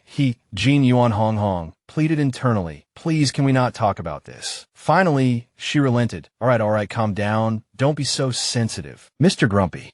Jin Yuan Hong Hong, stammered. I'm not. She, Yuan Wan, rolled her eyes, looked out the window, and thought, under normal circumstances, I should be in jail by now. Suddenly, two soldiers appeared in the distance, walking towards the carriage. Hey, there's a carriage. Let's ask them if they've seen young Master Leong, who went missing on the mountain last night. She, Yuan Wan, perked up. Speak of the devil. She jumped out of the carriage and waved frantically. Hey, handsome. The soldiers exchanged glances. Someone's over there. Let's go see. Jin Yuan Hong Hong poked his head out of the carriage, terrified. What are you doing? Are you crazy? She, on the other hand, shouted even louder. Help. There's a dead body. The soldiers immediately became serious. Stop. Everyone in the carriage, come out. Who's dead? Where's the body? She innocently spilled the beans. It's young Master Leong from the Leong Manor. He went up the mountain last night. The body was in the carriage, but now his face suddenly darkened, and he frowned in thought. Then he kicked the two soldiers to the ground, leaving her dumbfounded. Suddenly, his hand reached towards her, causing her to stumble back. He pulled her into his arms like a hero saving a damsel. Don't worry, there's only two of them. I'll get you out of here. Held in his arms, she thought, him holding me like this is such a waste of effort. He boasted, my diamond kung fu is unparalleled. I tread snow without a trace in the Jianghu. Just then, she, Yuan Wan, grabbed his shoulders with her surprisingly strong, small hands. He froze, letting out a confused huh. With one swift move, she flipped him onto the ground. Thump! Before he could react, she had already pressed her sword against his pinned throat. She casually said to the system, I told you guys a long time ago, don't interfere with the female lead's business. See, serves you right, busted your ass. His face was as dark as the bottom of a pot. She continued to mock him internally, gloating. With your third-rate flower-picking thief skills, I doubt your stamina is even that good. Whatever, his part is over, time to prepare for jail. He raged internally.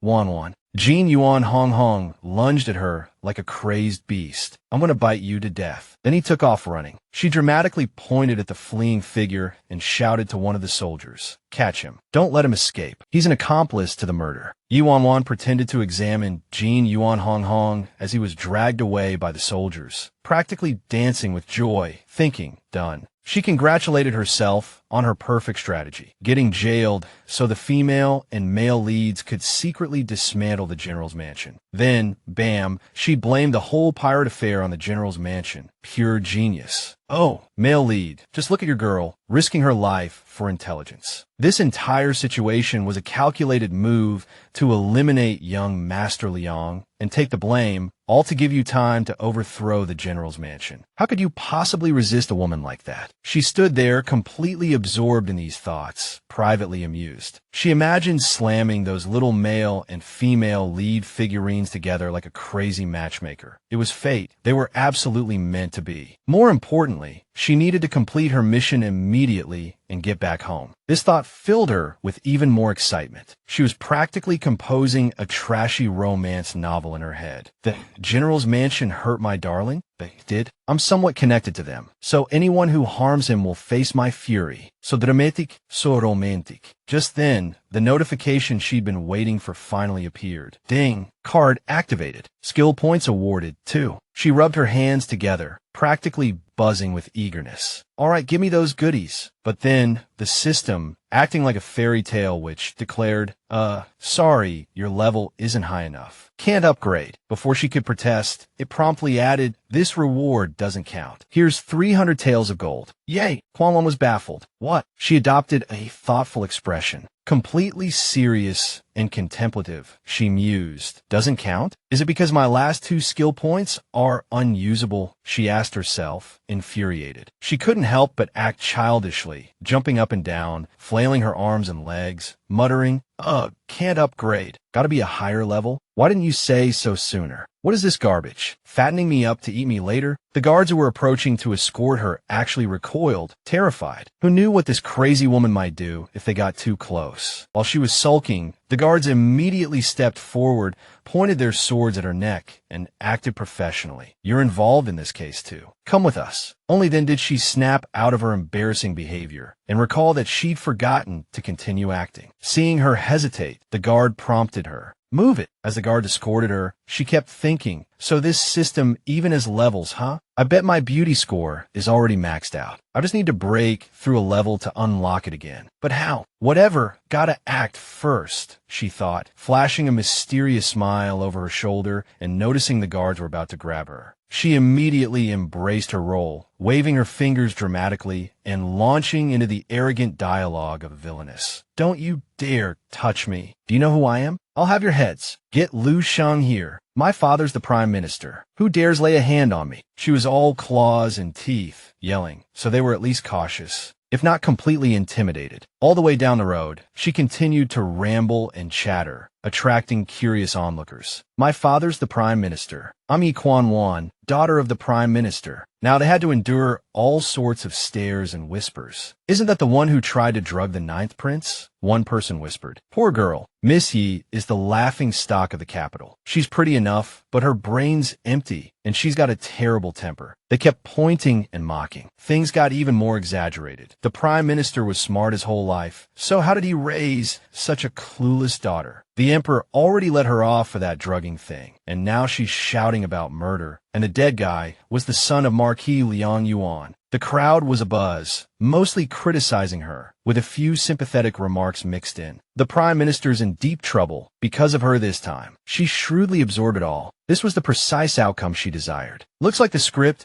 is unfolding perfectly, she thought, rounding up to the nearest 10. Okay, so the time, place, and exact cause of young Master Liang's death aren't the same, but the result is still identical. Young Master Liang is definitely dead, and I definitely got pulled into it, just like the plan. Everything's proceeding smoothly. That's all that matters. I'm so awesome. She mentally cheered herself on, keeping it all to herself, of course. Meanwhile, Zhang Yuan Hong was watching her with a look that conveyed 1,000 words, but she ignored him. He was merely a pawn following her grand scheme. And you're stuck in jail with me for a few days. Who told you to be the male lead, anyway? Seeing her meaningful glance, he felt a little uneasy. Once in the cell, she collapsed, exclaiming, "Phew, running around these past few days has worn me out. Finally, I can rest for a bit." While he leaned against the iron bars of the adjacent cell, hearing her weary sigh, he grumbled critically. Are you here to be in jail or to enjoy life? Throwing her image aside, she held up a chicken leg to eat, philosophizing. Now that I'm in prison, I'll be hungry for one day, even if I'm full. Why not be a full ghost rather than a hungry ghost? He grew increasingly annoyed, unable to appreciate her perverse logic. I am a renowned flower-plucking thief. I've never been imprisoned, not even when I stole something from the princess. Now I'm forced into this situation by this woman. I'm so angry I want you dead. I will definitely make you dead, he swore and stomped. She, meanwhile, pretended not to hear anyone scolding and lived peacefully in prison. Meanwhile, a subordinate reported, Your Highness, Miss Yi Wan Wan of the Prime Minister's manor is suspected of a crime and has been imprisoned. What? He exclaimed, then fell into deep thought. Just like the prophecy, everything is coming true. She's really in prison, just like the screen showed. Logically, even if she was involved in a murder case, the authorities would consider the Prime Minister's face and handle it leniently. Could the so-called female lead halo be this exaggerated? If she's already in prison today, will she turn villainous like in the script? No. He quickly dismissed the thought, not daring to imagine that terrifying future scenario. His fingers tapped rhythmically on his teacup. Nangong Miyun pursed his lips, thinking to himself, I absolutely cannot let the plot unfold as planned. I want to see just how crazy Yi Wan Wan can get. My good show has just begun. He propped his chin on his hand, lost in thought. Impossible. How is this possible? Last night, I clearly put young Master Liang's body in the carriage and sent it away. I even told the driver to keep going, and I threw the dagger far away. He broke out in a cold sweat, completely baffled. Why was Yi Wan Wan still arrested as a criminal? Meanwhile, Xiaoshu Jian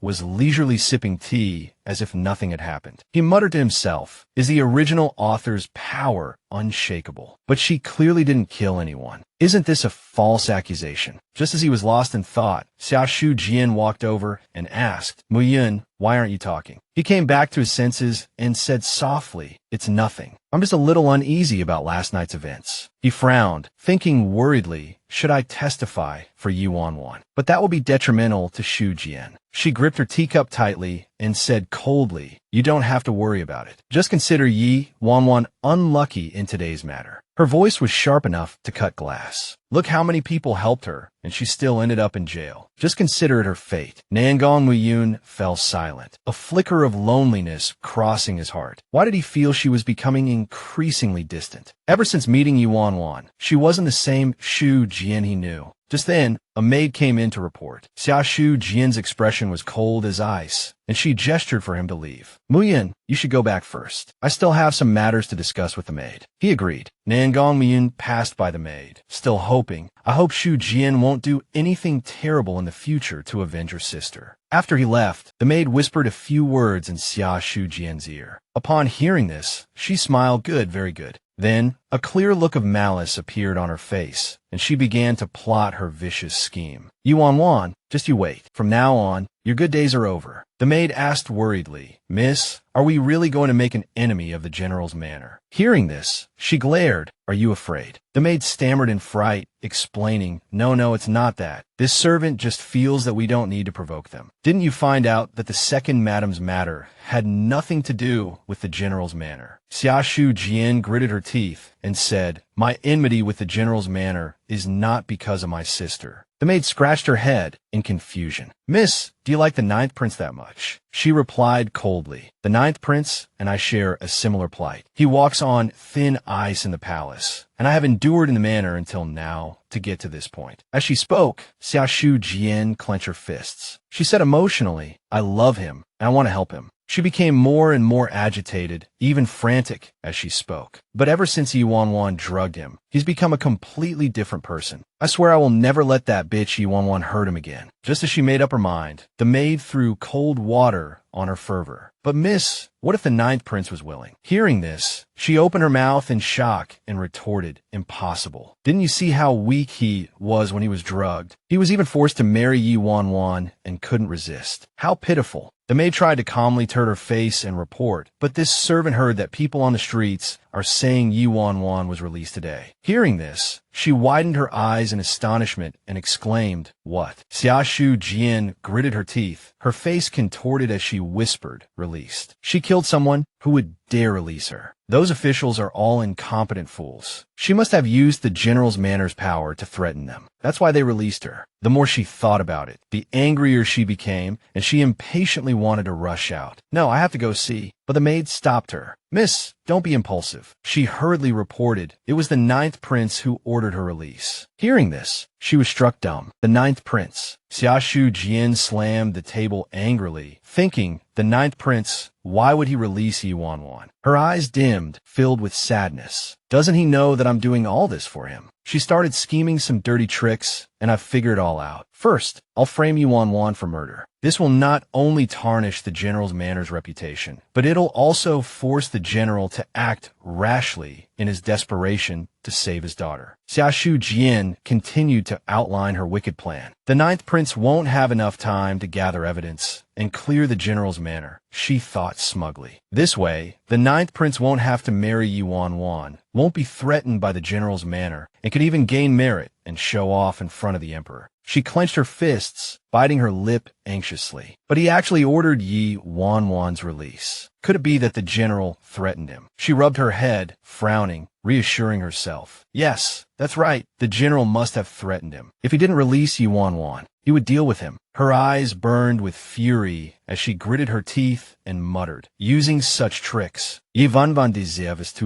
using any means to achieve her goals. How simple, how shameless. So Yu Wan Wan was finally out of jail, but she was already making things difficult for the poor fellow in front of her. Are you really from the ninth prince's manor? She complained. He He was sweating profusely and replied, yes. She groaned internally, something like, ugh, him again? Seriously, him again? She reluctantly followed him, muttering to herself, that ninth prince, Nangong Muyun. Has he ever done anything useful? He just idles around all day. She imagined smashing Nangong Muyun's head, pouting like a child. Why did the author have to create a male lead? I want to punch every day. Yu Wan Wan forced herself to calm down, telling herself, no, I must endure. I can't lose my temper now. Otherwise, how will the female lead frame me? How will she gather evidence to bring down my family? Thinking of this, her face darkened, and she gritted her teeth, calculating the female lead will strive to build her empire. I absolutely cannot hinder her. I cannot interfere. Suddenly, she blurted out like a lunatic, yes. She switched to full-blown tantrum mode, grabbing the nearest pillar and wailing, I'm not leaving. You arrested me without rhyme or reason, made a public spectacle of me, and now you're just letting me go. Where do I put my face? The guards were at a loss, their faces helpless. Missy, please forgive us. We were just following orders. Seeing an opportunity, she put on a saccharine, sarcastic smile. Oh, so following orders means you can arrest anyone at will. Then, if you want to earn some extra money, should you arrest my father too? The guards paled and hurriedly bowed. No, we wouldn't dare. Then how can we make you leave? She pouted like a child, whining, catch the real culprit, clear my name, and then I'll leave. The guard was near tears. Such a big case. We're short-staffed. It's not that easy. He practically groveled. Oh, please, miss, have pity on this lowly servant. Just come out. She simply waved her hand. No way. Not a chance. Unless, Yu Wan Wan said haughtily, unless you can find the person who framed me. She was gloating when, bam, a familiar figure appeared behind her. Shang stood there with a cold face, flicking her forehead. Get up, now. This completely ruined her mood. She crossed her arms and glared. He ignored her completely, grabbing her by the collar and dragging her away. Listen, she started wailing, clinging to the cell bars. They arrested me. They made me the laughingstock of the entire capital. She put on her best pitiful act, squeezing her eyes shut. I can't face anyone anymore. Shang had a splitting headache. All right, stop acting. Do you enjoy theatrics this much? He turned around, reluctantly compromising. Just do it for me, okay? She thought, you have to give me some face before I stop. Shang smirked, reminding her, the ninth prince is still waiting outside. Her eyes widened. He's still here. She frowned, looking annoyed. Is Nangong Muyun causing trouble again? What a nuisance, always getting in the way. She pulled a small gray bottle from her clothes, thinking mischievously, looks like I'll have to use this on him directly. She followed Shang, still putting on a pitiful, teary-eyed act, but inside, she was laughing maniacally. Twisted male lead, buy a second male lead. I'm the one in control. In her imagination, she felt everything was too dramatic, too over the top. It was time to make her exit. Up ahead, Nangong Muyun stood with his arms crossed, looking impatient. The moment he saw her, he glared. Yu Wan Wan covered her face with her hands, preparing for an Oscar-worthy performance. Her attitude did a complete 180. She bounced over to him cheerfully, clinging to him sweetly. Muyun Gij, I know everyone in the world might abandon me, but you won't, right? He just stared at her expressionlessly. Shang, standing behind them, was speechless. Where did she learn all these cheesy lines? The ninth prince and the prime minister were on good terms. Nangong Muyun replied coldly, you caused trouble. It wasn't convenient for the prime minister to show up, so I came. Don't overthink it. Her face stiffened, and she forced a smile. Okay, whatever. Muyun Gij, I know it was late, but thank you for coming to get me. I'll treat you to some medicine. Realizing her slip of the tongue, she quickly corrected herself. Ahem, I mean dinner. She put on her most sincere expression, blinking her eyes pleadingly. Is that okay? But inwardly, she was screaming. Everything is ready. I just need a little push. Come on, male lead, reject me. I'm ready. But life never goes as planned. He simply said with an impassive face, I've already instructed the servants to prepare dinner. Come back to the manor with me. Nangong Muyun exuded an aura of dominance, a true leader. He stared at her with his unfathomable eyes, suddenly grabbed Yu Wan Wan's hand, and said with a smirk, I want to have dinner with her. Any problem with that? She was completely stunned, her eyes wide and round. Oh, why you? Behind them,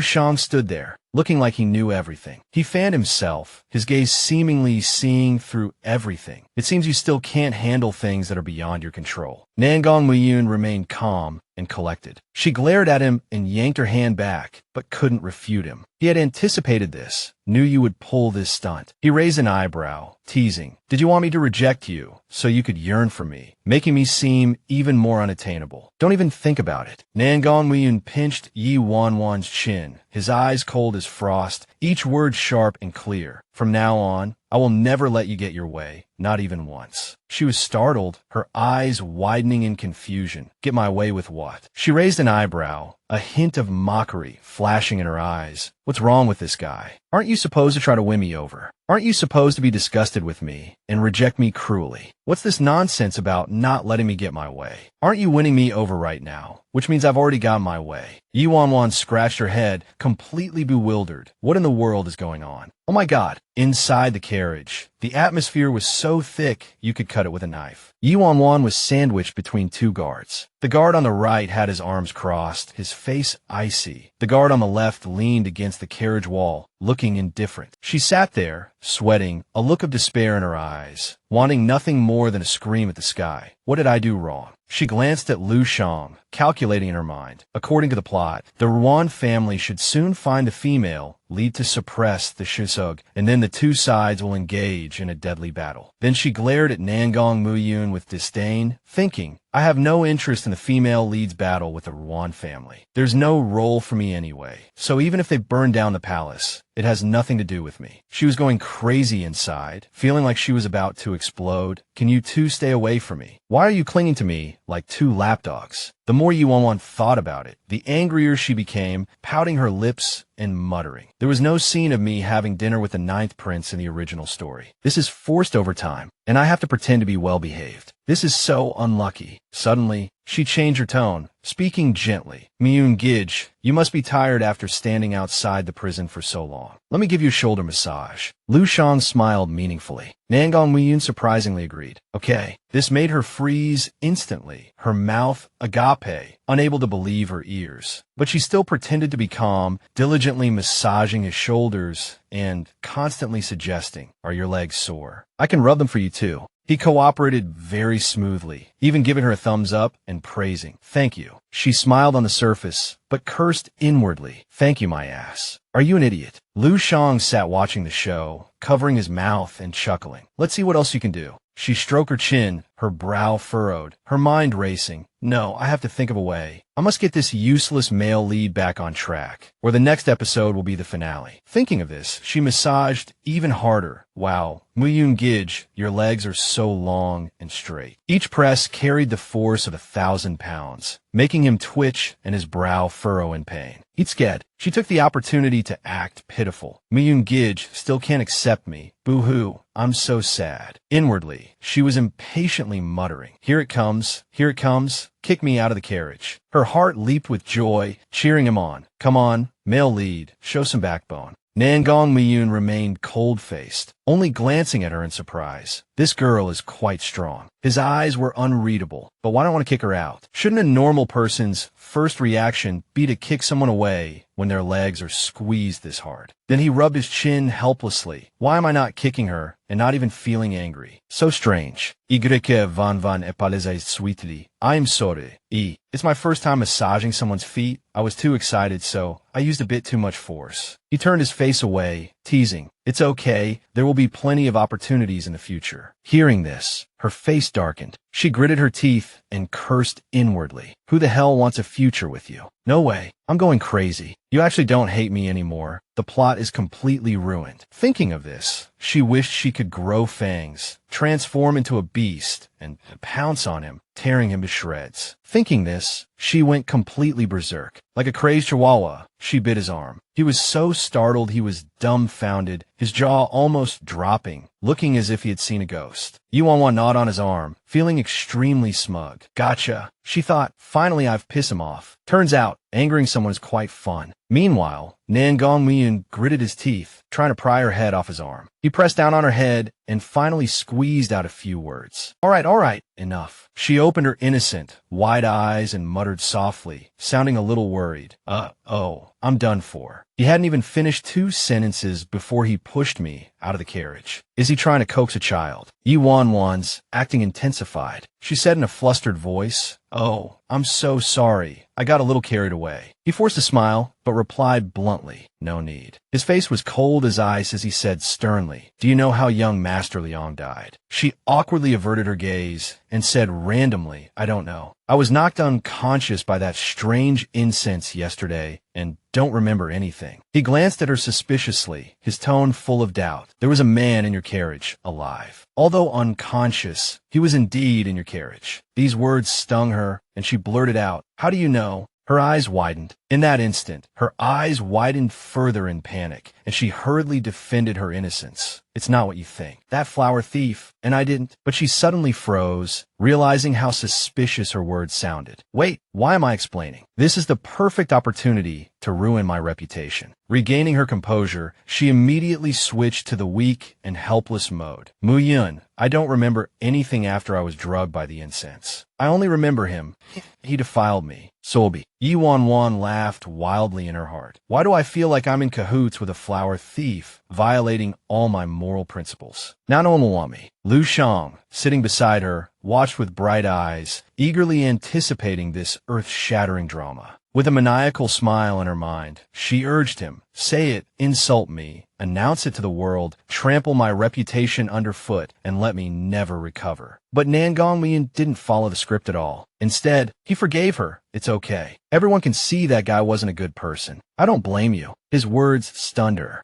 Shang couldn't hold back any longer and burst into laughter. Haha. Wan Wan was extremely embarrassed and turned around, hissing, Can you be quieter? Don't you care about my feelings at all? He understood and quickly restrained his expression, covering his mouth. Then he leaned forward and said to the main characters, I'm fine, carry on. Wan Wan immediately got back into character, fake tears shimmering in her eyes. Yun, please don't abandon me. He smiled gently and lifted her chin. If you truly love someone, you won't care about their past. I know you were forced. You've suffered. I swear I will never abandon you because of this. Hearing these cheesy lines, she broke out in a cold sweat, wrinkling her nose and complaining, Dude, you're stealing all my lines. Wan Wan didn't hesitate to throw herself into his arms, pretending to faint. Thank you, brother, you're the best. She thought triumphantly. Piece of cake. Who said I couldn't win him over?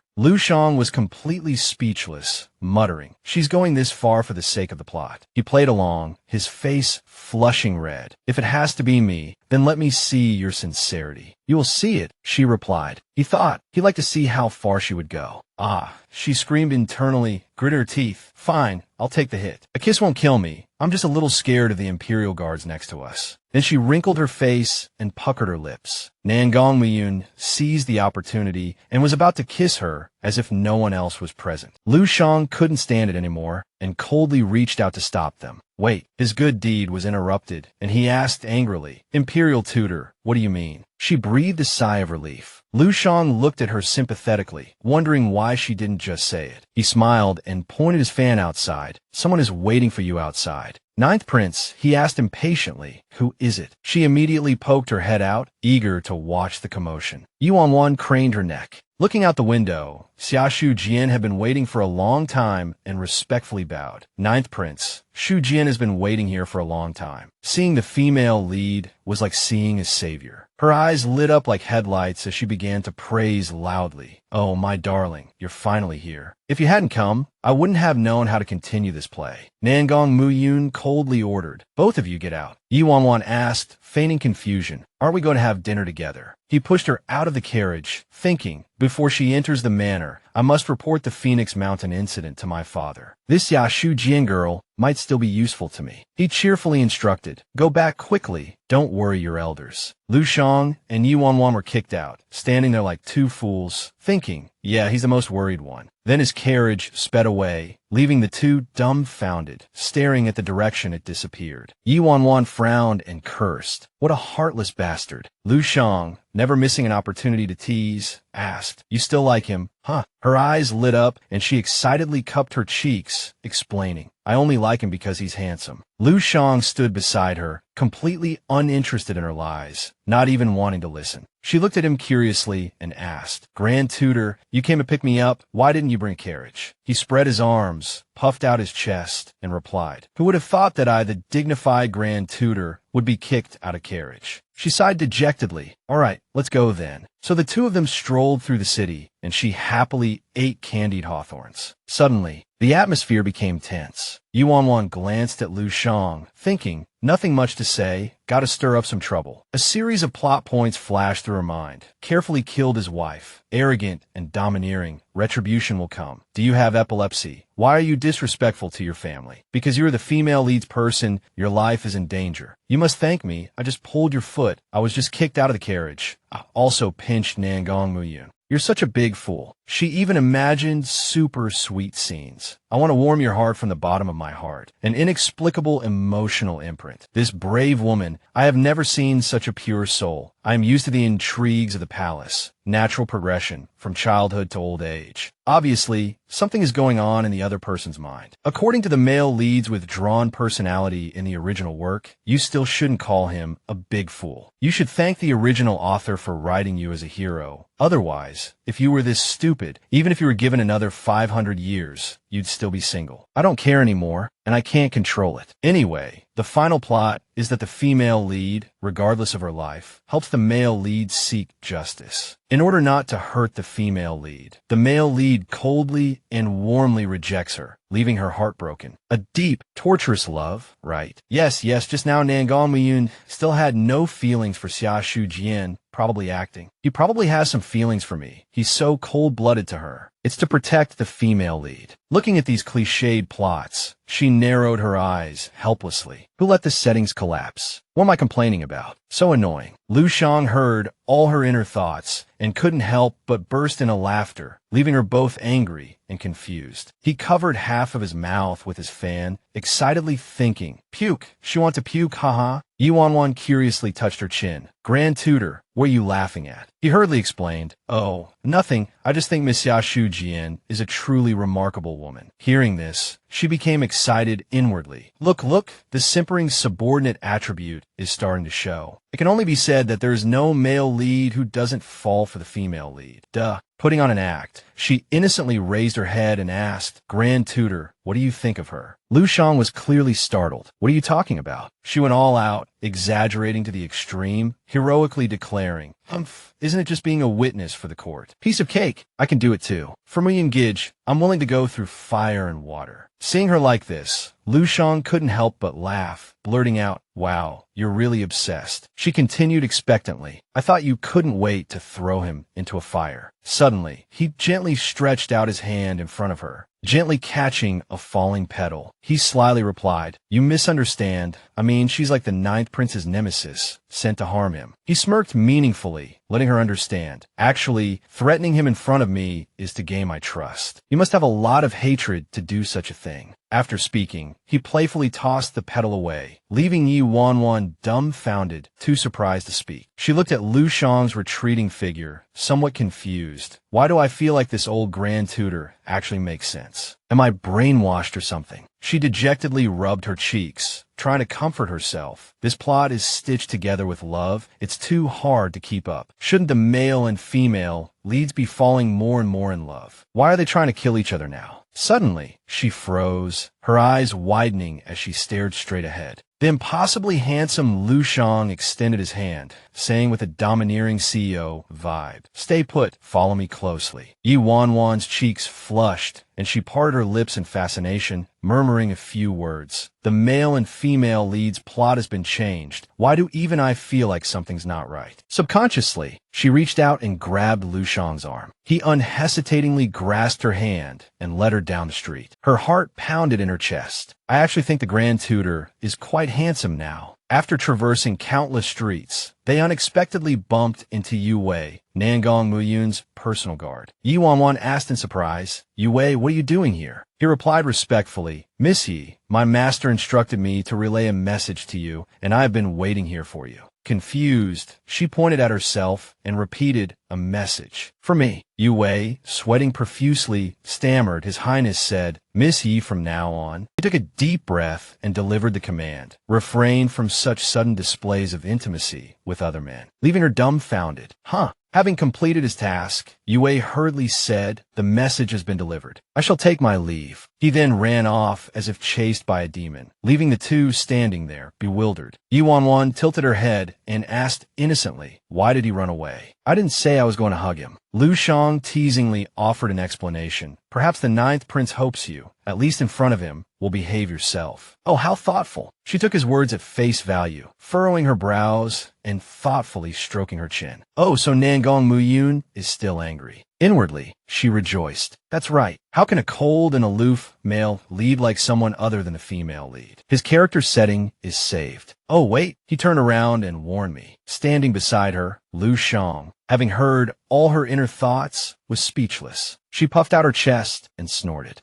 Fine, I won't hug him. He even went out of his way to warn me. Lu Shang chuckled to himself. She's probably overjoyed on the inside. She dramatically turned to him, tears welling up in her eyes. Wah, Grand Tutor, I'm so heartbroken. I'm going home to cry. He simply responded with an impassive oh. Yi Wan Wan didn't linger, practically skipping into her residence, humming a tune. Lu Shang sighed, a wry smile on his face. Yes, of course she'll cry. He snapped open his folding fan and chuckled slyly to himself. Silly girl, when did the ninth prince warn you not to hug him? He clearly told you not to hug other men. A moment later, he decisively closed his fan and quickly summoned a subordinate. Shihua, come here. He mused. It seems Yi Wan Wan is right. The ninth prince has too much free time. I need to find him something to do. As Shihua approached, he whispered, I need you to do something for me. Shihua accepted the order. Understood. Scene changes to the Leong manor. Lord Leong held a piece of paper, deeply moved. Thank you, Deputy Commander Shi.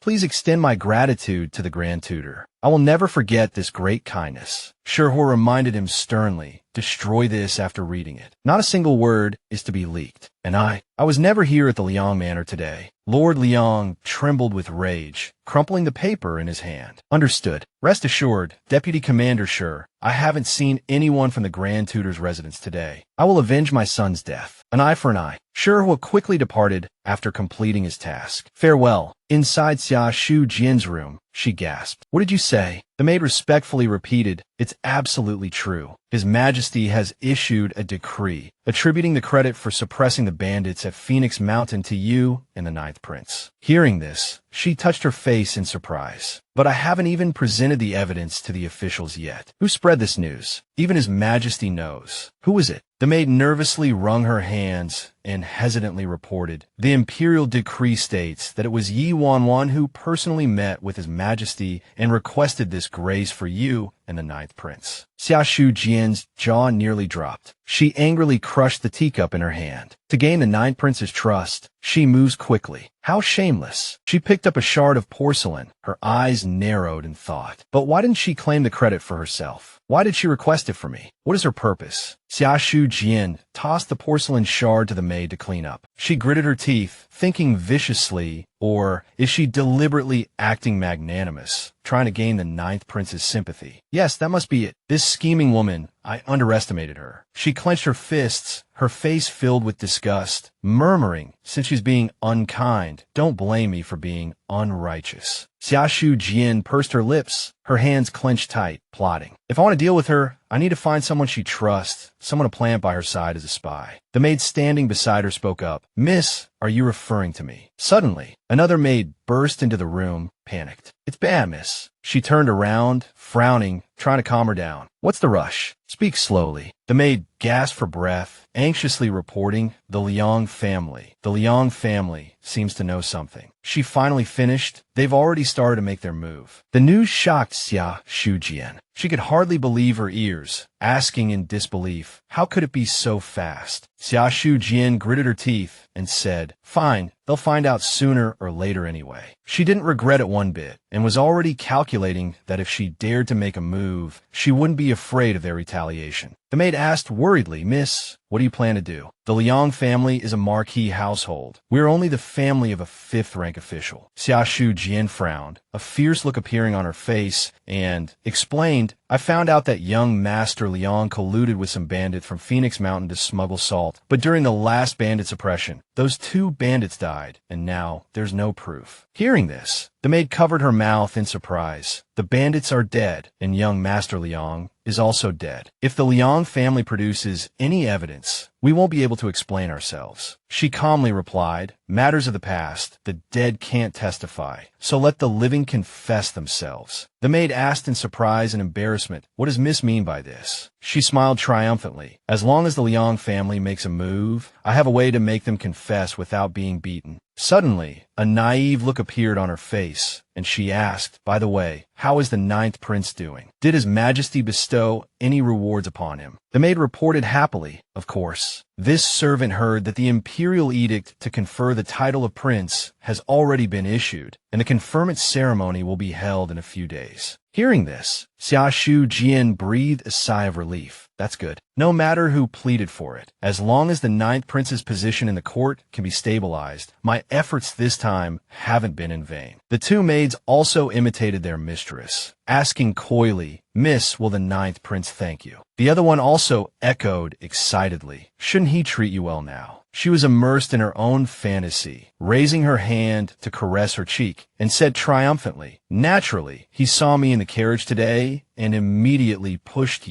Wan Wan away. He must have been afraid that I would misunderstand. The more Xiaoshu Jian thought about it, the redder her face became, and she continued happily, although he looks cold on the surface, I know he doesn't dare to say it explicitly because Wan Wan was present. I understand, and I don't want to make things difficult for him. The mistress and servants were whispering below, while Lu Shang and Shihuo on the roof had been eavesdropping for a long time. After listening to the entire conversation, both of them were speechless. Shihuo lowered his eyelids and asked in confusion, this Miss Xia isn't a fool, is she? The 9th prince is so cold to her. Anyone with eyes can see it. Why does she insist on thinking the opposite? Lu Shang curled his lip and sneered. Why are you arguing with a fool? Then, he playfully tapped Shihuo's head with his fan. The situation in the court is unpredictable. She took the initiative to stand up and take the bullet for someone without regrets and without asking for anything in return. Let alone the 9th prince. If it were me, I'd want her too. He frowned inwardly and pondered. Moreover, Xiaoshu Jian doesn't know that the 9th prince, who she thinks has feelings for her, is currently in his study missing the person who hurt him. His expression darkened, and he speculated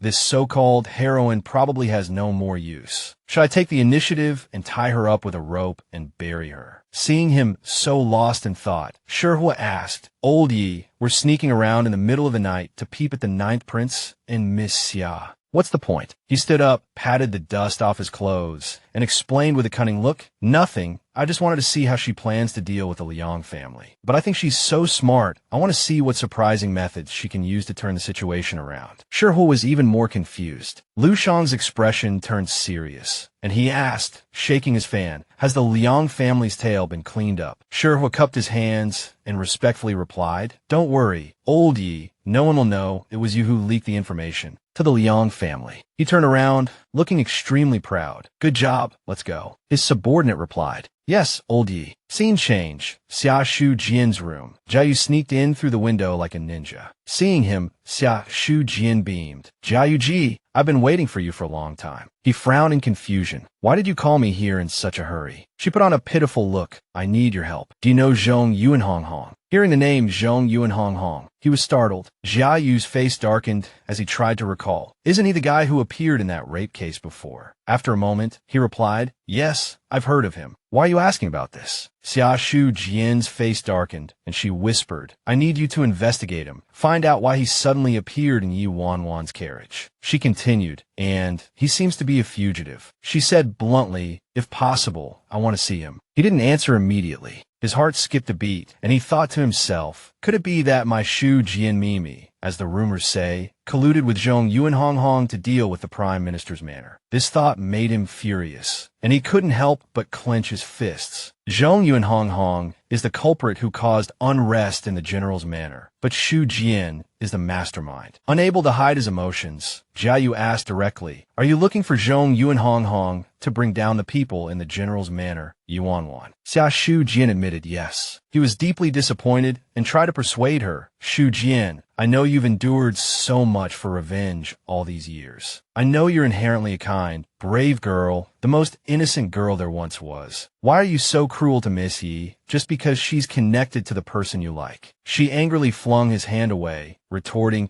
"The Yi family must fall, otherwise Nangong Muyun will never ascend to that position." He rationally pointed out, if Nangong Muyun wants to ascend the throne, what he needs most is the Yi family support. But Xiaoshu Jian closed her eyes and said confidently, "He has me. I can rally powerful officials for him, eliminate all obstacles, even if it means wading through mountains of corpses and seas of blood. I'm willing." She continued to indulge in her fantasy of power. "After he ascends the throne, I'll be the empress. I want everyone who looked down on me, who humiliated me, to kneel at my feet." Jiayu was stunned, unable to believe his eyes. The innocent, carefree girl he knew had become a cold-blooded, ruthless demon. "I've known Xu Jian Mimi since we were children. When did I become so unfamiliar with her?" But because he loved her, a single tear of sorrow rolled down his cheek as he whispered to himself, "Fine, if this is the life you want, I'll walk this path with you." Then he silently turned and left. Before leaving, he added, "I'll contact Zhong Yuanhonghong for you. I'll arrange to meet outside the city tomorrow at noon." The next day at noon, as agreed, Xiaoshu Jian waited in the suburbs. As soon as she saw him, she excitedly called out, "Zhong Yuanhonghong." He sat high up, asking coldly, "Who are you?" She covered her face with a cloth to conceal her identity, then got straight to the point. "I want to deal with Yuan Wan. Help me." He was disgusted, spat, and cursed. "Oh, the female lead is really something, bossing people around here." Zhong Yuanhonghong didn't answer immediately, jumping down from his perch. He crossed his arms and asked impassively, "Why should I help you?" Xiaoshu Jian reminded him, "Didn't you help me last time?" She gazed mysteriously and said, "I know you didn't really faint in the carriage last time. How could a divine thief like you be knocked out by some cheap knockout incense?" Seeing no reaction from him, she continued to imagine how powerful she was, adding, "You already know I killed Gongsun Liang, but you didn't expose me in prison. I also know you'll definitely help me." Hearing this, his expression froze, a giant question mark appearing above his head. Zhong Yuanhonghong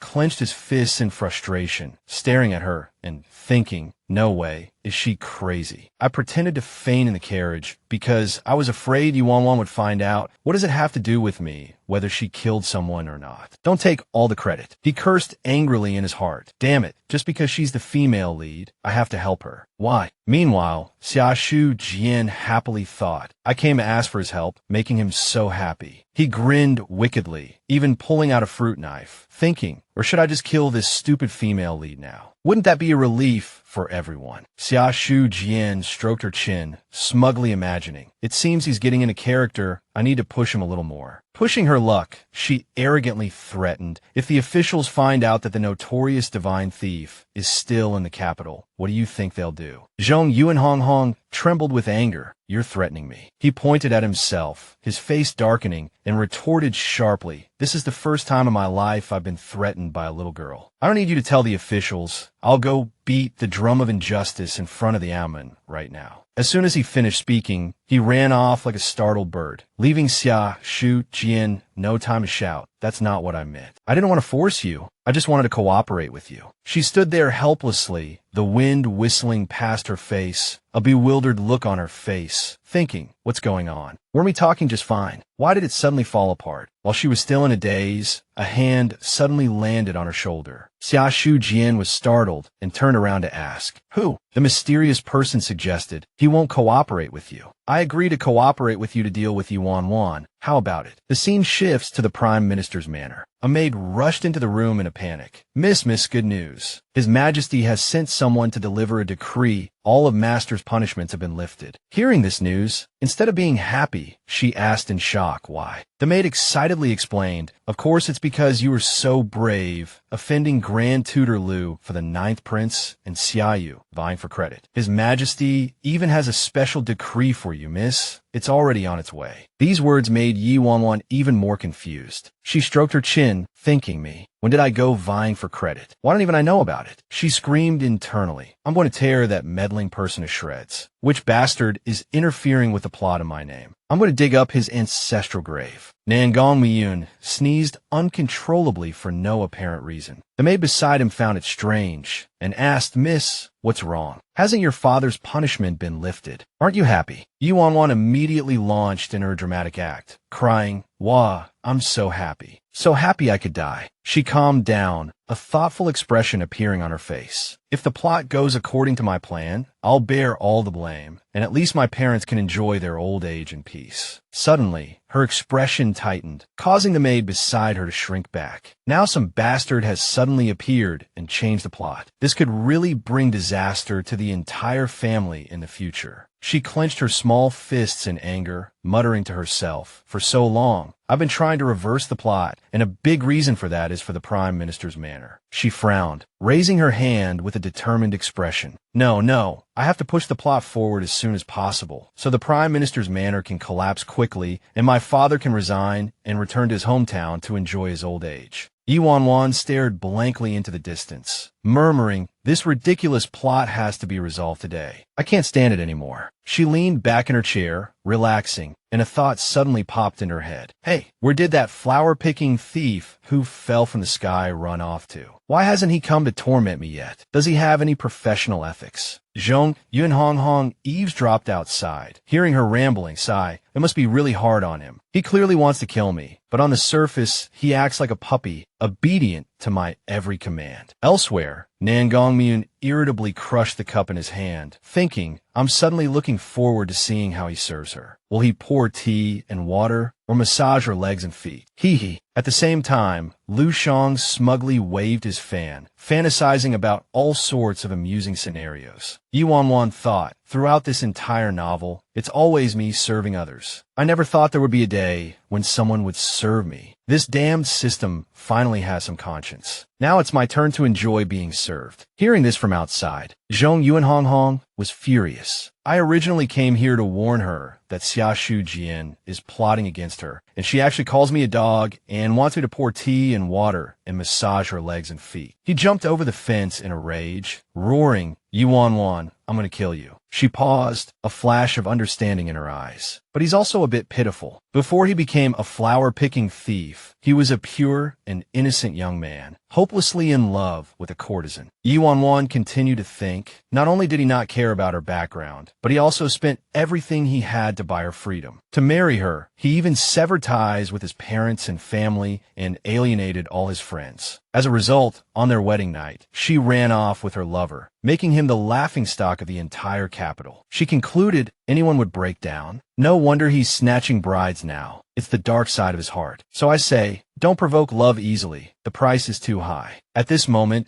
the servant attending Nangong Muyun asked in confusion, Your Highness, this is your 8th cup of tea. Nangong Muyun felt uneasy. What absurd story is this? Isn't Yi Wanwan my personal servant? Why give her so many superfluous emotional settings? Yi Wanwan sympathized with him, thinking, but I think he's been traumatized by a woman and has psychological scars, which is why he likes a vicious woman like me. What a bad memory. Nangong Muyun realized this, laughed loudly, and then said, Haha, so a servant can also have a servant. Interesting, I've learned something new. She thought, I completely agree with the saying, let go of old love, quickly find new love, then you won't be hurt. Zhong Yunhonghong stormed into Yi Wanwan's room with murderous intent, roaring, Yi Wanwan, I will kill you today. Even the king of hell can't save you. He gritted his teeth and abruptly pushed the door open. But when he saw Meng Tao, the commander of the Imperial Guards, the second strongest expert in the capital,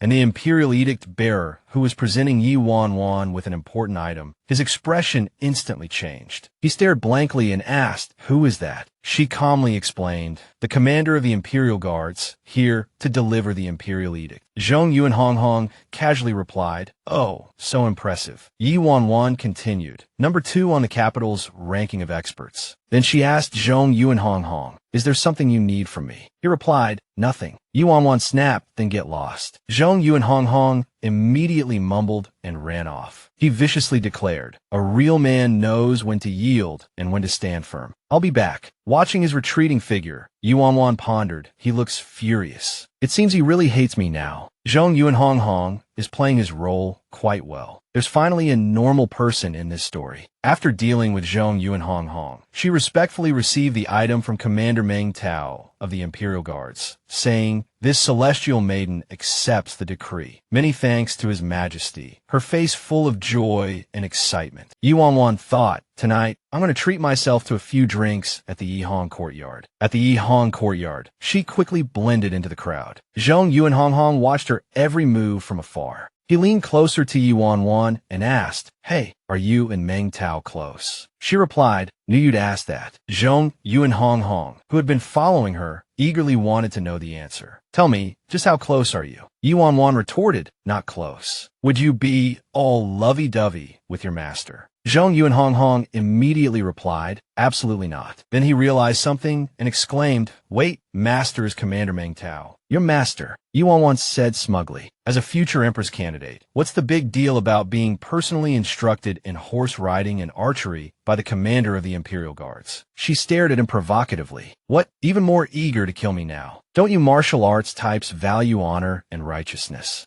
Zhong Yuanhonghong thought, that makes sense. No wonder she's so good at palace schemes. Seems like she's got some skills. He sized her up from behind, muttering, "If I make a move now and lose, how embarrassing would that be?" Yuan Wan saw right through him. "Ha, that look in his eyes, he definitely wants to fight me." Putting on a pitiful expression, Zhong Yuanhonghong thought, "All right, better to play it safe. I need to find a chance to test her skills before deciding whether to make a move." Yuan Wan, seeing through his act, said dramatically, "You're truly the most dedicated supporting male character I've ever met. So persistent in wanting to kill me. I'm so touched." Sob sob. She accidentally flicked his head. "Oh, right, I almost forgot something super important." Zhong Yuanhonghong clutched his head and crouched down, yelling, "Don't hit me." Yuan Wan tilted her head and asked, "What are you saying?" She strode forward, saying to Zhong Yuanhonghong, "Can't fight you tonight, sorry. I have more important things to do." He immediately asked, "What is it?" "I'll go with you." Yuan Wan scoffed, "You can't keep up." As she hurried away, she suddenly realized, almost forgot, tonight is the 7th day after Leong Gongzi's death. If everything goes according to plan, the Leong family will fall tonight. Yuan Wan said triumphantly, "Finally, after all this time, I've finally pushed the plot to its climax." Zhong Yuanhonghong, lagging behind, was impressed. She's as light as a feather. Her martial arts are formidable. Good thing I didn't attack just now. Landing on a rooftop, Yuan Wan thought, "Oh my god, if tonight's scene goes well, the female lead will completely turn the tables and wreak havoc. I can't wait. I can't wait. The female lead is about to reverse the script. That guy is going to get his comeuppance. Good and evil will eventually be rewarded. And finally, it's my turn. Wait, what? His comeuppance." Pacing back and forth, she muttered, "But I always feel like those male leads are a bit not very appealing to me, you know?" Yuan Wan suddenly thought, "But the main storyline is pretty stable. There shouldn't be any major problems, right?" She dramatically pondered, "I don't have to worry too much about the others for now. The most terrifying one is that two-faced Grand Tutor," Yuan Wan declared, "because the first person the female lead will target after her transformation is me. Why is the hatred directed at me? And the female lead's biggest helper is the Grand Tutor. His role in this scene is super important." Feeling a little giddy with excitement, she thought, "Sigh, although I always call him an old fox, the more I think about it, the more I like him. But knowing that the Grand Tutor is going to help the female lead deal with me, I suddenly feel a little sorry for myself." Thinking about Lu Shang's attitude, she said, "The Grand Tutor is usually so fierce and scary towards me. I wonder how he'll treat the female lead." Yuan Wan recalled the smug smiles of Zhong Yuanhonghong and Xiaoshu. "I really want to see if the usually aloof Grand Tutor acting like a lapdog in front of the female lead would be funny." The system notification sounded. Ding. Scan successful. Skill points +2. Gold resources 350 taels. She cheered. "I'm one step closer to becoming a rich woman." Hee. She swiftly landed on another rooftop. Lu Shang was puzzled, muttering to himself, "This is impossible. Why would I help Xiaoshu Jian? With the Prime Minister back in favor, this is his time to shine." He asked himself in confusion, according to the plot,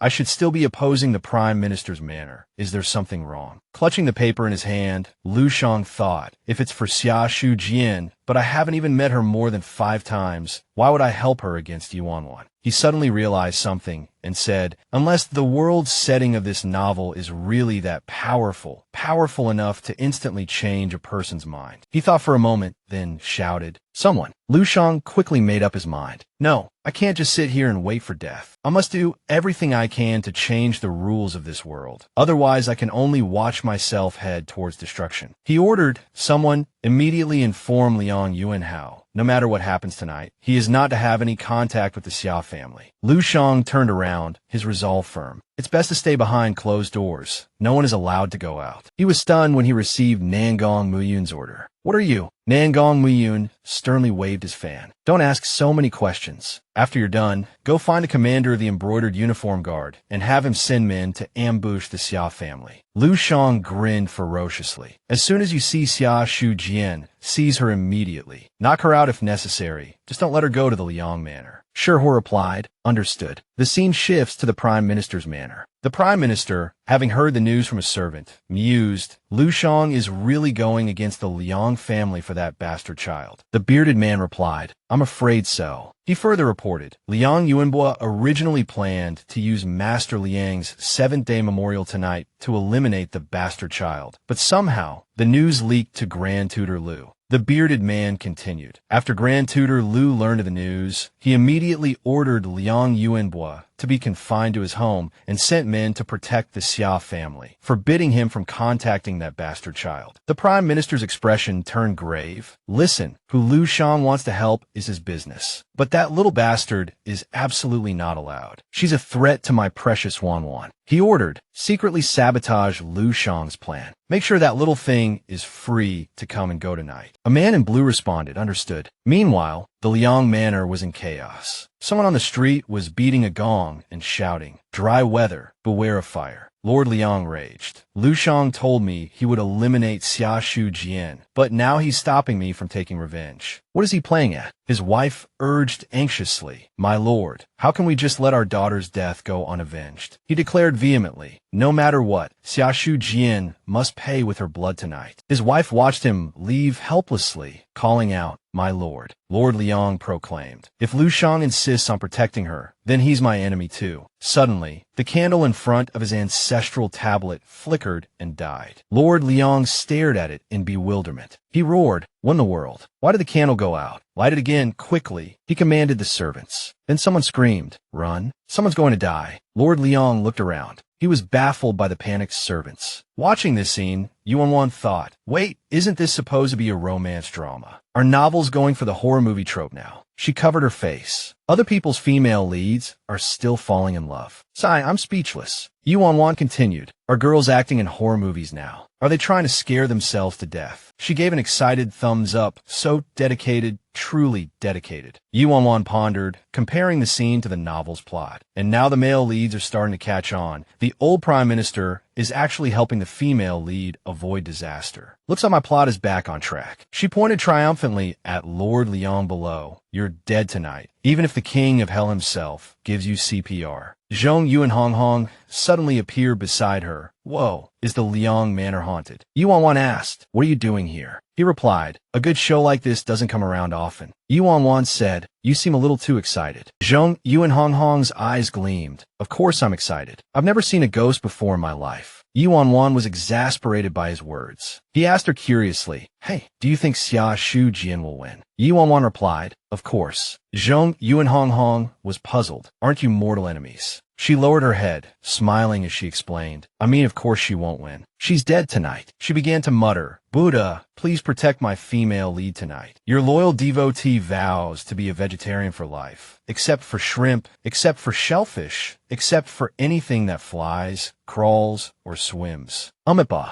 Zhong Yuanhonghong chuckled, where she doesn't die. She looked at him helplessly. Can't you just shut up and watch the show? It's utter chaos down there. A ghost. Help. The servants and maids were scared out of their wits, running in all directions. In the middle of the hall, several blurry figures with eerie smiles were pretending to be ghosts, scaring everyone witless. On one side, Lord Leong patted his beloved wife's shoulder, trying to calm her down. On the other, he burned with rage. You damned scoundrels. How dare you pretend to be ghosts in my manor? Get out here, you little brats. Unfortunately, there was no sign of the perpetrators, only a strange yet familiar voice crying, "Father, Mother, I'm in so much pain." The voice sobbed. Lord Leong was now furious, roaring, "Who is it?" His eyes searched everywhere, trying to find out who dared to impersonate the deceased. Hearing all this, Yu Wanwan thought, holy crap, are they serious? Are they going this far? She was extremely worried, trying to keep her voice down. Meanwhile, Zhong Yuanhonghong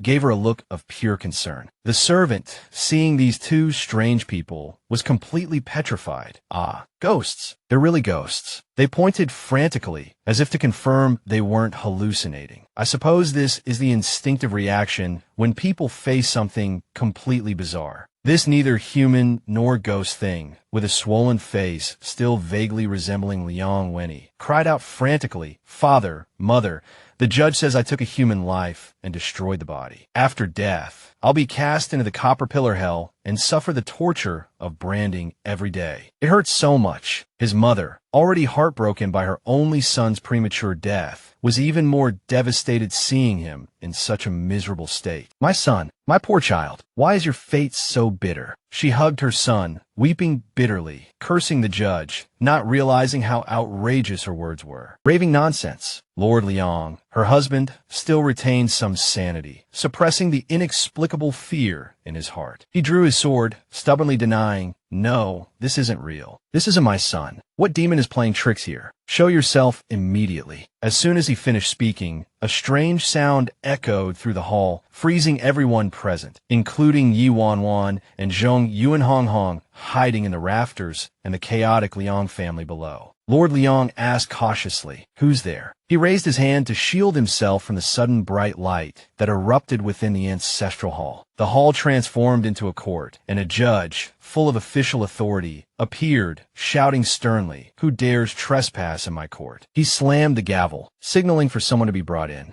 The judge's appearance was already shocking, and before the Leong family could react, a woman walked in through the door. She said timidly, "I am Xiaoshu." Indeed, this Xiaoshu was Xiaoshu Jian's older sister. "Someone from the Xiao family has filed a complaint," the judge said. "What is your grievance?" Unable to hold back her tears any longer, she cried, "I accuse Leong Wenny, the only son of Lord Leong, of violating my innocence. Afterward, to cover up his crime, he spread rumors and slandered me. Unable to bear the humiliation, I committed suicide." The direct cause of death was already horrifying, but she knew that without mentioning the Leong family's power, everything would be in vain. Lord Leong shielded his son. Officials protected each other, leaving my grievance unresolved. She continued, "Following procedure, the judge questioned the defendant. Leong Wenny, do you confess?" Having already suffered in the underworld, Leong Wenny couldn't deny it and confessed. "I confess." The matter was now easily resolved, and the judgment came swiftly. "Very well. A life for a life. Executioner, immediate execution." He was immediately dragged away for execution, crying out, "Father, save me." However, his fate was sealed, and he was quickly executed. Then suddenly a voice boomed, "You are also guilty." Lord Liang's jaw nearly dropped. The judge continued to list his crimes. "You are also culpable." Lord Leong trembled like a leaf, stammering, What crime have I committed?" Did he think he could take the VIP lane to the underworld? The judge slammed the gavel. "Audacious commoner, unrepentant even at death's door. Someone seize him."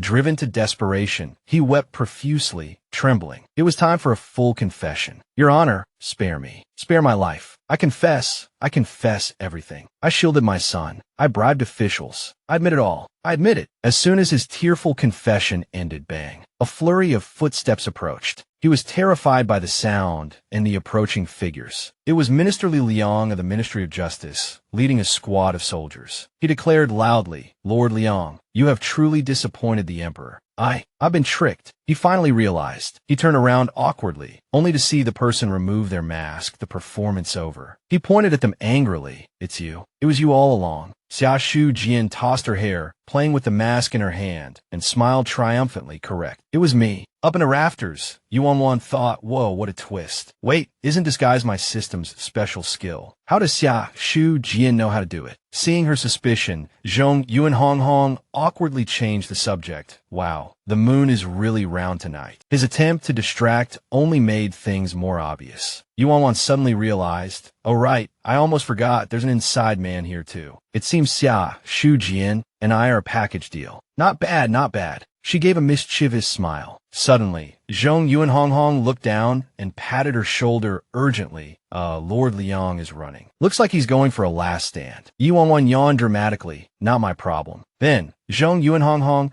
saw another shocking sight. Whoa. Lord Leong pulled out a knife from somewhere and is pointing it at Xiaoshu Jian. Yuan Wan, who had been acting indifferent, was startled by the key information in Zhong Yuanhonghong's words. What did you say? She jumped up. Zhong Yuanhonghong covered his ears and complained. Keep it down. You're going to deafen me. She looked down and saw that Lord Leong, at his wit's end, was indeed swinging his sword at the unarmed and seemingly helpless Xiaoshu Jian. How dare he? She clenched her fists and cursed, that despicable, backstabbing, dishonorable piece of trash, Lord Leong. Just then, Nangong Miyun appeared below, looking up at her. No, stop. Wait, don't stop. Stab her. Kill her. Suddenly appearing, Yuan Wan thought, I can't worry about that much. I need to see if the female lead is dead. Nangong Muyun was completely stunned to see her sudden appearance. Covering her face, she muttered to herself, this female lead is really too weak. I just looked away for a second, and someone already tried to kill her. Can't you be a little more resilient? Help me out a bit. How am I supposed to protect you like this? She poked Zhong Yuanhonghong with her pinky finger. Quick, let me down. He said irritably, your kung fu is better than mine. Can't you get down yourself? What are you pretending for? Yuan Wan quickly explained, no, it's not that. Isn't there someone watching down there? He glanced at her, his eyes as if saying, come on, those people down there, are they worth your effort to pretend? But he still cooperated and picked her up. The chatterbox Yuan Wan didn't forget to add, slowly, I'm afraid of heights. As soon as she landed, she saw Xiaoyu anxiously holding Xiaoshu Jian, saying worriedly, Shu Jian, don't sleep. Hold on. I'll stop the bleeding for you right away. Yuan Wan followed closely behind. She was feeling anxious when the door slammed shut with a bang, and no matter how hard she knocked, it wouldn't open. Peeking through the crack in the door, Yuan Wan muttered, why isn't she dead yet? Honestly, but in her heart, she was cheering her on. My female lead, you have to hold on. Just then, she turned around and found both Zhong Yuanhonghong and Nangong Muyun looking at her with puzzled expressions. Suddenly, Lu Xing also popped up, looking like he was enjoying the show. He inexplicably shoved a bag of beans in her face, then grinned, revealing an annoyingly smug expression, and asked, want some? Yuan Wan was so angry, she could only sputter you. She pointed at him, stuttering in anger. She gritted her teeth, clenching her small fists, thinking furiously, brother, I really want to kill you. After an unknown amount of time, Xiaoyu walked out, looking distraught. Yuan Wan rushed over and grabbed his sleeve, asking, how is she? He was covered in sweat. He stammered, miss. Miss he? Yuan Wan interrupted him sharply. Don't ask me why I'm here, and don't ask me if I'm sick. Just tell me how Xiaoshu Jian is doing right now. Xiaoyu's eyes widened in fear, his voice trembling, that the bleeding, it won't stop. If she can make it through the night, she'll be fine. Yuan Wan's face darkened. What? Everyone was startled. Yuan Wan cried out tearfully, what do you mean? If she can make it through the night? Xiaoyu explained sadly, we've done everything we can. Now it's up to her will to live. Nangong Muyun said impassively, if she doesn't make it through the night, it's fate, isn't it? Furious, she clenched her fists again, gritting her teeth and spitting out a single word, you. Lu Xing walked over with a smile, teasing, I didn't realize you cared so much about her. Feeling a little guilty, she quickly covered up, I'm worried she won't die. What if she comes back to life again? How unlucky would that be? Lu Xing pushed her towards the exit. In that case, you should go back first. The Xia family will send someone to take her for treatment. To keep up the act, she quickly agreed. Right, I have to go. I didn't want to come in here in the first place. He turned around, his face cold as ice, and said, whether she lives or dies, it's up to fate. Yuan Wan quickly echoed, exactly, I don't want to see her face for even another second. Late that night, inside Xiaoshu Jian's room, Yi Wanwan tiptoed in, her arms full of bottles and jars of various sizes. She was almost moved to tears, thinking, thank goodness for my system and the skill conversion function, otherwise the female lead would really be a goner this time. She gently pushed open the door and peeked inside. She gazed intently at Xiaoshu Jian, who lay on the bed, barely breathing. Yi Wanwan breathed a sigh of relief. Phew. Thankfully her meridians aren't damaged. It's not a fatal wound, just a flesh wound. Just needs stitching up. As soon as she finished speaking, she quickly pulled out a set of surgical instruments, her face full of confidence. Hold on. General anesthesia hasn't been invented in this era, so surgical pain relief still relies on our ancestors' Mafizan. After a flurry of activity, she let out a long sigh and wiped the sweat from her forehead. Phew, surgery is really tiring. She extended a finger and poked Xiaoshu Jian's small mouth, earnestly instructing, you have to live well, we're in the same boat now. I can protect you for a while, but not forever. She smiled gently. Good night. My female lead. Yi Wanwan stretched, feeling refreshed. Mission accomplished, time to go home and sleep. Just then, she turned around and ran right into that annoying guy by the window, Shang. Her eyes widened in surprise, her expression tinged with disgust. He, however, waved cheerfully at her. Rubbing her chin, she wildly guessed, is he here to deliver medicine? So he secretly came to save the female lead. It seems he was just pretending before. He couldn't really just leave her to die, could he? Shang, as if seeing through her thoughts, coldly pulled out a small vial and said, don't misunderstand, I brought poison to finish her off. But she didn't believe him at all. Instead, she gesticulated wildly and rambled, teasing, you're just trying to cover it up. If you want to save her, just save her. What are you so shy about? Shang seriously repeated, this really is poison. See for yourself. Yi Wanwan didn't believe him, muttering to herself, haha, I was worried the plot would deviate, but it seems I was overthinking it. He still came for a night visit. She recalled some specific scenes. Since the Grand Tutor has spoken, then this official will naturally give you this face. Then she smiled contentedly. Now that I think about it, Xiaoshu Jian is just the illegitimate daughter of a fifth-rank official. How could she persuade the Minister of Justice to act with her? Shang must be involved. She was pleased with her wild imagination, adding the scene of Lord Leong and his son's judgment. Zhong Yuanhonghong must have taught Xiaoshu Jian these Jianghu tricks. As long as you offer the right conditions, anything is possible. Let me help you. She crossed her arms, connecting the events that had just happened. The Leong family's cries. Let me go, I've been tricked. She's the one who harmed me. Leong Yuanho was so agitated, he must have been hallucinating, all thanks to Xiaoyu. She was satisfied to see, isn't everyone following the original plot? She completely forgot there was someone next to her, laughing like a lunatic. Heaven has been good to me. I must go and offer chicken in thanks. Shang, standing behind her, asked curiously, are you happy? Hearing this, she put on an act and asked back, which eye of yours sees me happy? Yi Wanwan regained her composure and questioned, even if this is poison, so what? Why did the Minister of Justice appear at the Leong Manor late at night? Shang, what's your explanation? Hearing this, he became furious and asked, are you suspecting me? She argued, it's not that I suspect you, but the facts are right in front of us. She began to verbally attack Shang. Xiaoshu Jian is the illegitimate daughter of a fifth-rank official. If she didn't have someone backing her, how could she have climbed to the position of Minister of Justice? She continued triumphantly. Moreover, as far as I know, this Minister of Justice was recommended by Grand Tutor Liu, wasn't he? He was burning with anger. I didn't. She pointed at him angrily, reminding him, if the Grand Tutor says it wasn't him, then it wasn't him. We are not on the same path. From now on, we have nothing to do with each other. Suddenly, Shang angrily grabbed her soft arm. He pounded his chest and said with a wronged expression, Yi Wanwan, do you believe me? She was stunned by Liu Xing's puppy-like demeanor. Seeing him so worried, someone who didn't know better would think he cared deeply for her. What great acting! She quickly withdrew her hand in disgust, her mouth bitter, and continued, shut up. I don't believe a single word that comes out of your mouth. She started screaming internally, brother, stop beating around the bush and just do what you're supposed to do, okay? Suddenly, an impatient voice commanded, let her go. Shang was startled. Zhong Yuanhonghong descended from the sky. He impatiently kicked the air beside him and shouted, don't touch her.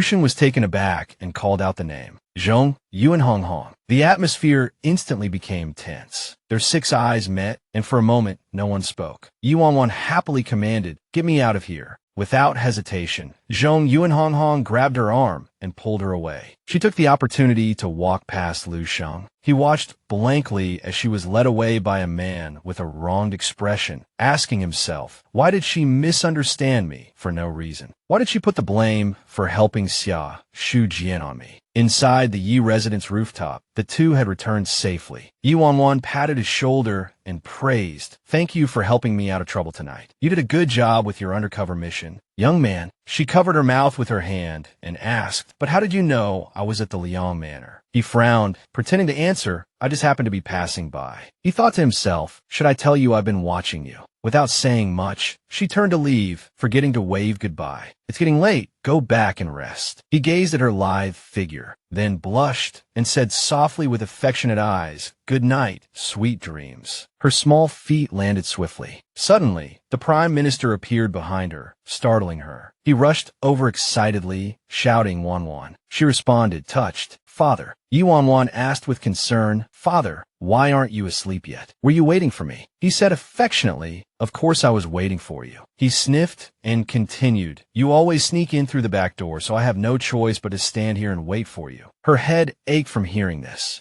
The Prime Minister coughed and regained his serious expression, telling her, "Liang Yuan Ho is dead." Her eyes widened and her mouth dropped open in shock. What? Liang Yuan Ho? Wasn't he just taken to the Ministry of Justice's prison? How could he be dead? He was assassinated on the way. Yi Wan Wan asked in confusion, "Who did it?" The Prime Minister speculated. "If I'm not mistaken, it was Liu Xing's men." Yi Wan Wan sneered inwardly, mocking, "Ha, what a good Prime Minister father. He acted so deeply affectionate before, but it turns out he was helping Xiaoshu Jian kill the Liang family. How thoughtful of him." She feigned worry. "Father, will Liu Xing blame us for this?" He calmly reassured his daughter, "This is just my conjecture." The Prime Minister thought to himself, the Emperor originally wanted to use Liu Xing to check and balance us old officials. Dealing with us is only a matter of time. He stroked his chin as he analyzed. Now the Liang family has given him an opportunity, and he naturally wants to seize it and dig another pit. It's just that illegitimate daughter, her scheming methods, her decisive killing. It's truly beyond my expectations. Hearing this, Yi Wan Wan couldn't help but feel a little smug. Of course, she's the female lead I'm supporting after all. She frowned, feigning displeasure. "Father, you actually think Xiaoshu Jian is good. What's good about her? She's just an illegitimate daughter who can't even make it onto the stage." He tapped his daughter's forehead and scolded, You're just so impatient. Sooner or later, you'll suffer at her hands." The Prime Minister couldn't help but worry, thinking to himself, "I originally wanted to pave the way for you, but now with internal and external troubles, the Prime Minister's manner is already a thorn in His Majesty's side." Just then, a hurried voice reported from outside, "My lord. My lord, stop the medicine. There's an urgent matter to report." The night sky was eerily silent. Xiaoshu Jian's door was pushed open once again. Liu Xing stood by the bed, his gaze fixed heavily on her. He hurriedly took out the poison he had prepared earlier. Liu Xing's hand didn't tremble in the slightest as he slowly brought the bottle closer to Xiaoshu Jian. A trusted subordinate's voice came from outside the door. "Why not wait until I poison her to death before reporting to Master?" Liu Xing abruptly turned around, furious. This centuries-old manor, I'm afraid it's going to end up like the Liang Manor, burned to the ground. Suddenly, the subordinate reported, "Master, Liang Yuan Ho is dead." Liu Xing's jaw dropped in shock. He pressed, "When did it happen? Who did it? Tell me quickly." The subordinate reported, "It was the Minister of Justice." Liu Xing looked perplexed. "The Minister of Justice? Why?" The subordinate said, "Master, have you forgotten? The Minister of Justice has a long-standing grudge with those old officials like Liang Yuan Ho." The subordinate continued, "Have you forgotten? His father was ousted by those old geezers and died of illness on the way to exile. We supported him to his current position precisely because of his resentment towards them." Liu Xing smacked his forehead. "Damn it, I forgot about that." He was still trying to process it. Tonight was supposed to be about saving the Liang family. Liu Xing looked up at the night sky, feeling depressed. "Firstly, I didn't expect you Wan Wan to mock me like that. Secondly, I want to see what would happen if the female lead died, what would happen to the world? He fell into deep thought. I've done so much, yet the Leong family is still ruined, and Xiaoshu Jian just won't die. Lushing looked at his hands, his face filled with worry. Is it truly impossible for me to control my own destiny? Is everything in this world just following a predetermined plot? He clenched his fists tightly, thinking this isn't a good sign. I'm afraid it's heading straight for destruction. Suddenly, he realized something and said to the guard beside him, "Wait, does the Prime Minister know about our relationship with the Minister of Justice?" The guard hesitated. He knows. The last court debate, the Prime Minister isn't a fool. Lushing realized the situation was even worse. He ran his fingers through his hair in frustration. So he's going to blame the entire Leong family incident on me. I've been framed. He slumped against the door, his cheek pressed against the cold wood. Open the door. My cultivation, it's useless. The guard replied, who else would he blame but you? Lushing said dejectedly, all my painstaking efforts wasted. Suddenly, a maid rushed over and urgently reported, Mrs. Woken up. Mrs. Woken up, everyone. Lushing slowly stood up, supporting himself against the wall. He made a difficult decision. He resolutely said to Xue Huang, Xue Huang, go and kill Xiaoshu Jian. Xue Huang's eyes widened in astonishment. Huh, master, you want that miss dead. He waved his fan, his expression deadly serious. Not only do I want her dead, I want her completely dead. If she doesn't die, how can I explain myself to Yuan Wan? Lusheng recalled the way Yuan Wan had misunderstood him, and he made up his mind. What others think doesn't matter. I just want Yuan Wan to no longer misunderstand me. He felt a knot in his chest. I can't explain why, but when she looked at me with that suspicious gaze, my heart, it really hurt. Elsewhere, Yuan Wan was leisurely eating grapes, thinking to herself, that black-hearted old grand tutor, he's really good at acting. Lying in bed, she thought, it's finally starting. The female lead is about to make her appearance. Tonight's big show,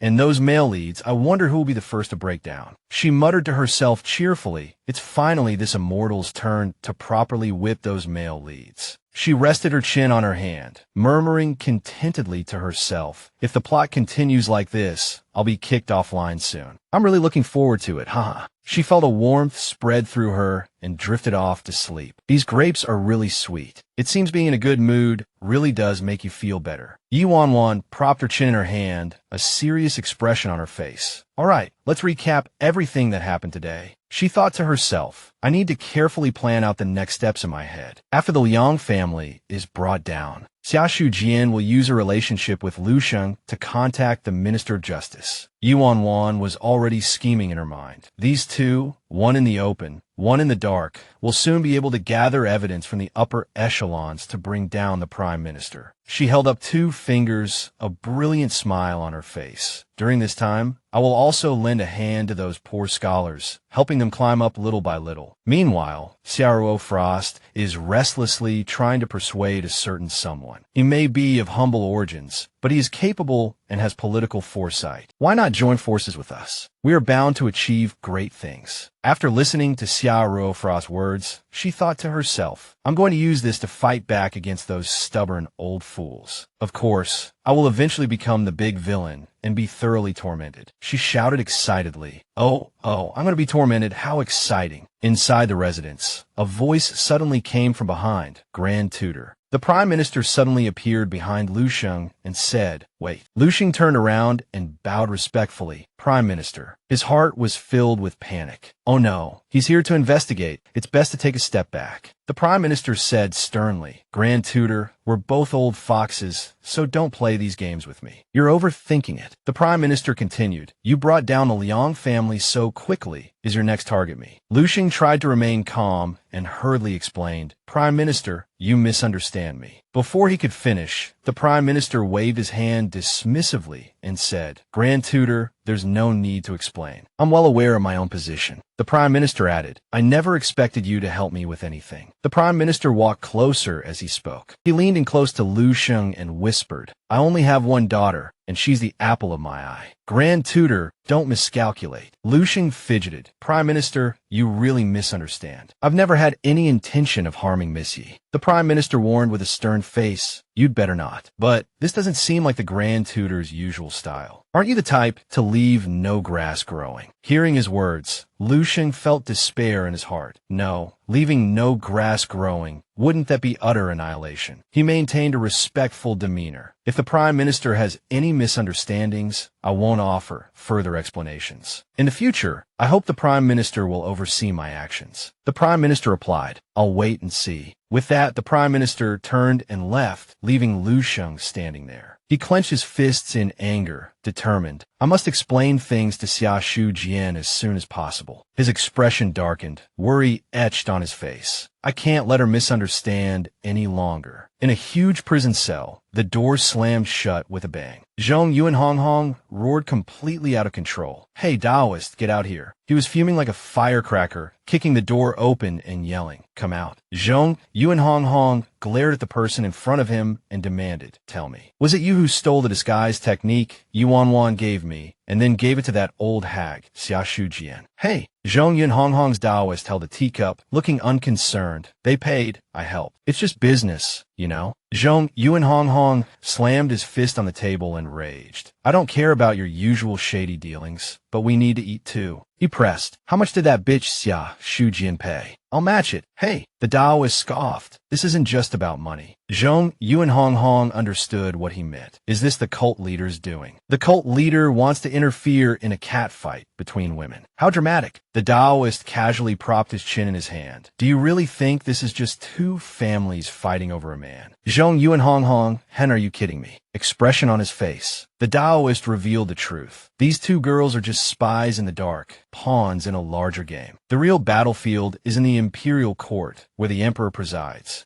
Zhong Yuanhonghong looked bewildered. A struggle in the imperial court. Zhong Yuanhonghong had had enough. I don't have time for your struggles. I don't want to be Xiaoshu Jian's informant planted next to Yuan Wan. Find someone else. He roared as he stormed off. Fix this damn door. On the other side of town, Yuan Wan propped her chin in her hand like a pitiful puppy. It's nice to be home, but I haven't been out for 7 days. My legs feel weak. She stretched exaggeratedly and decided, all right, there's nothing else to do today. It's time to roll the dice and claim some rewards, baby. Yuan Wan thought happily to herself. This lady doesn't have to stay in the library anymore. I've officially become a rich woman, ready to spend money like water. In a word, awesome. However, business first. I have to remember that saying, the male lead gets a scratch. The female lead's family is ruined for 3 generations. Yuan Wan furrowed her brows, thinking, I have to follow the plot. I must make Nangong Miyun lose face in front of the emperor and kick him out of the game so the saintess can shine. Suddenly, her eyes lit up. Wait, I forgot to roast that old geezer, the Grand Tutor. That old fogey is about to confess to the female lead, Lu Sheng, in his study. Lu Sheng suddenly shivered. Why do I have a bad feeling? He frowned, thinking stupidity isn't a flaw, but the light in my suffocating life. Even if she rejects me, please remember, stupidity is the reason for my existence. He held his head and yelled, is this something I can say? Can I say these things to Xiaoshu Jian? Are you crazy or am I crazy? Zhong Yuanhonghong on the roof laughed like a hyena. Ugh, but I really want to laugh, he thought. Haha, I am doomed. How can I not puke every time I see him in the future? Haha, I didn't expect a righteous gentleman could be so greasy. He crossed his arms and grinned. Who would have thought? Always so serious and proper. It's time to let everyone see the Grand Tutor's true colors. It's too cringe-worthy. Zhong Yuanhonghong pondered. The most devoted one is still Zhong Yuanhonghong. Not only did I help the female lead deceive a good person, but I also gave my disguise technique to the female lead. I think the position of top simp should be changed. Let it be the female lead's #1 follower. Below, Yuan Wan commentated, login successful, system upgrade. Rewards, charm +2, gold +420, bonus animal whispering skill. Suddenly, she looked up and shouted, Hong Hong, it's raining. What are you doing up there?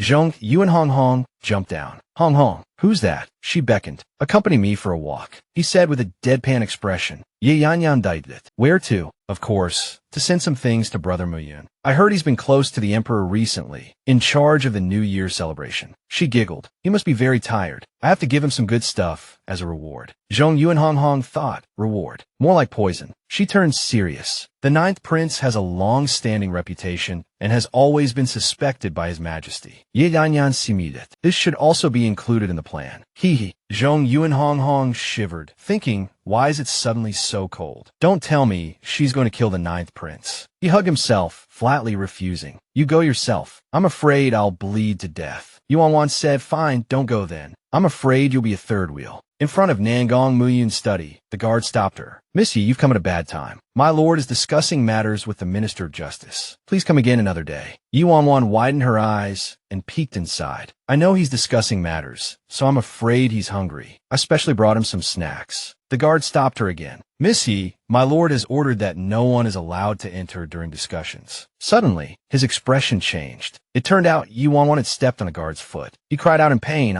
Guard, you dare to stop me. Yuan Wan lowered her head arrogantly. He bent over, bowing deeply, stammering in his attempt to dutifully protect his master.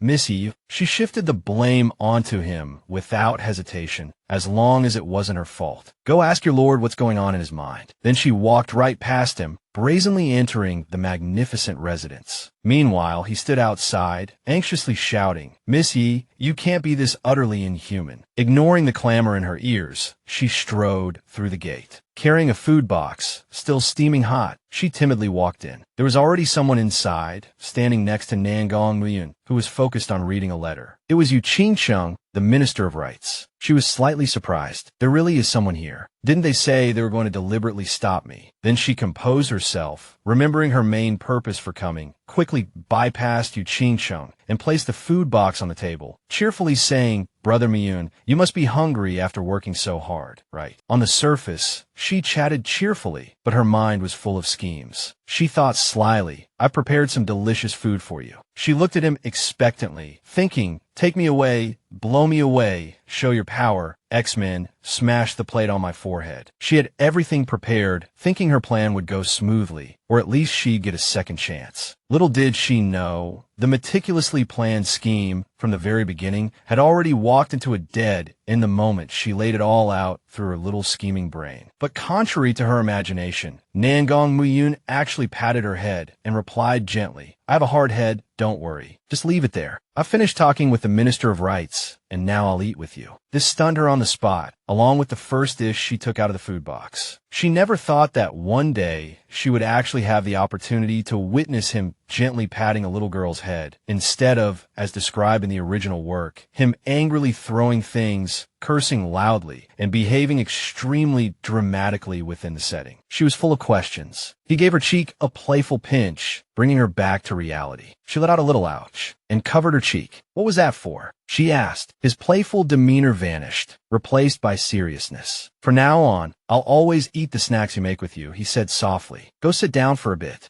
Oh, okay, she mumbled, her face darkening with anger. She began to frantically devise a new plan, thinking hazily, what do I do? He didn't throw the snacks in my face. How am I supposed to turn evil now? If I don't turn evil, what reason do I have to harm him? Lost in thought, she was startled when he approached her from behind and asked with concern, what are you thinking about? Aren't you hungry? I'm finished with my business. Let's sit down and eat. She was surprised that Nangong Muyun had already finished everything so efficiently. His proximity startled her further. His actions were increasingly perplexing. Scratching her head, she thought frantically, why is he being so nice to me? Chong, witnessing this scene, was equally stunned, frozen in place. Despite achieving his goal, he felt no joy. His face darkened as he thought furiously, Yuan Wan, if I let you succeed this time, I'll write my name backwards. He then turned to the stammering, bewildered third wheel behind him and offered him a way out. Minister Yu, please excuse yourself. If there's anything else, I'll have someone inform you.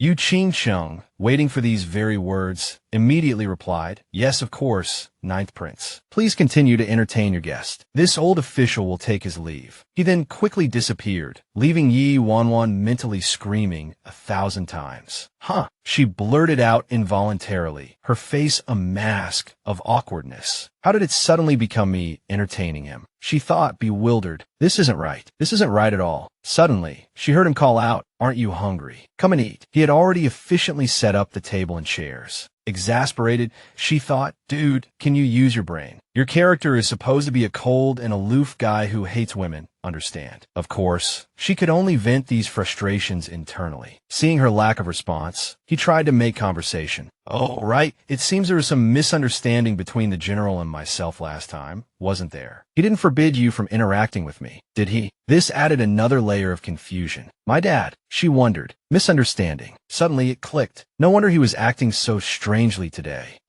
It was her father putting pressure on him behind the scenes. So, deep down, he was still pretending to side with the Prime Minister. That scared me. I thought my plan was going to fall apart again. Phew! Having sorted out her thoughts, she breathed a sigh of relief. Suddenly, he grabbed her hand, adopting a haughty air. Feed me, he commanded. I order you. She was speechless for a few seconds. Wan Wan gave him a sidelong glance, her face screaming, are your teeth strong enough? She thought. You dare ask me to feed you? I'll knock them all out. Her inner monologue was dramatic. Within a minute, she had already beaten him up 10 times in her mind. He found it both amusing and exasperating. Watching the inner turmoil clearly displayed on her face, he teased her deliberately. Didn't you always say you'd do anything to please me? So, are you going to feed me or not? She gritted her teeth. Ugh, I'll endure. Finally suppressing her anger, she replied, As you wish, Your Highness. She then put on a show of gentle consideration and brought a piece of the snack to his lips. Open wide, she said. He opened his mouth and took a dainty bite. Then he suddenly stuck out his tongue and seductively licked around the edge of the snack. Thinking smugly, you really are a little scatterbrain, aren't you? A thought struck Wan Wan. Her eyes widened and she muttered, stroking her chin, I wanted to be evil today, but he's not cooperating at all. I should have forced him to hit me just now. Lost in thought, she stared intently at him, causing him to ask in confusion, Princess Consort, what are you looking at? Meanwhile, she was still struggling with her disrupted plan. If I did that, would he slap me? Seeing her focused gaze, he recoiled slightly. What are you planning to do to me? Whatever. What's the worst that could happen? To get out of this situation, I have to go all out. With a noble resolve of self-sacrifice, she abruptly stood up. He was startled, stammering, Wan Wan, don't be impulsive. Let's talk things over. He stopped mid-sentence as she suddenly leaned in close. Brother Muyun, Wan Wan really likes you. I won't marry anyone but you.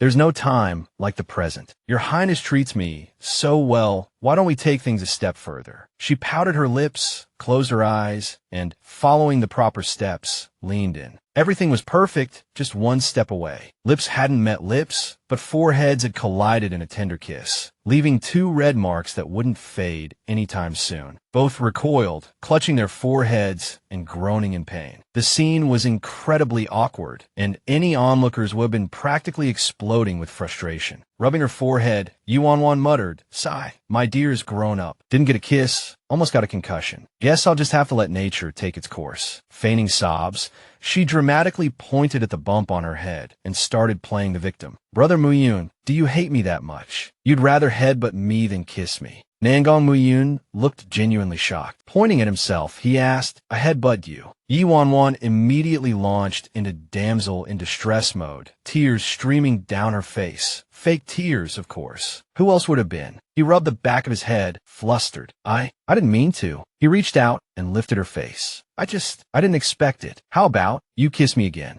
As compensation. Yedanyan rolet hereyis internally. Ugh, you're making it really hard for me to maintain my sadness. Her expression changed instantly, and she gasped dramatically. Nangong Muyun. Then she went completely crazy, launching into a Taotaobuja Kong Su tirade. I poured my heart and soul into you. I gambled the entire General's Manor's future on you, all to help you. Channeling her inner Oscar-winning actress, Wan Wan let the fake tears flow freely. And what did I get in return? You think I'm just some gold-digging slut? You'd rather choose some other girl than even glance at me. When did I ever want that little brat? Transforming from a pitiful kitten into a furious tigress, she roared. Do you really think Wan Wan is so desperate for a man that I have to hang myself from your tree and die an old maid? Huh, she yelled, determined to embarrass him. Ha! In comparison, Nangong Muyun suddenly seemed much smaller. He abruptly knelt down, guilt-ridden. I didn't, I swear I. Before he could finish, she clamped a hand over his mouth and dramatically shushed him. I'm not finished yet. Don't interrupt. Narrowing her eyes, she raised her voice and continued. Since you want to play it this way, don't blame me. Nangong looked utterly bewildered. I am heartless. When did that happen? Completely immersed in her villainous role, Wan Wan lifted her chin. Just you wait and see. You just wait. She made a peace sign, ecstatic internally. Oh yeah, blackening complete. With that, she took off running, her legs pumping like clockwork. Flight was the best option, she thought, leaving Nangong shouting after her. He grabbed her hand, stopping her. Let me explain. I really didn't mean to bump into you. I just wasn't thinking. Wan Wan glared at him, her voice icy. Let go. He put on his most pathetic puppy dog eyes. Pleading, Wan, I swear I didn't. She started wailing, shaking her head. I'm not listening. I'm not listening. Let me go. My scene is over. Suddenly, he grabbed her slender arm and, without a word, kissed her. Wan's eyes widened in shock. The kiss lasted for several seconds. Speechless, she stared at him. Seeing her completely stunned and compliant, Nangong asked gently, can we talk like adults now? The girl's eyes were wide, her mouth forming an O shape, utterly dumbfounded. He actually kissed her. Her face darkened. She screamed internally. Seriously, did you watch too many CEO dramas or something? Try to pull a forced kiss. Want to fight? The plot and character settings are all messed up. Nangong simply looked at her, a puzzled expression on his face. Clenching her fist, she panicked internally. Okay, what now? He smirked smugly. Little rascal, can't keep up the act anymore. The tension was thick enough to cut with a knife. Just then, Yue barged in frantically, yelling, Your Highness. Completely oblivious to what had just transpired, he pointed at Wan accusingly. This disrespectful wench. How dare she be so impudent to our lord? Absolutely shameless. Seeing her opportunity, Wan's eyes lit up like a Christmas tree, color returning to her face. She cheered internally, Yes.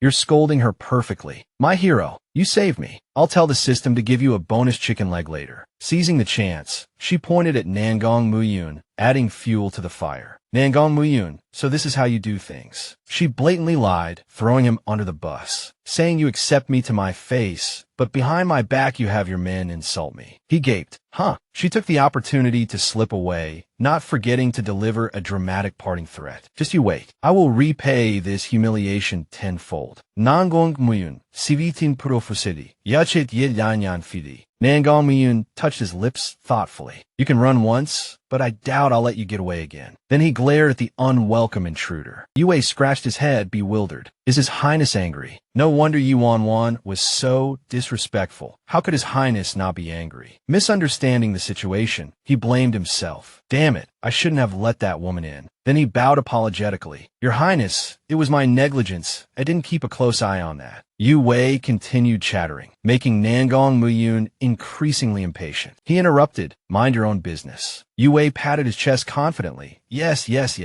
Absolutely not next time. Next time, even if it costs me my life, I won't let her step foot in the manor again. Nangong waved him off, too tired to respond. He rubbed his temples and sighed. Go on then. Forget it. It's pointless arguing with him. He wouldn't understand. Yue still hadn't grasped the situation, thinking to himself, Wan actually angered His Highness to this extent. I must inform Miss Xiaoshu about this later. He bowed respectfully and retreated. Yes. The scene shifted to Xiaoshu's room. She was reading a letter and angrily exclaimed, That wretch Wan. How dare she try the same trick again? She crumpled the letter in her fist, fuming. Just you wait. I'll ruin you and leave you with nothing. Xiaoshu turned to her maid and instructed, Chun Tao, I'm injured and it's inconvenient for me to comfort the ninth prince. Bring me pen and ink. I'll write him a letter. The maid hesitated. Miss, I'm afraid writing a letter isn't necessary. Xiaoshu asked in surprise why. The maid reported fearfully, this morning, when I went to buy rouge and passed by the ninth prince's manor, I heard them saying that no one surnamed Jia is allowed near the ninth prince.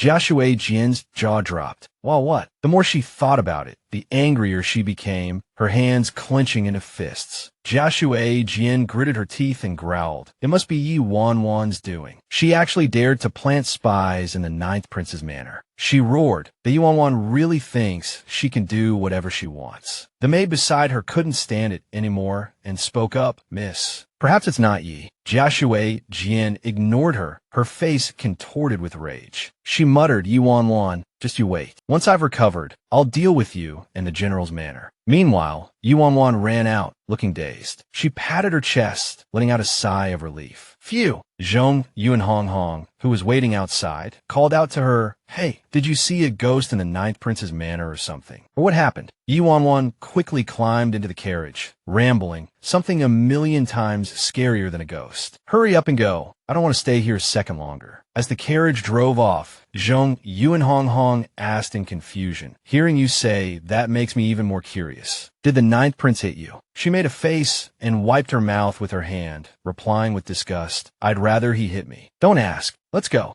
Zhong Yuan Hong Hong didn't say anything more and immediately drove away. Damn it, Yi Wan Wan muttered angrily. I have to rant about this. Even if there's no reward, cursing him out is worth it. Her face darkened, her breathing grew heavy, and she trembled with anger, clenching her fists. That crazy Ninth Prince, he actually dared to force a kiss on me. He should be kissing Ji Yuzhan. She's the damn female lead. She gritted her teeth, thinking, is his brain wired wrong or something? Does he think I'm Xiaoshu Jian, or is he brain dead and any woman will do? Lu Shang, who was nearby, heard her inner thoughts and was shocked. No wonder she looked so constipated. She was forced into a kiss. Yi Wan Wan breathed a sigh of relief. Thankfully, I'm quick-witted and pulled the plot back on track. I can consider this a successful blackening. Zhong Yuan Hong Hong thought curiously. Blackening. You've blackened, but the male lead kissed you. She noticed his strange expression and turned to him awkwardly, asking, What are you smiling about? He averted his gaze guiltily, replying, Nothing, I just saw a kid outside get bitten by a dog. Elsewhere, Lu Xing thought with a dark expression, I always thought that in the setting of this story. The more he thought, the angrier he became, his hand clenching again. He muttered, It absolutely cannot deviate from the original plot, which is why even though I've wanted to kill Xiaoshu Jian countless times, I've suppressed it with reason. Liu Xing's eyes turned sinister, and he thought resolutely. But seeing the Ninth Prince's abnormal behavior today, I'm starting to wonder if he's actually developed feelings for Yi Wan Wan. He stroked his chin, pondering, or is he just playing with Yi Wan Wan? But how would the Ninth Prince know what Yi Wan Wan is thinking? Suddenly, a thought struck Lu Sheng, and his face turned pale with fear. Unless he can also see Yi Wan Wan's inner Tutsao. He became completely restless, pacing back and forth like a caged animal. Oh no, if I can see it, then others might be able to see it too. If that's the case, a worrying thought flashed through his mind. The various factions in the court will be thrown into chaos because of Yi Wan Wan. He shouted, Someone. A subordinate appeared in the room almost instantly, bowing respectfully. Yes, Your Majesty. The Emperor turned around, his face grim, and ordered, Keep a close eye on the Ninth Prince these next few days and see what he's up to. Yes, Your Majesty. Meanwhile, Xiaoshu Jian was privately conversing with Yue. Blinking her eyes, she affected a pose and asked, Now that my health has improved somewhat, I intended to write a letter to console His Highness, but it's so difficult to get a letter into the manor. That fellow, who knows what he saw, has spread rumors that Nangong Miyun has been melancholic and depressed ever since Yi Wan Wan's confrontation with His Highness. It's not that he's cold towards Miss Jia. It's just, hearing this, she smiled as if she'd won the lottery. Thank you, Yue, for your auspicious words. Yue took a sip of tea, his face flushed as he thought. Miss Jia is truly a beauty beyond compare. Ah, even I, if His Highness and Miss Jia were to get married in the future, and she became the princess consort, just being able to see her from afar every day would be enough to satisfy me. He said excitedly, Miss Jia, you needn't be so polite with me. I've always felt that only an outstanding woman like yourself is worthy of our highness. Having completely won over Yue,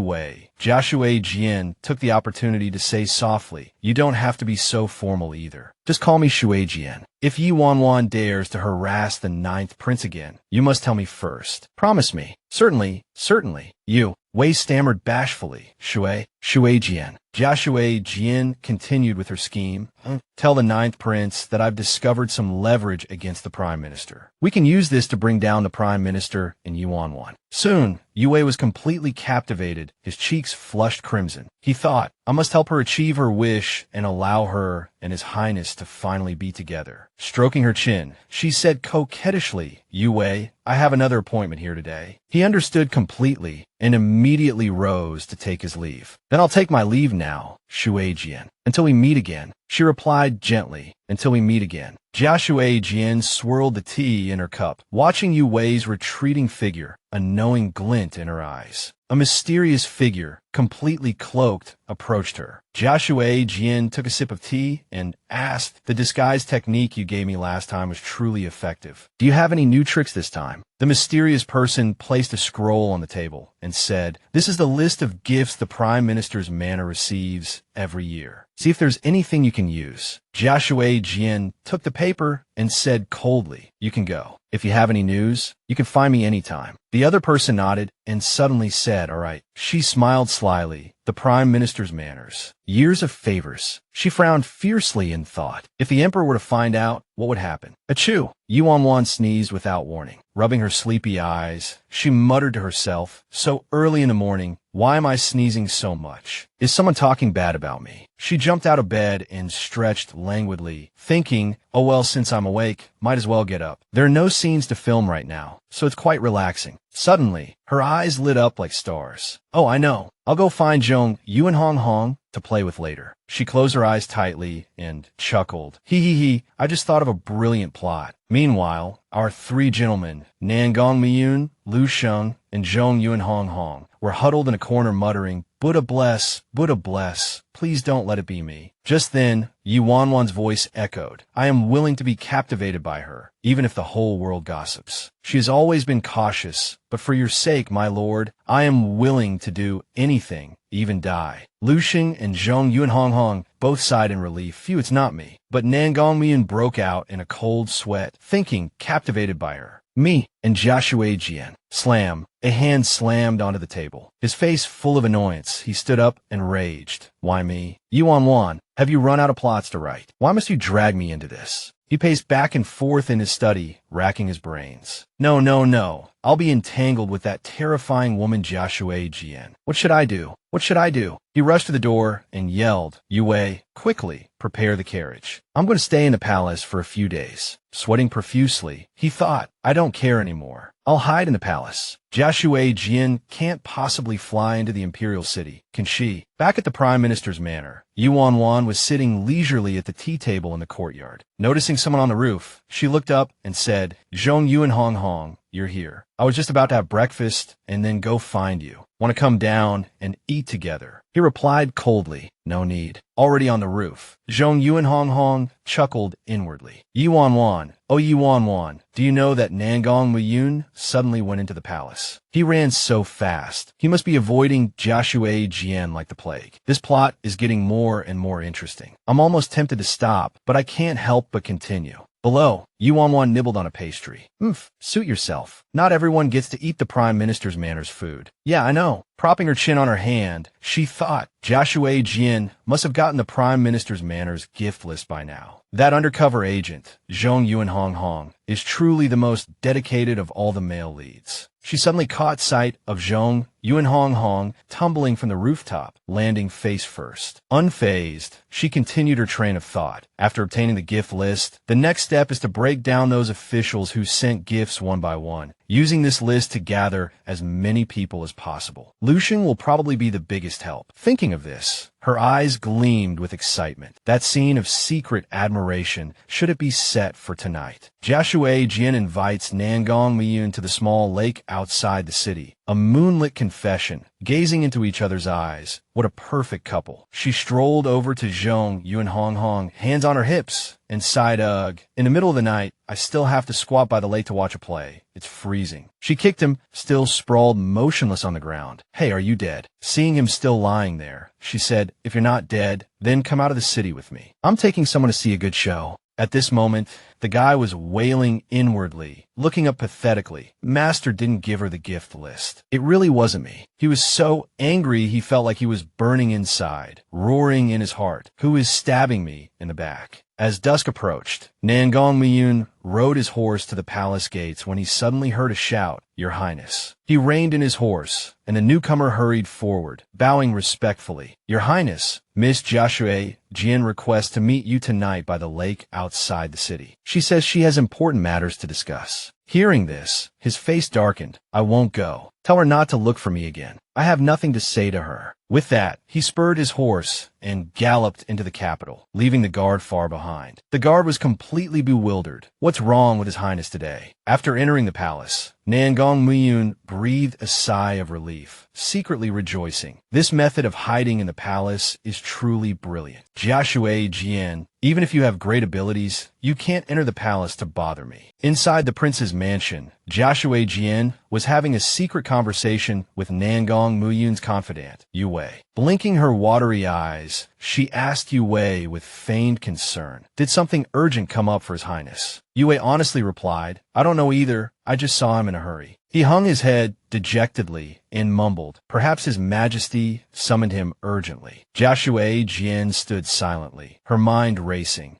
The sun has already set, and since His Highness established his own residence, he has never stayed in the palace overnight. Unless she blamed everything on Yi Wan Wan. Unless Yi Wan Wan knew about my appointment with His Highness tonight and deliberately arranged for His Majesty to summon him into the palace. She clearly intends to prevent us from meeting. She looked at Yue and probed, "Does anyone else know about our meeting? Does Yi Wan Wan know?" He panicked at her words, his face flushing. "Oh, I remember now. When she went out to purchase supplies for the general's manor, I seem to have run into her. Could it be that she leaked the information?" Hearing this, Xiaoshu Jian frowned and nodded. "It must be so." The two then said in unison, "Yes, it must be her." One said, "That woman is truly detestable." The other also expressed agreement. Xiaoshu Jian stood where she was, worried, "But I've already arranged to meet with those officials who are willing to secretly pledge their allegiance tonight. If His Highness fails to show, they're afraid they won't trust me anymore." Yue firmly believed her words and hurriedly comforted her. "Don't worry, let me think of a way." Suddenly, his eyes lit up. "I've got it. I'll go." She was taken aback, frowning. "You'll go." He pulled her towards the inner chamber, explaining as they walked, "Yes, my build is similar to His Highness's, and I'm also familiar with his mannerisms. If I change into his clothes, I'll resemble him at least 80%. She hesitated slightly, but finally agreed. Since things have come to this, it seems this is the only way. Xiaoshu Jian gazed affectionately at her masterpiece and said, "Wei Di, look, how are my disguise skills?" Yue looked at the mirror in her hand, astonished. It's exactly the same. Shui Jian, you're truly a genius." She gently adjusted the cloak on his shoulders. "With the 9th prince's cloak, which I secretly took from the mansion, it'll be foolproof." He replied without hesitation, "All right." Dressed up, Yue now bore a 95% resemblance to Nangong Muyun. Xiaoshu Jian watched his gait and praised. Even his demeanor is imitated perfectly. It's enough to fool anyone. Yue turned around, his gaze gentle and concerned. "Shui Jian, should we really do this?" Hearing this, she smiled sweetly. "Even your voice is so similar, absolutely perfect." He stared at her adoringly, thinking to himself, "As long as it pleases you, I'm willing to play the role of His Highness for the rest of my life." She extended her hand to him. "Let's go. The carriage is waiting outside." She took his wrist and led him forward, then excitedly pulled his hand and urged, "Your Highness, let's hurry, hurry." He responded obediently. "Everything is at your command, Shui Jian."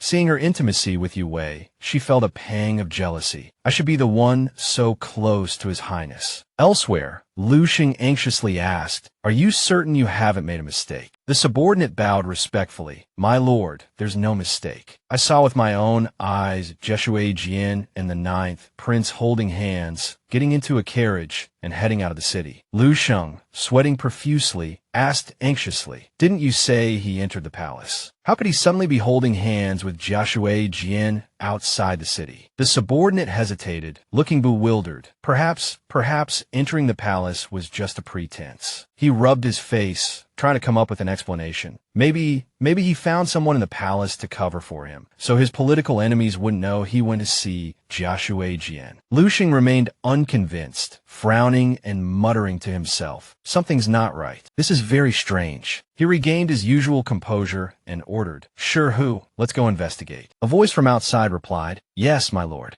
Meanwhile, Zhong Yunhonghong and Yi Wan Wan were strolling leisurely down the street. Zhong Yunhonghong followed behind her, repeatedly asking in disbelief, "Are you sure the ninth prince will go tonight?" Yi Wan Wan hesitated slightly at his words, stroking her chin.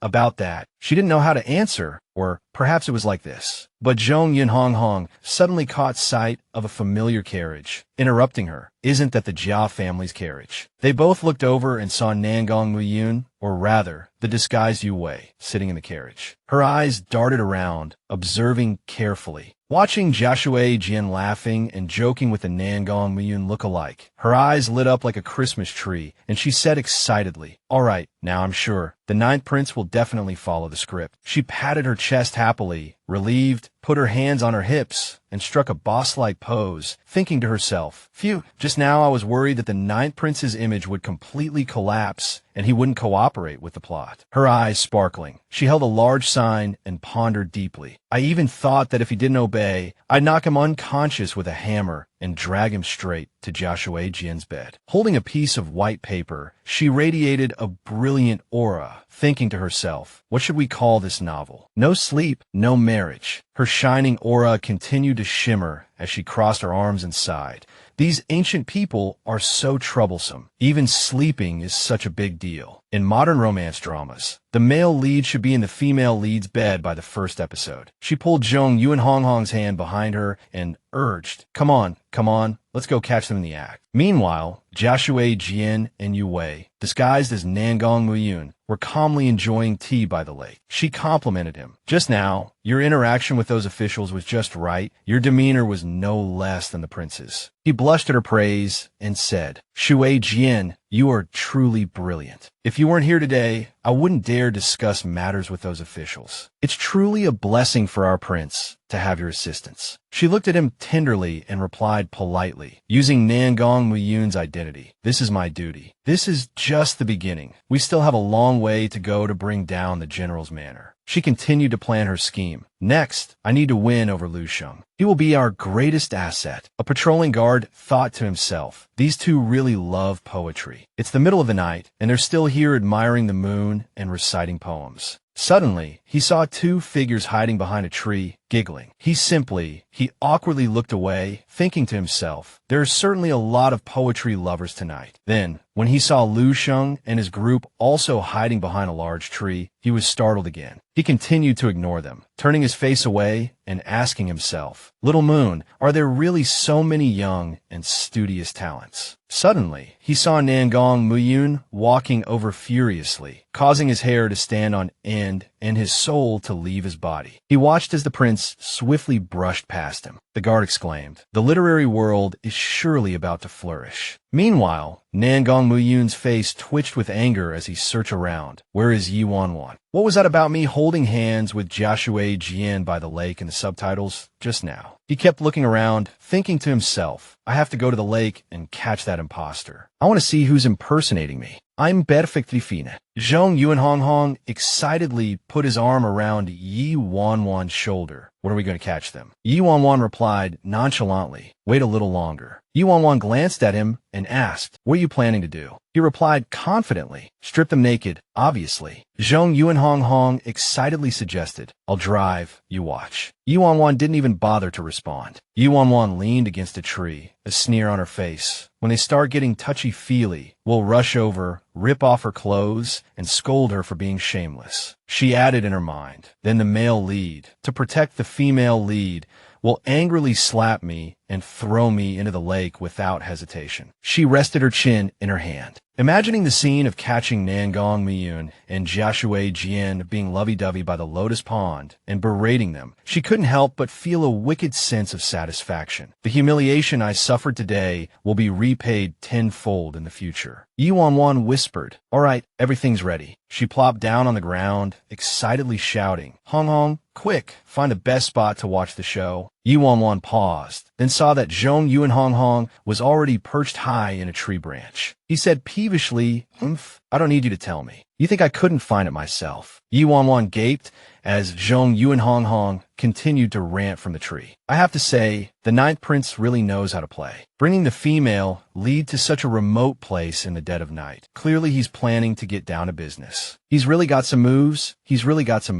Too bad he didn't calculate this part. Yi Wan Wan shrugged, adding with a smile, this lady already picked out the best seat to watch his show, haha. As she spoke, she rummaged in her sleeve, then her face fell. Where are my sunflower seeds? Suddenly, a hand offered a small paper packet. No sunflower seeds. Want peanuts. Yi Wan Wan's eyes lit up. Yes. Her eyes widened in surprise. Weren't you in the tree? Lu Sheng held the paper packet, his face puzzled. Who's in the tree? Yi Yan Yan stammered. He covered her mouth, reminding her, shoo, don't make a sound or we'll be discovered. Yi Wan Wan quickly pushed him away. Why are you here? Liu Sheng's face was filled with grievance and sadness. I noticed you haven't been paying much attention to me lately, and I was afraid you misunderstood me. He looked at Yi Wan Wan pitifully, explaining, so I wanted to come and explain things to you, and then I saw you sneaking out. So I followed you. Yi Wan Wan glared at Lu Sheng, thinking, explain what? What could I possibly misunderstand? The male and female leads finally have a chance to get intimate, and the more she thought about it, the angrier she became. With so many people around, how can you explain anything clearly? Yi Wan Wan replied, if I listen to your explanation now, will you leave? But Lu Sheng changed the subject, curiously pointing ahead. Isn't it the ninth prince and Xiaoshu Jian? What are they doing? She crossed her arms, feigning indifference. A man and a woman alone late at night. What else could they be doing? They must be enjoying each other's company under the moonlight. You don't think they're copying Buddhist scriptures, do you? Lu Sheng popped a peanut into her mouth, smiling obsequiously. Makes sense. Have some peanuts and watch the show patiently. Lu Sheng looked into the distance, a hint of melancholy in his eyes, thinking, don't you suspect I like Xiaoshu Jian? Why would I come watch the person I like on a date with another man? Yi Wan Wan stared intently at Lu Sheng, a knot forming in her stomach. What are you up to? The person you like is about to get together with someone else, and you're just standing here so calmly. Then a thought struck her like lightning. Oh, I get it. She grinned, a knowing glint in her eyes. I understand everything. As expected of a master strategist, the truth of this plot has finally come to light. Seeing Yi Wan Wan's expression, Lu Sheng couldn't help but sigh. Just as the two were in a stalemate, a pair of hands separated them. Excuse me, make way.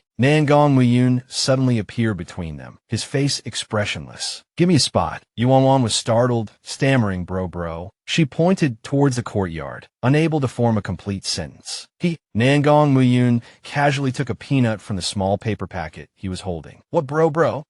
Nangong Muyun slowly tossed the peanut into his mouth, asking, what good show are you watching? Yi Wan Wan stared blankly as Nangong Muyun ate the peanut, doubts swirling in her mind. Is this his shadow clone? If the ninth prince is here with us, then who is the person in the courtyard? Yi Wan Wan stared fixedly at the person in the courtyard, muttering a ghost. She looked at Nangong Muyun in confusion. Brother, why are you here? Shouldn't you be, taking Xiaoshu Jian's clothes off? Nangong Muyun scratched his face, feigning ignorance. You must have misunderstood. If I'm not mistaken, the person standing next to Xiaoshu Jian right now should be my confidant, Yue. Hearing this, Yi Wan Wan blurted out in shock, shrieking the name, Yue. She stared at Nangong Muyun, who was smiling as if enjoying a good show, her suspicions deepening. Did I get it wrong? Why would Yue go through all this trouble, dressing up like this and running around in the prince's clothes? Yi Wan Wan slumped her shoulders, utterly disappointed. So I did all this for nothing. Then she suddenly realized the real problem. Wait, why would Xiaoshu Jian be on a date with Yue while being watched by the male lead, the second male lead, and the third male lead? Yi Wan Wan started scratching her head in confusion. And are not even jealous. Are they blockheads? Or what? She turned to Nangong Muyun, instantly transforming into a super green tea bitch, her voice filled with fake indignation. Brother Muyun, look, the woman you like is on a date with a servant dressed up as you. Aren't you angry? Why aren't you rushing over to break up this adulterous couple? Nangong Muyun replied indifferently, I'm not angry. He casually pushed Lu Xing aside, leaning close to Yi Wanwan's ear and whispering, I don't like her. Yi Wanwan rolled her eyes, retorting, TCH, you're lying. Yi Wanwan pretended to be heartbroken. Wasn't it because of her that you rejected me back then? Nangong Muyun immediately explained, I didn't reject you because of her. He grasped her wrist, saying affectionately, besides, when has this prince ever truly rejected you? Lu Xing suddenly took Yi Wanwan's hand and gently pushed Nangong Muyun away, reminding her that some things were best left unsaid by the ninth prince tonight. This left Yi Wanwan uneasy. What are you two really up to? Standing between the glaring prince and Lu Xing, Yi Wanwan smiled wryly, thinking, what's gotten into these two? Why are they suddenly at each other's throats? Nangong Muyun said he rejected me because of Xiaoshu Jian. What does that even mean? Nangong Muyun frowned, his face displeased. What I do is none of your concern. Exactly, Lu Xing replied casually, folding his arms. It'd save a lot of trouble talking to smart people. We both know we're hiding things from each other. Yi Wanwan propped her chin on her hand, her brow furrowed in thought. What does that mean? As the two men continued their tense standoff, she suddenly clapped her hands. I get it. Yi Wanwan pointed at the dumbfounded Nangong Muyun. So, you rejected me not because of Xiaoshu Jian, but because you have another woman. Nangong Muyun was taken aback. What nonsense are you talking about? Lu Xing gave a thumbs up, expressing his complete agreement with her deduction. Yi Wanwan tugged on Nangong Muyun's sleeve, feigning anger. Tell me, which vixen seduced you? She deliberately leaned closer, putting on a heartbroken expression. One Xiaoshu Jian isn't enough. You actually found another woman. How could you do this to me? Inwardly, however, she was thanking the heavens. Great, this works too. Thank goodness I have a reason. Caught off guard, Nangong Muyun tried to explain I don't, but was interrupted by Yi Wanwan. No wonder the servants saw Yu Wei leaving your residence this morning to go find Xiaoshu Jian. So you were all in cahoots, trying to frame me. He retorted, what reason do I have to scheme against you? Yi Wanwan continued, you and Xiaoshu Jian planned this all along. You had Yu Wei impersonate me, then had him and Xiaoshu Jian spread rumors to attract my attention,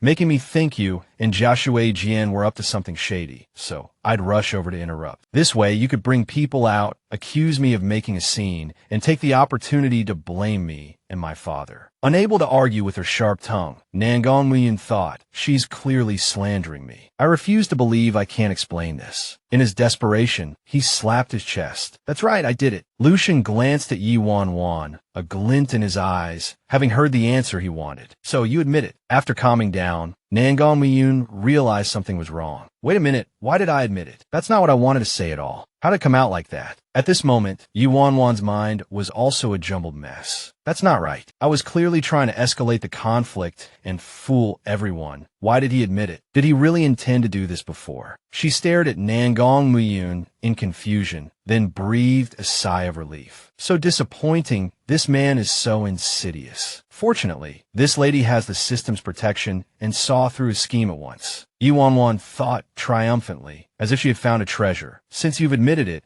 I definitely won't let go of this golden opportunity to go dark. She pointed at Nangong Muyun's face without hesitation and scolded loudly. Good. You adulterous couple, you really wanted to frame me. Her accusations left him speechless, stammering, I. Yi Wanwan put on an act of utter disappointment and grief. Nangong Muyun, I wasted all these years loving you, devoted to you, but you're so heartless. Not only did you frame me, but you also plotted against our general's manor. Ha ha. Before turning to leave, she didn't forget to leave a harsh warning. From now on, we're done. And Xiaoshu Jian, tell her for me, I, Yi Wanwan, swear I won't rest until I kill her. Yi Wanwan triumphantly made a victory sign with her fingers, incredibly arrogant. All right, the crisis is completely resolved. I didn't even have to fall into the lake. She turned to Zhong, you and Hong Hong. Hong Hong, let's go. He jumped down from the tree and replied, Roger. She nestled in his arms and whispered, hold me tight tonight. This whole play has gone completely off the rails. Lu Xing watched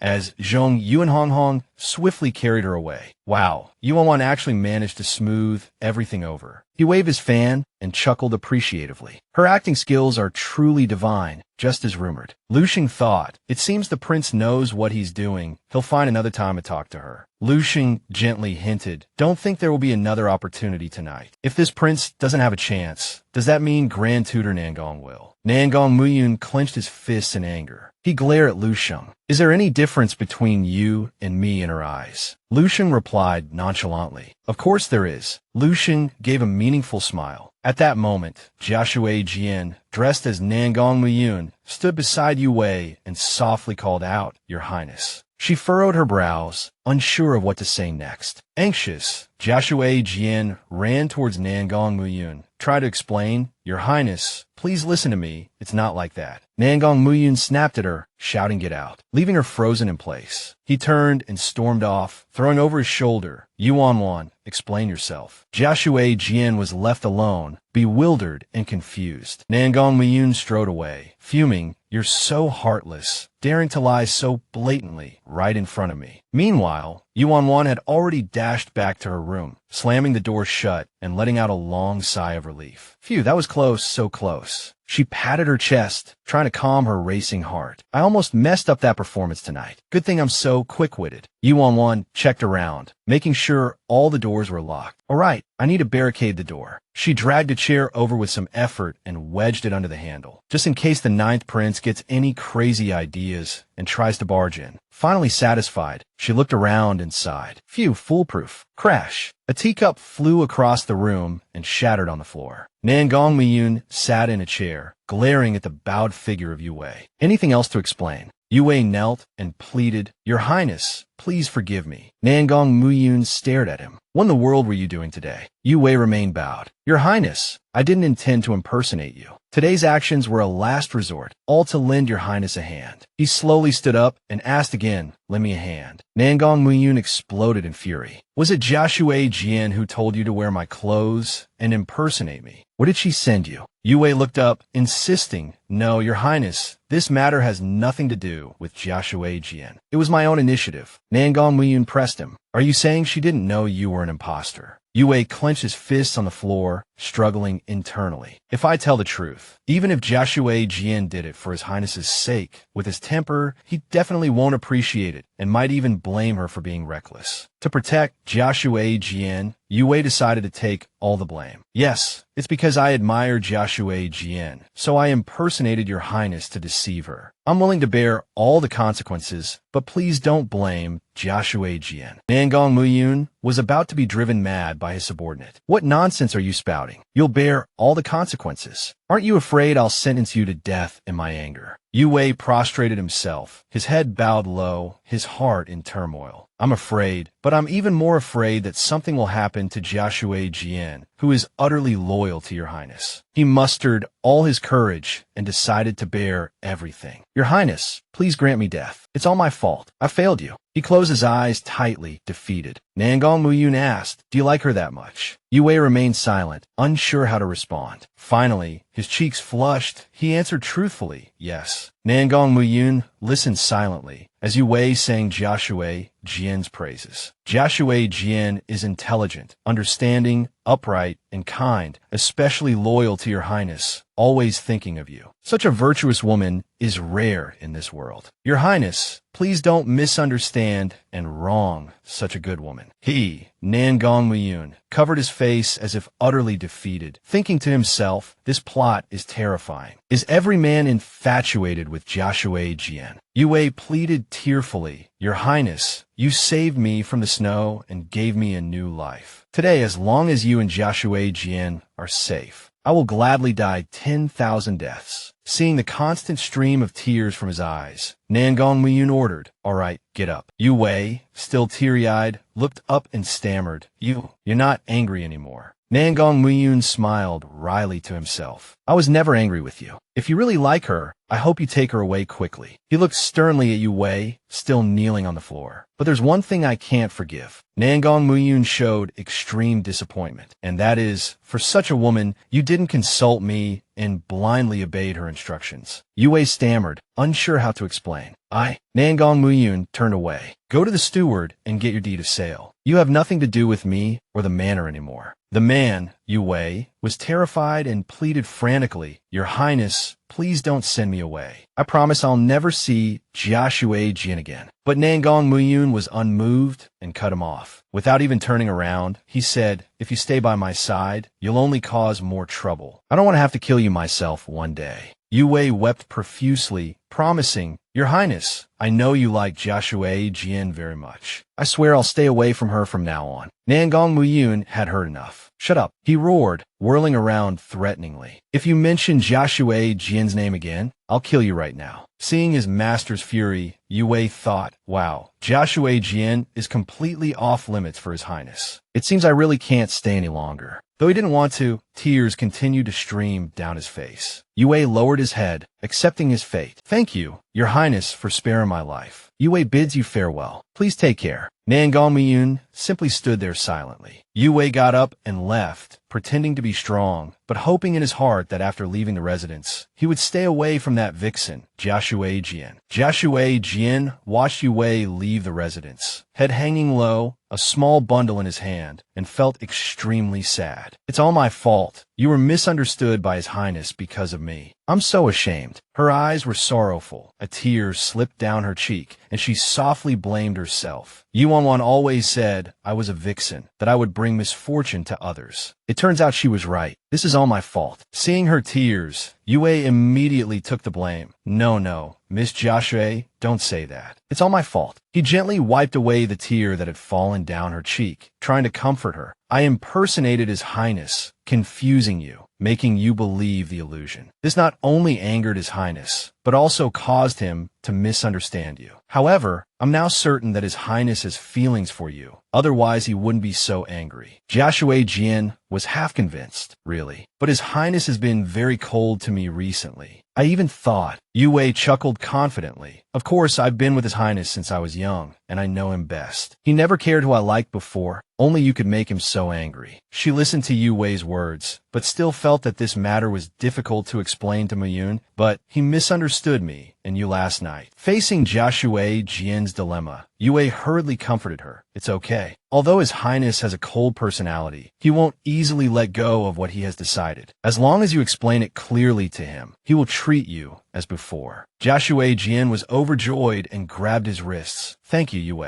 Both of them were stunned, their faces flushing.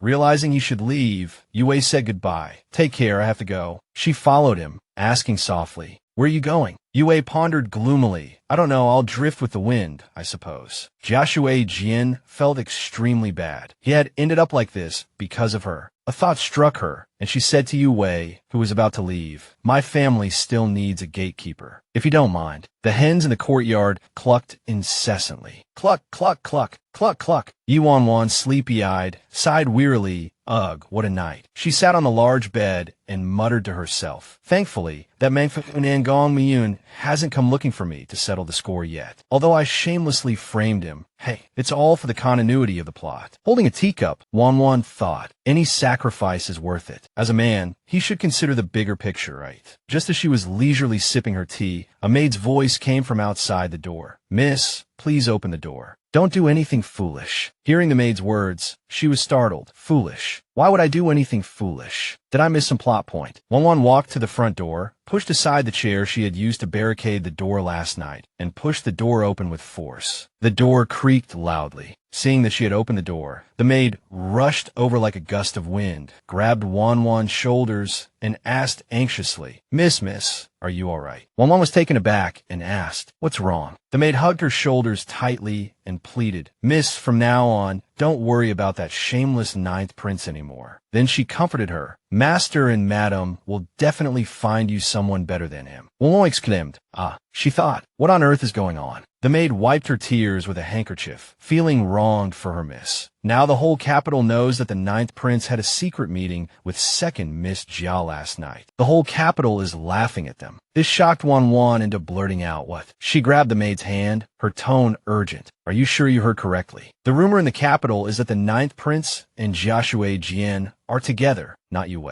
The maid replied, Yue. Miss, are you so heartbroken that you're confused? Didn't you see it with your own eyes last night? You even had a big argument with the ninth prince by the lake and vowed never to see him again. Wan Wan was bewildered and asked, Really? I was there last night. She propped her chin on her hand, her eyes sparkling. Ah, I remember now. Wan Wan's eyes lit up and she grinned, thinking, last night, someone saw Yue dressed up and meeting privately with Xiaoshu Jian, and someone else saw me arguing with the ninth prince by the lake. All this is thanks to the coincidence of the plot points that created this outcome. Wan Wan was extremely pleased, laughing happily and cheering. Ah, great. Wonderful. It's truly heaven sent. Seeing her like this, the maid couldn't help but advise, Miss, don't cover for him anymore. You don't have to degrade yourself like this. Overjoyed, Wan Wan generously rewarded the maid. I see you've been working hard lately. Take a tael of silver and buy yourself some jewelry. The maid asked in surprise. Really? Wan Wan instructed, take the token from my waist. Go on, you can leave now. I'm going to take a nap. The maid happily accepted the order. Thank you. Mississippi Inger will take her leave. Wan Wan watched her leave and sighed to herself. So her name is Inger. I was so busy with my schemes, I forgot to ask this poor girl's name. Sitting cross-legged on her bed, arms crossed, Wan Wan was ecstatic. This kind of good fortune falling from the sky had to be shared immediately. A wide grin stretched across her face, her eyes crinkling into slits. Ha ha, this is hilarious. I don't know who spread it, but it's like the heavens themselves are helping me. Even if the male leads aren't cooperating, the gossiping masses are ensuring the plot goes exactly how I want. From today onwards, I can finally turn over a new leaf and sing my own song. I don't have to put up with anyone anymore. How are all these characters so rich? Just thinking about Hong Hong, Mu Yun, and Lu Xing made her grin like a Cheshire cat. All right, from now on, I'm no longer the same old Wan Wan. I'm the brand new, upgraded Wan Wan. I might as well announce to the world that my villainous career begins now. But what should I do first? Go scold that idiotic prince. Go to Xiaoshu Jian's residence. What was the next plot point again? Oh, right. The ninth prince is framed and temporarily falls out of favor with the emperor. Perfect. 1,001 wicked ideas flooded her mind. Yes, let's go with the Black Lotus Pikachu mode. This thought almost made Mu Yun choke on his tea. Mu Yun jumped, starting to ramble. No way, can we discuss this? Is she going to torture Lu Xing first? Because she's been tormenting me lately. This prince is already exhausted. He racked his brains. Has father done something strange again recently? Think, ding. System notification. Reward, 450 taels of silver and the skill mind reading. Looking at the notification, Wan Wan muttered to herself, mind reading.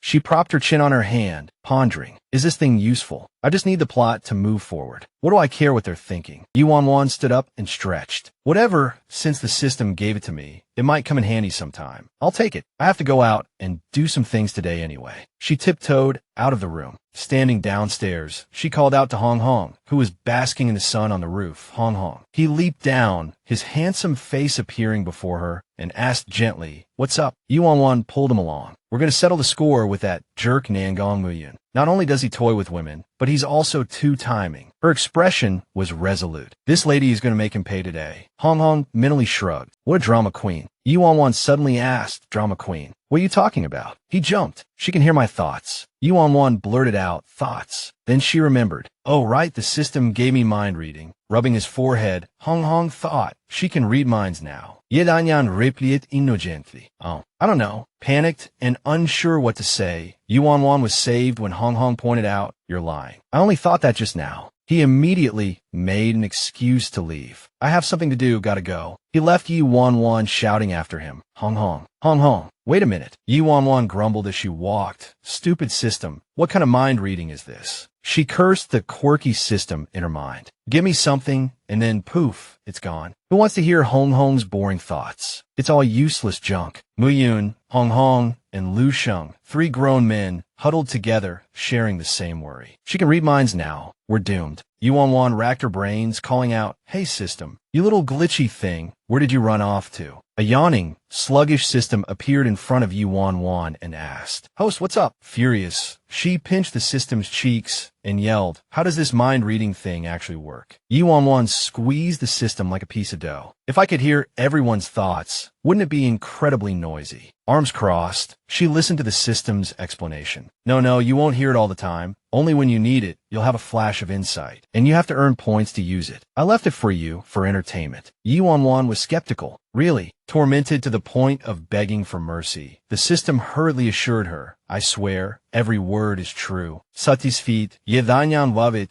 headhunt dismissivedi." All right, get lost, I understand now. Yi Wan casually walked towards the door. She noticed Hong peeking out from behind the wall, staring intently at her, and asked, "Haven't left yet?" Hong remained there, his gaze still probing. "Let me try in my mind, see if she can really read my thoughts." "Yi Wan, I'm your father." Yi Wan looked at him in surprise and asked, "Are you all right?" Hong clutched his chest, relieved. "Phew, I'm fine.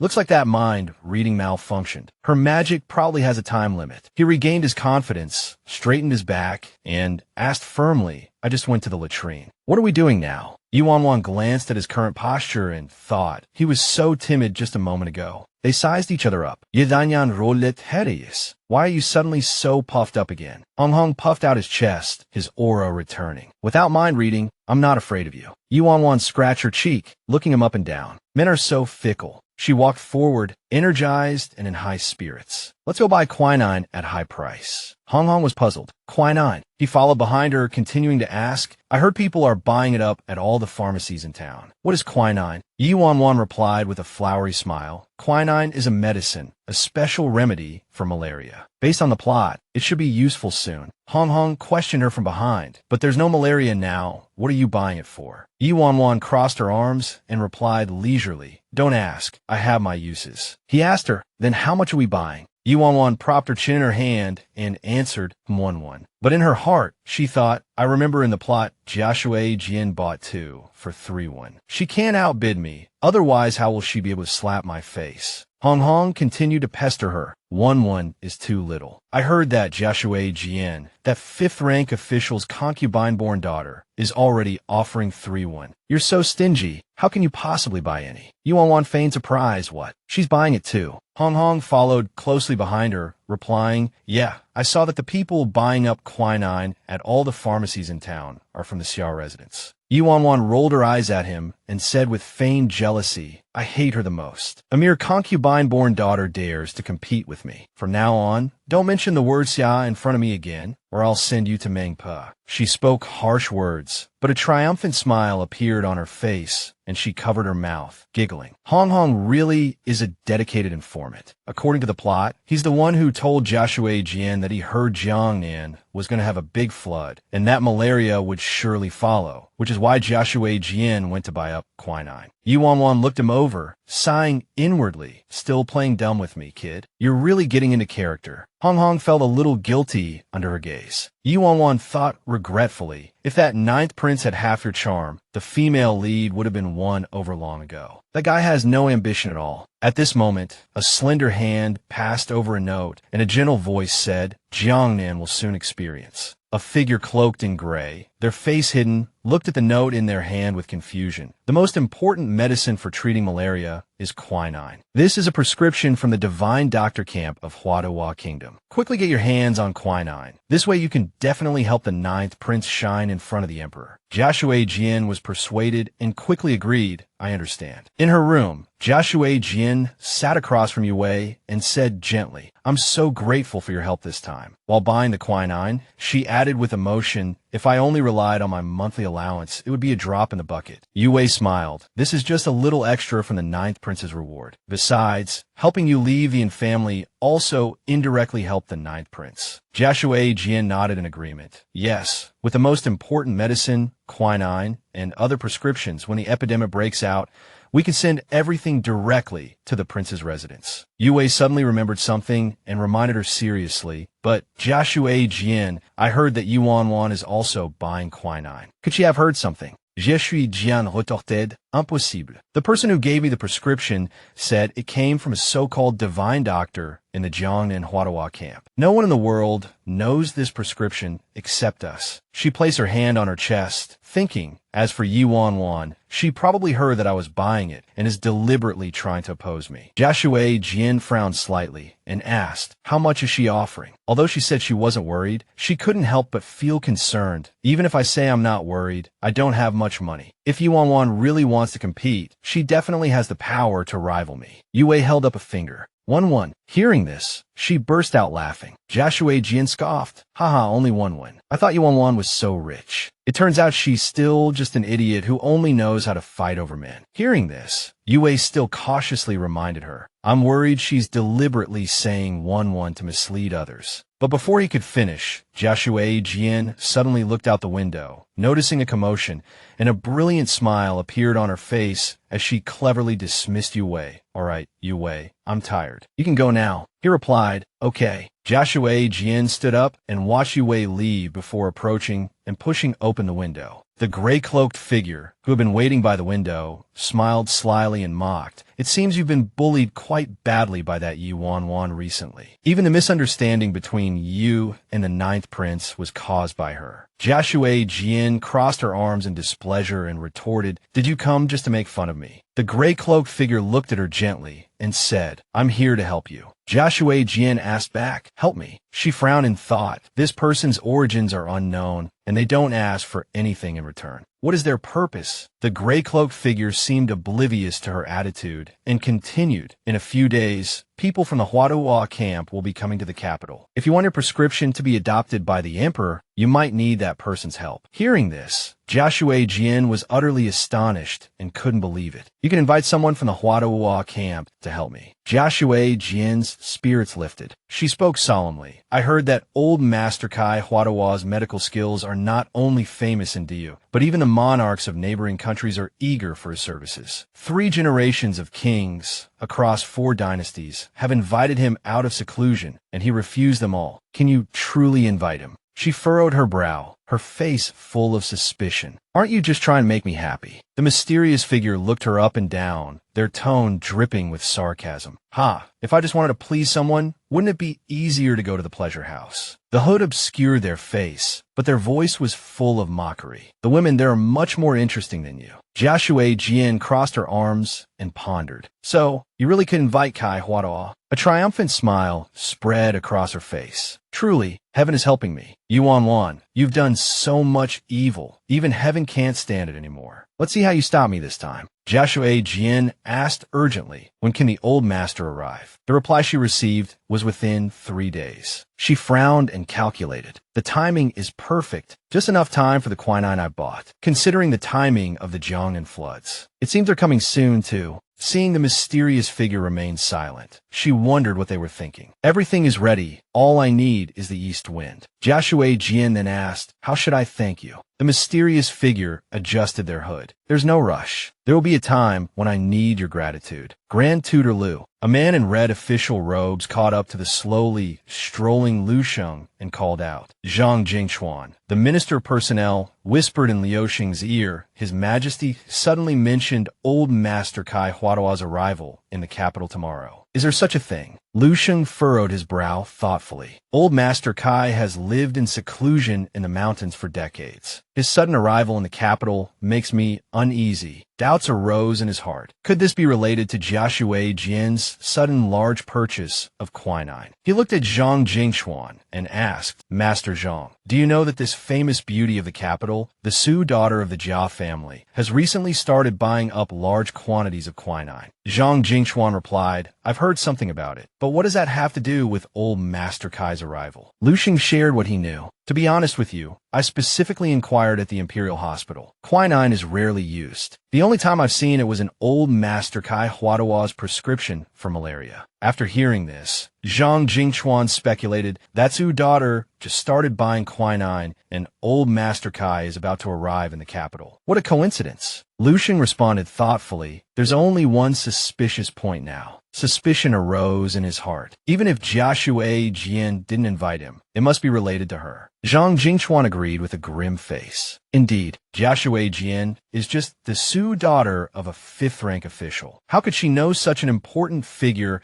as old Master Kai Huaduo, let alone have him willingly help her? Lu Xing replied, it's not convenient to discuss this matter further. Zhang Jingchuan understood tacitly and said respectfully, "Grand Tutor Liu, I have an appointment with the Poetry Society today, so I'll take my leave. Please excuse me." Zhang Jingchuan departed, leaving Lu Xing alone, fanning himself and pondering. Xiaoshu Jian actually has such abilities. Could it be what the storybooks often say, that the female lead always has noble people helping her when she encounters trouble? If this continues, it will definitely be detrimental to Yuan Wan. I have to think of a way. At this time, a group of people were slowly passing through the city gates. The deputy sect master of the Starwood sect of Huainan Mountain, a young man with delicate features, was walking quietly beside the Starwood, cast an indifferent look at the other person and stated, "I only know that this individual is vying for the 9th Prince's favor against the Prime Minister's daughter. I know nothing else." Crimson Tide added, "It's rumored that Jia Shuaijian is clearly more favored by the 9th Prince, being both intelligent and courageous, and superior to that empty vase, Yi Qinwan." Crimson Tide suddenly realized with great interest, TSK, I understand. If Jia Shuaijian helps the 9th Prince ascend the throne, then she'll be the queen. He Dao ran for us, to curry favor with the future queen first. Starwood replied indifferently. Probably so. Hong Xiao kept rambling on about how amazing Xiaoshu Jian was, like she totally snagged the head physician's eldest son.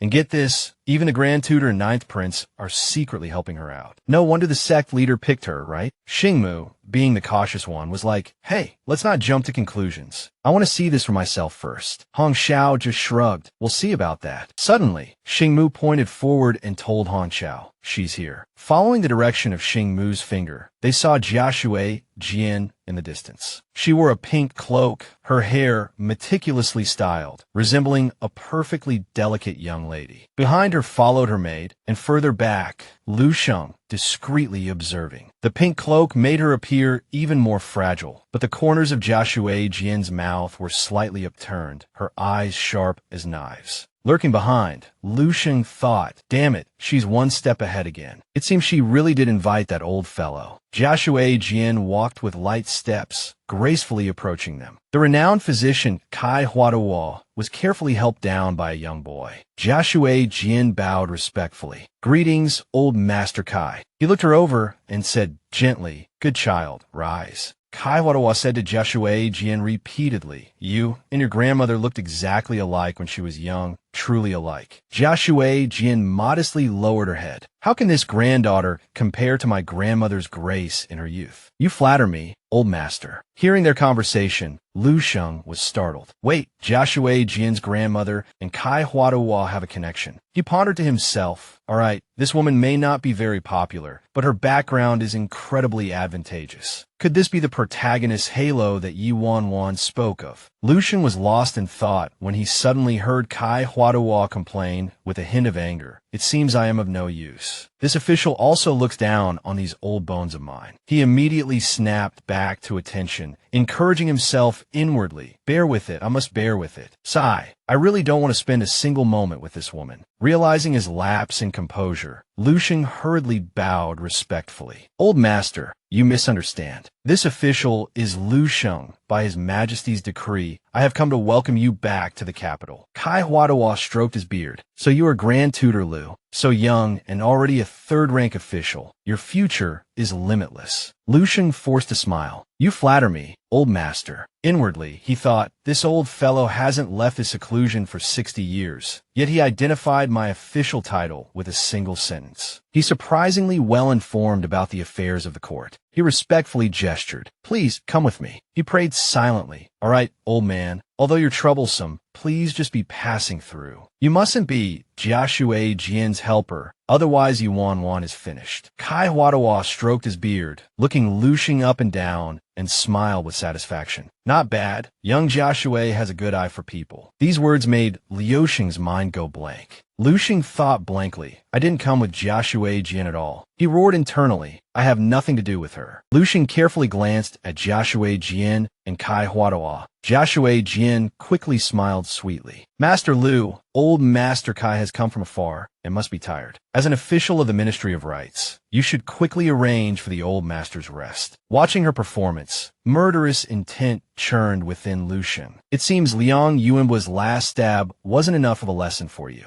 Just wait. Once this old fellow is settled, I'll see how I deal with you, little vixen. He furrowed his brows, his face filled with determination. He stared at Joshua Jian as if she were his sworn enemy and couldn't help but lament inwardly. Recently, that little oak, Yi Wan Wan, has completely turned dark. Not only does she not come looking for me, but she even shuts me out when I go to her. The more Lucian thought about it, the angrier he became, feeling wronged. She can turn dark in front of the ninth prince all she wants. What does it have to do with me? Isn't this dragging an innocent me into the mess for no reason? He carefully helped Kai Huadawa into the carriage and said considerately, "Please allow this official to escort you to the prepared guest house to rest. His Majesty will host a banquet tomorrow evening to welcome you." The old man replied, "Then I'll have to trouble Master Lu." Just as he was about to board the carriage, he suddenly turned back and asked Lu Shang, "By the way, the ninth prince will also attend His Majesty's banquet, correct?" Lu Shang glanced at Joshua Jian and replied respectfully, "Naturally. The ninth prince is currently in high favor. How could such an important event as welcoming old master be without him?" Kai Huadawa stepped into the carriage with satisfaction. "Very good." After settling down, he suddenly remembered something and asked, "Will the young lady from the general's estate also be attending?" Lu Xing cursed inwardly. "Why bring up Yu Wan Wan out of the blue? Just so you can humiliate her together." Lu Xing forced a smile. "I heard Miss Yi has been unwell recently and likely won't be able to attend." Kai Hua Tu Juka. Unwell. That's perfect. Have her come. I can take a look at her while I'm at it. Lu Xing inwardly cursed a blunder. He regretted, "I forgot this old fellow can actually heal people." He quickly regained his composure and said respectfully, "Then, old master, allow this official to inquire." Kai Huadawa replied politely, "I'll have to trouble you." Joshua Jian, from the side, put on an act and said to Lu Sheng, "It's rare for the old master to come down the mountain. The matter of his reception depends entirely on Master Lu." Lu Sheng glared at her, thinking, "Joshua Jian, oh Joshua Jian, you really know how to make trouble for me." Lu Sheng felt extremely irritated, thinking to himself, "Joshua Jian, do you have to make things difficult for me to be happy? Forget about her." He sternly reminded his subordinates, "Everyone must be focused at tonight's banquet. Absolutely no mistakes are allowed." Everyone respectfully bowed and replied, "Yes, sir." As Lu Xing walked, he thought, "I didn't expect old Master Kai Huadawa to arrive so early. I thought the female lead would need more time to be driven to desperation. It seems she can only play this card early." Thinking of Yu Wan Wan's gloating face, he couldn't help but sigh. The old master has come specifically to vent anger for Joshua Jian this time. I'm really looking forward to being slapped in the face. I wonder how such a respected old master will slap my face. He won't turn red with anger and scold me like Joshua Jian, right? No, impossible. With his status, if he doesn't make a move, then so be it. But once he does, it will be like a thunderbolt, every move fatal. He's here, and besides the old master, it seems 2 people from martial arts sect have also arrived. Lu Sheng turned and left. That man is quite handsome, probably the cold-blooded killer type, but in the end, won't he still fall at the female lead's feet? He suddenly heard a sigh and was startled. The female lead is truly amazing. She has simps everywhere, unlike me, who only has one, and this simp isn't even focused on his main job of. Yi Wan Wan shrugged unhappily and continued to sigh. The female lead also caused a female villain to appear because she snatched this male assassin. That female villain has always liked the male assassin, and they were almost married, but the male assassin broke off the engagement because of the female lead. How could the female lead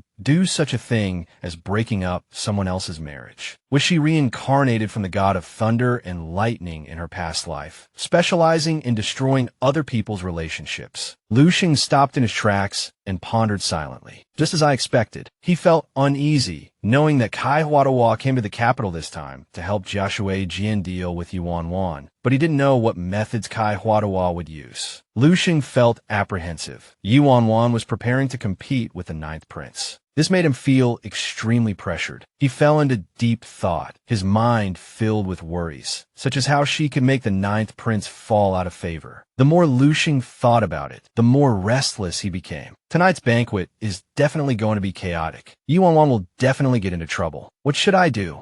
Shang clenched his fists. He was absolutely unwilling to stand idly by and watch her be bullied. At this moment, he heard Yi Wan chattering nonstop, earnestly saying that Grand Tutor Lu was stunned after seeing Xiaoshu Jian and Master Kai Huadawa together. Hey, who would have thought that a seemingly frail girl like Xiaoshu Jian would actually know someone like Master Kai Huadawa? She's truly a prodigy.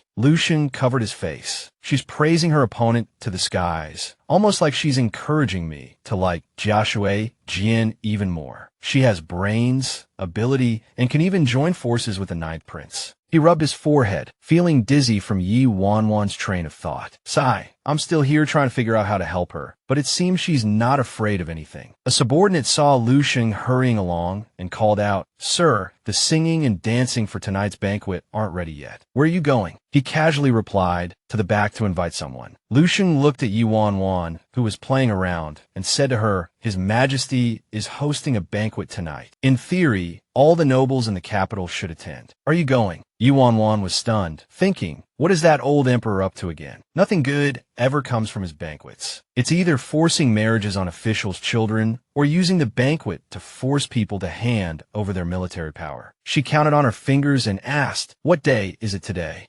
Shang replied, "The day Master Kai Huadawa arrived in the capital." Why? Yi Wan suddenly came to her senses, her eyes shining with excitement. Oh, I understand. This is a trap aimed at me. Seeing her like this, Shang flicked her forehead twice in confusion. It's just a palace banquet. What are you so happy about? He cursed her in his mind. She has no sense of danger at all. I'm worrying for nothing. Yi Wan went into full drama queen mode, crossing her arms, pouting, and saying seriously, "Grand Tutor, if you have anything in the future, just have a servant pass on the message. You don't have to come personally. I think it's best we don't see each other for the time being, so as to avoid misunderstandings." Shang stared at her dumbfounded, roaring internally. What relationship do we even have? What does your feud with the Ninth Prince have to do with me? Shang looked at her and kindly reminded her, "Be careful tonight, no matter what. Master Kai Huadawa has some connection with Xiaoshu Jian. I'm afraid he might be unfavorable to you." Hearing this, Yi Wan was secretly delighted. Unfavorable is good. I'm afraid he won't be unfavorable to me. Yi Wan activated her deep acting mode and started putting on a show. What connection could he have with that insignificant concubine-born daughter? I think she's just someone who's good at flattering the old master. Hands on her hips, she cackled triumphantly, thinking, I'm so happy I could burst. Wan pointed confidently, "Just you wait. Tonight when a master sees me, he'll instantly dislike her and fall for me. Ha ha ha." After her laughter subsided, Su Wan found the cliched lines nauseating. Shang watched her, thinking, she's overdoing it. He asked, "So you've agreed to go?" Wan replied firmly, "Of course, why not? Not only am I going, I'm going to dress up beautifully and dazzle everyone." Yi Wan skipped away, leaving Shang where he stood. Tonight, I'll definitely let the master see Yi Wan's charm. Shang gazed at her retreating figure, filled with anticipation. Hopefully, the carriage rattled along the road. Zhong Yuanhong sat inside with Yi Wan, utterly bewildered. "Why are you taking me to the palace banquet?" Yi Wan gave her a mysterious look. "I have my reasons for bringing you. Just eat and drink well. Don't ask too many questions." She closed her eyes, muttering to herself, "I brought you because I'm afraid tonight's banquet is a Hongmin banquet, extremely dangerous. You can at least shield me a couple of times." Suddenly, the carriage jolted violently, sending her tumbling inside. She cried out. Yi Wan clutched her head angrily, pointing outside and yelling, "Hey, coachman, do you want to keep your job?" Suddenly, her eyes widened as she saw the person before her. "Who are you?" she demanded. "A young man, no, a handsome youth," asked softly Mississippi. This person was none other than Jing Mu, the deputy leader of the Xingmu sect. He politely suggested, "Do you mind if I hitch a ride?" Yi Wan was not polite at all. "I do mind. Get lost." She snapped. "Who do you think I am? You think you can just hop into my carriage? Are you crazy?"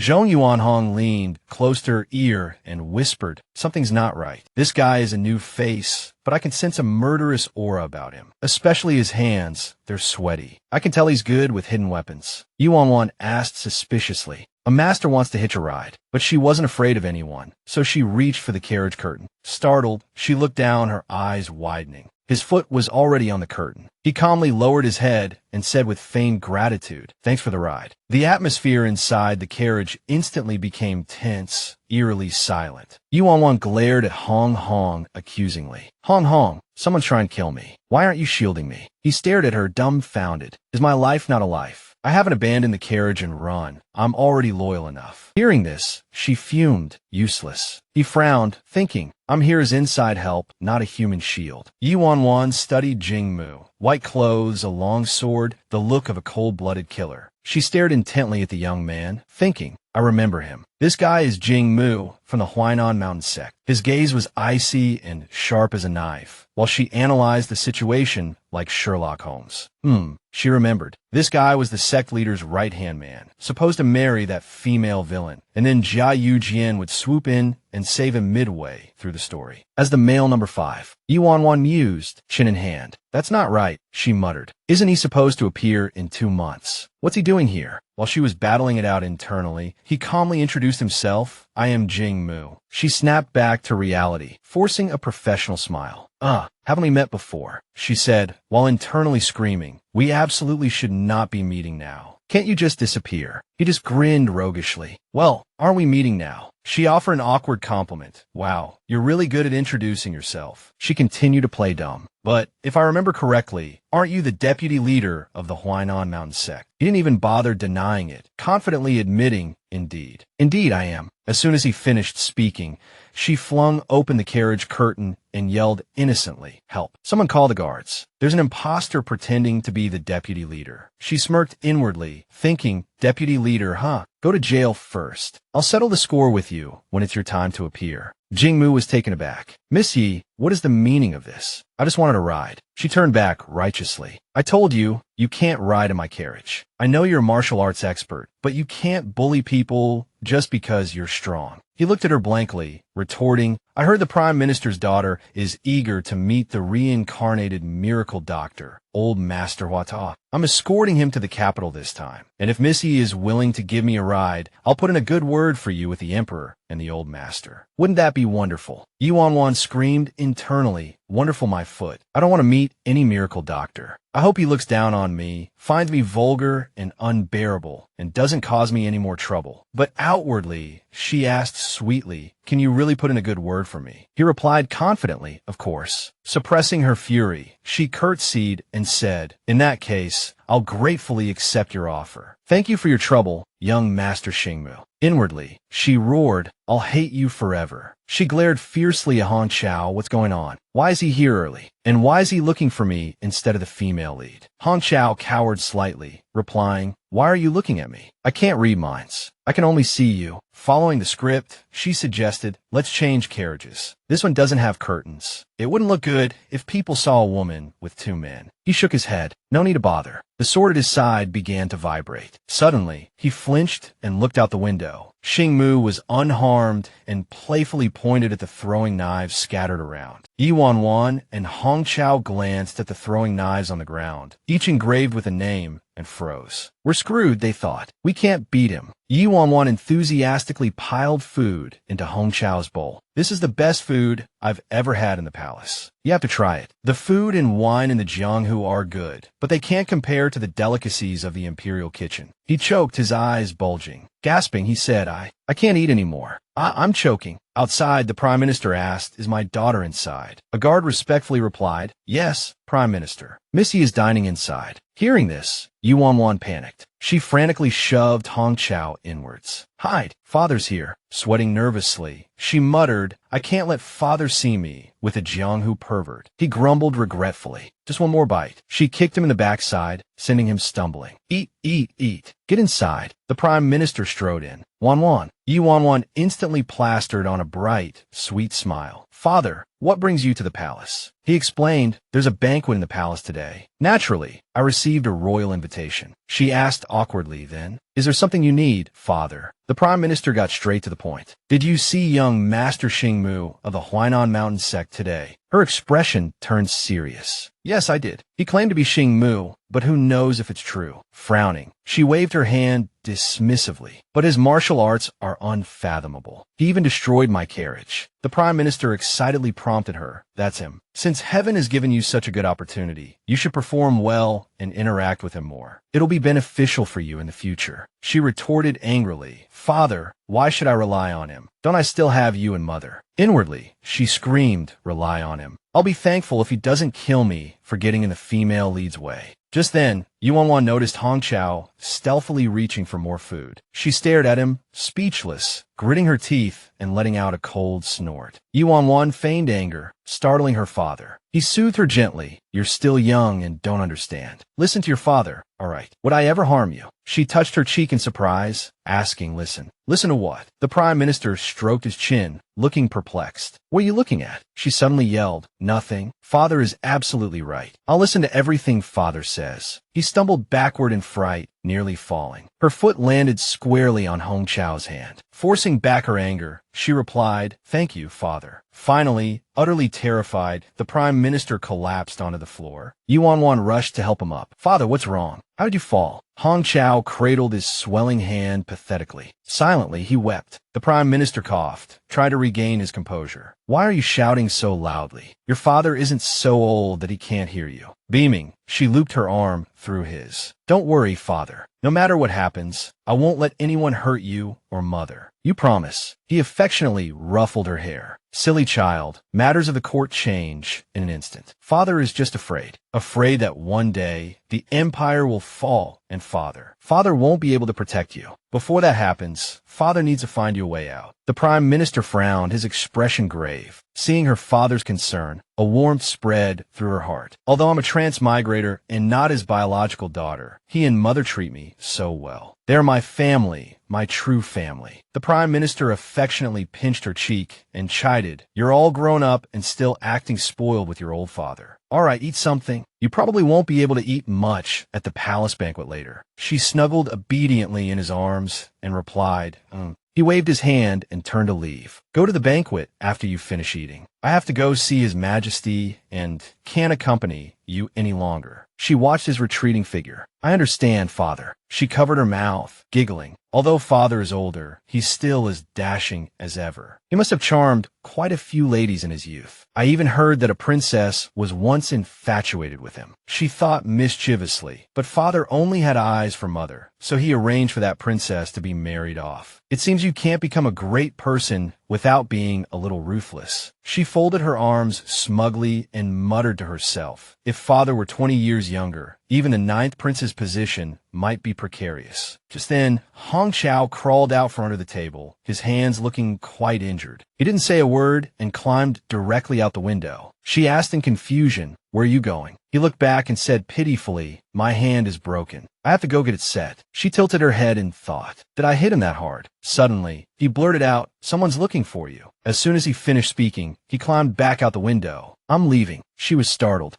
She turned around to find Xing Mu standing behind her like a grim reaper. She didn't know how long he'd been there. Yuan Wan raised an eyebrow, thinking impatiently, TSK, him again. Does he only know me? Why is he always following me? She decided to ignore him, closing her eyes and figuring out how to slip away. If he came, she would just leave. If she couldn't hide, she could still run. Xing Mu seemed to see through her thoughts and barked, sit down. She jumped, her eyes wide with shock. She tried to compose herself. Aren't swords prohibited in the palace? Xing Mu said calmly, that's right. So I came to ask you to keep my sword for me. If there are assassins later, you could give it back to me. Her jaw nearly dropped.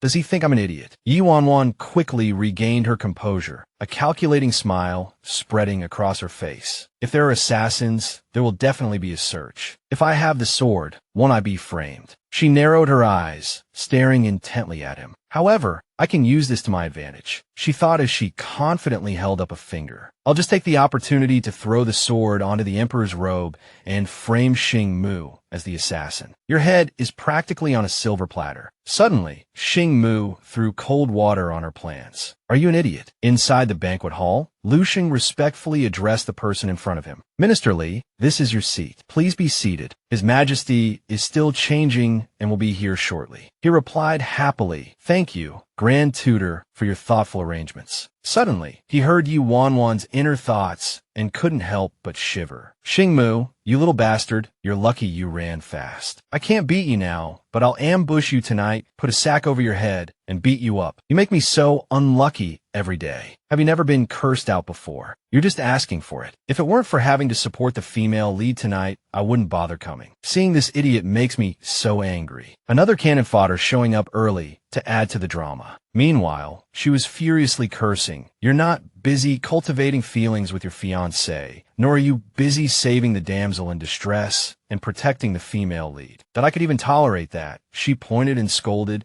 but you make me so unlucky every day. Have you never been cursed out before? You're just asking for it. If it weren't for having to support the female lead tonight, I wouldn't bother coming. Seeing this idiot makes me so angry. Just another cannon fodder showing up early to add to the drama. Lu Xing heard everything. He stroked his chin and chuckled, thinking that Xingmu had gone to find Yu Wanwan and really angered her. His eyes twinkled with admiration. Not bad. This is the first person who has annoyed Yu Wanwan, yet left her helpless. He stood there thoughtfully. But why isn't this Xingmu protecting the miracle doctor and instead provoking Yu Wanwan? Suddenly, Lu Xing frowned, as if realizing something. Could it be that he can also see those annotations? While he was talking with Minister Li, footsteps approached from behind. At this moment, Xingmu and Yu Wanwan walked in. Sure enough, he could hear her inner thoughts from just now. Xingmu, you little bastard, you're lucky you ran fast. I can't beat you now, but I'll ambush you tonight, put a sack over your head, and beat you up. You make me so unlucky every day. Have you never been cursed out before? You're just asking for it. If it weren't for having to support the female lead tonight, I wouldn't bother coming. Seeing this idiot makes me so angry. He affirmed, yes, I can see them. Nangong Muyun watched his beloved walking with another man and glanced over with displeasure, thinking, it seems this Xingmu, like me, can also see Yu Wanwan's inner thoughts. He frowned with worry. I'm afraid this plot is going to involve the forces of the Jianghu. Suddenly, she walked towards him and slipped a small note into his hand. He looked at the note in surprise. HM.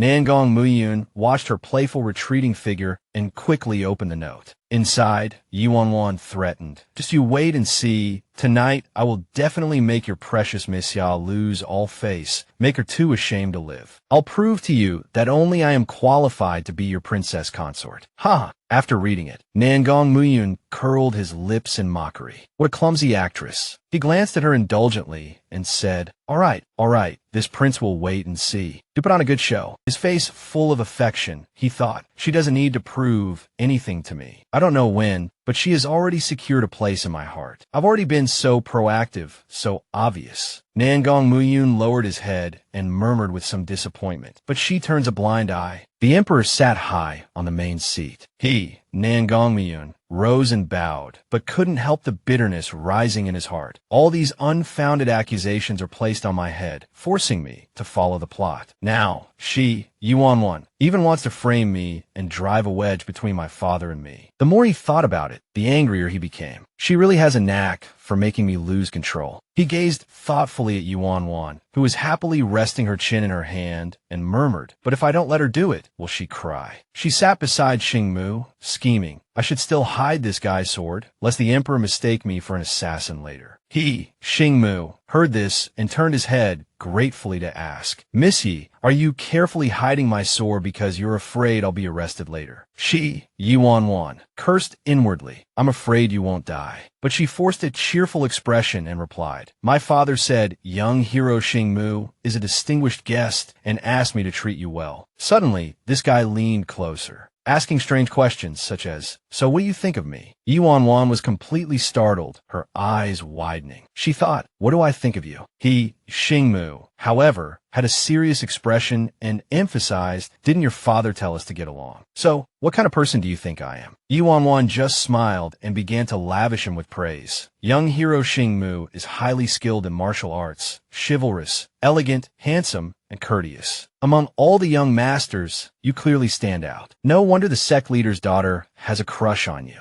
Then she muttered to herself, "What's going on? Did a matchmaking attempt fail?" Xingmu slowly took a sip of wine and even specifically explained, "Oh, you're talking about junior sister. I only see her as a junior sister. There are no romantic feelings." She, Wan Wan, rested her chin in her hand, her face darkening as she looked away, thinking, "Oh, is that so? That's great. Whether you like her or not has nothing to do with me. Can you shut up? I have important things to do." He, Xingmu, casually asked her, "Aren't you curious why?" Wan Wan muttered to herself, Ask.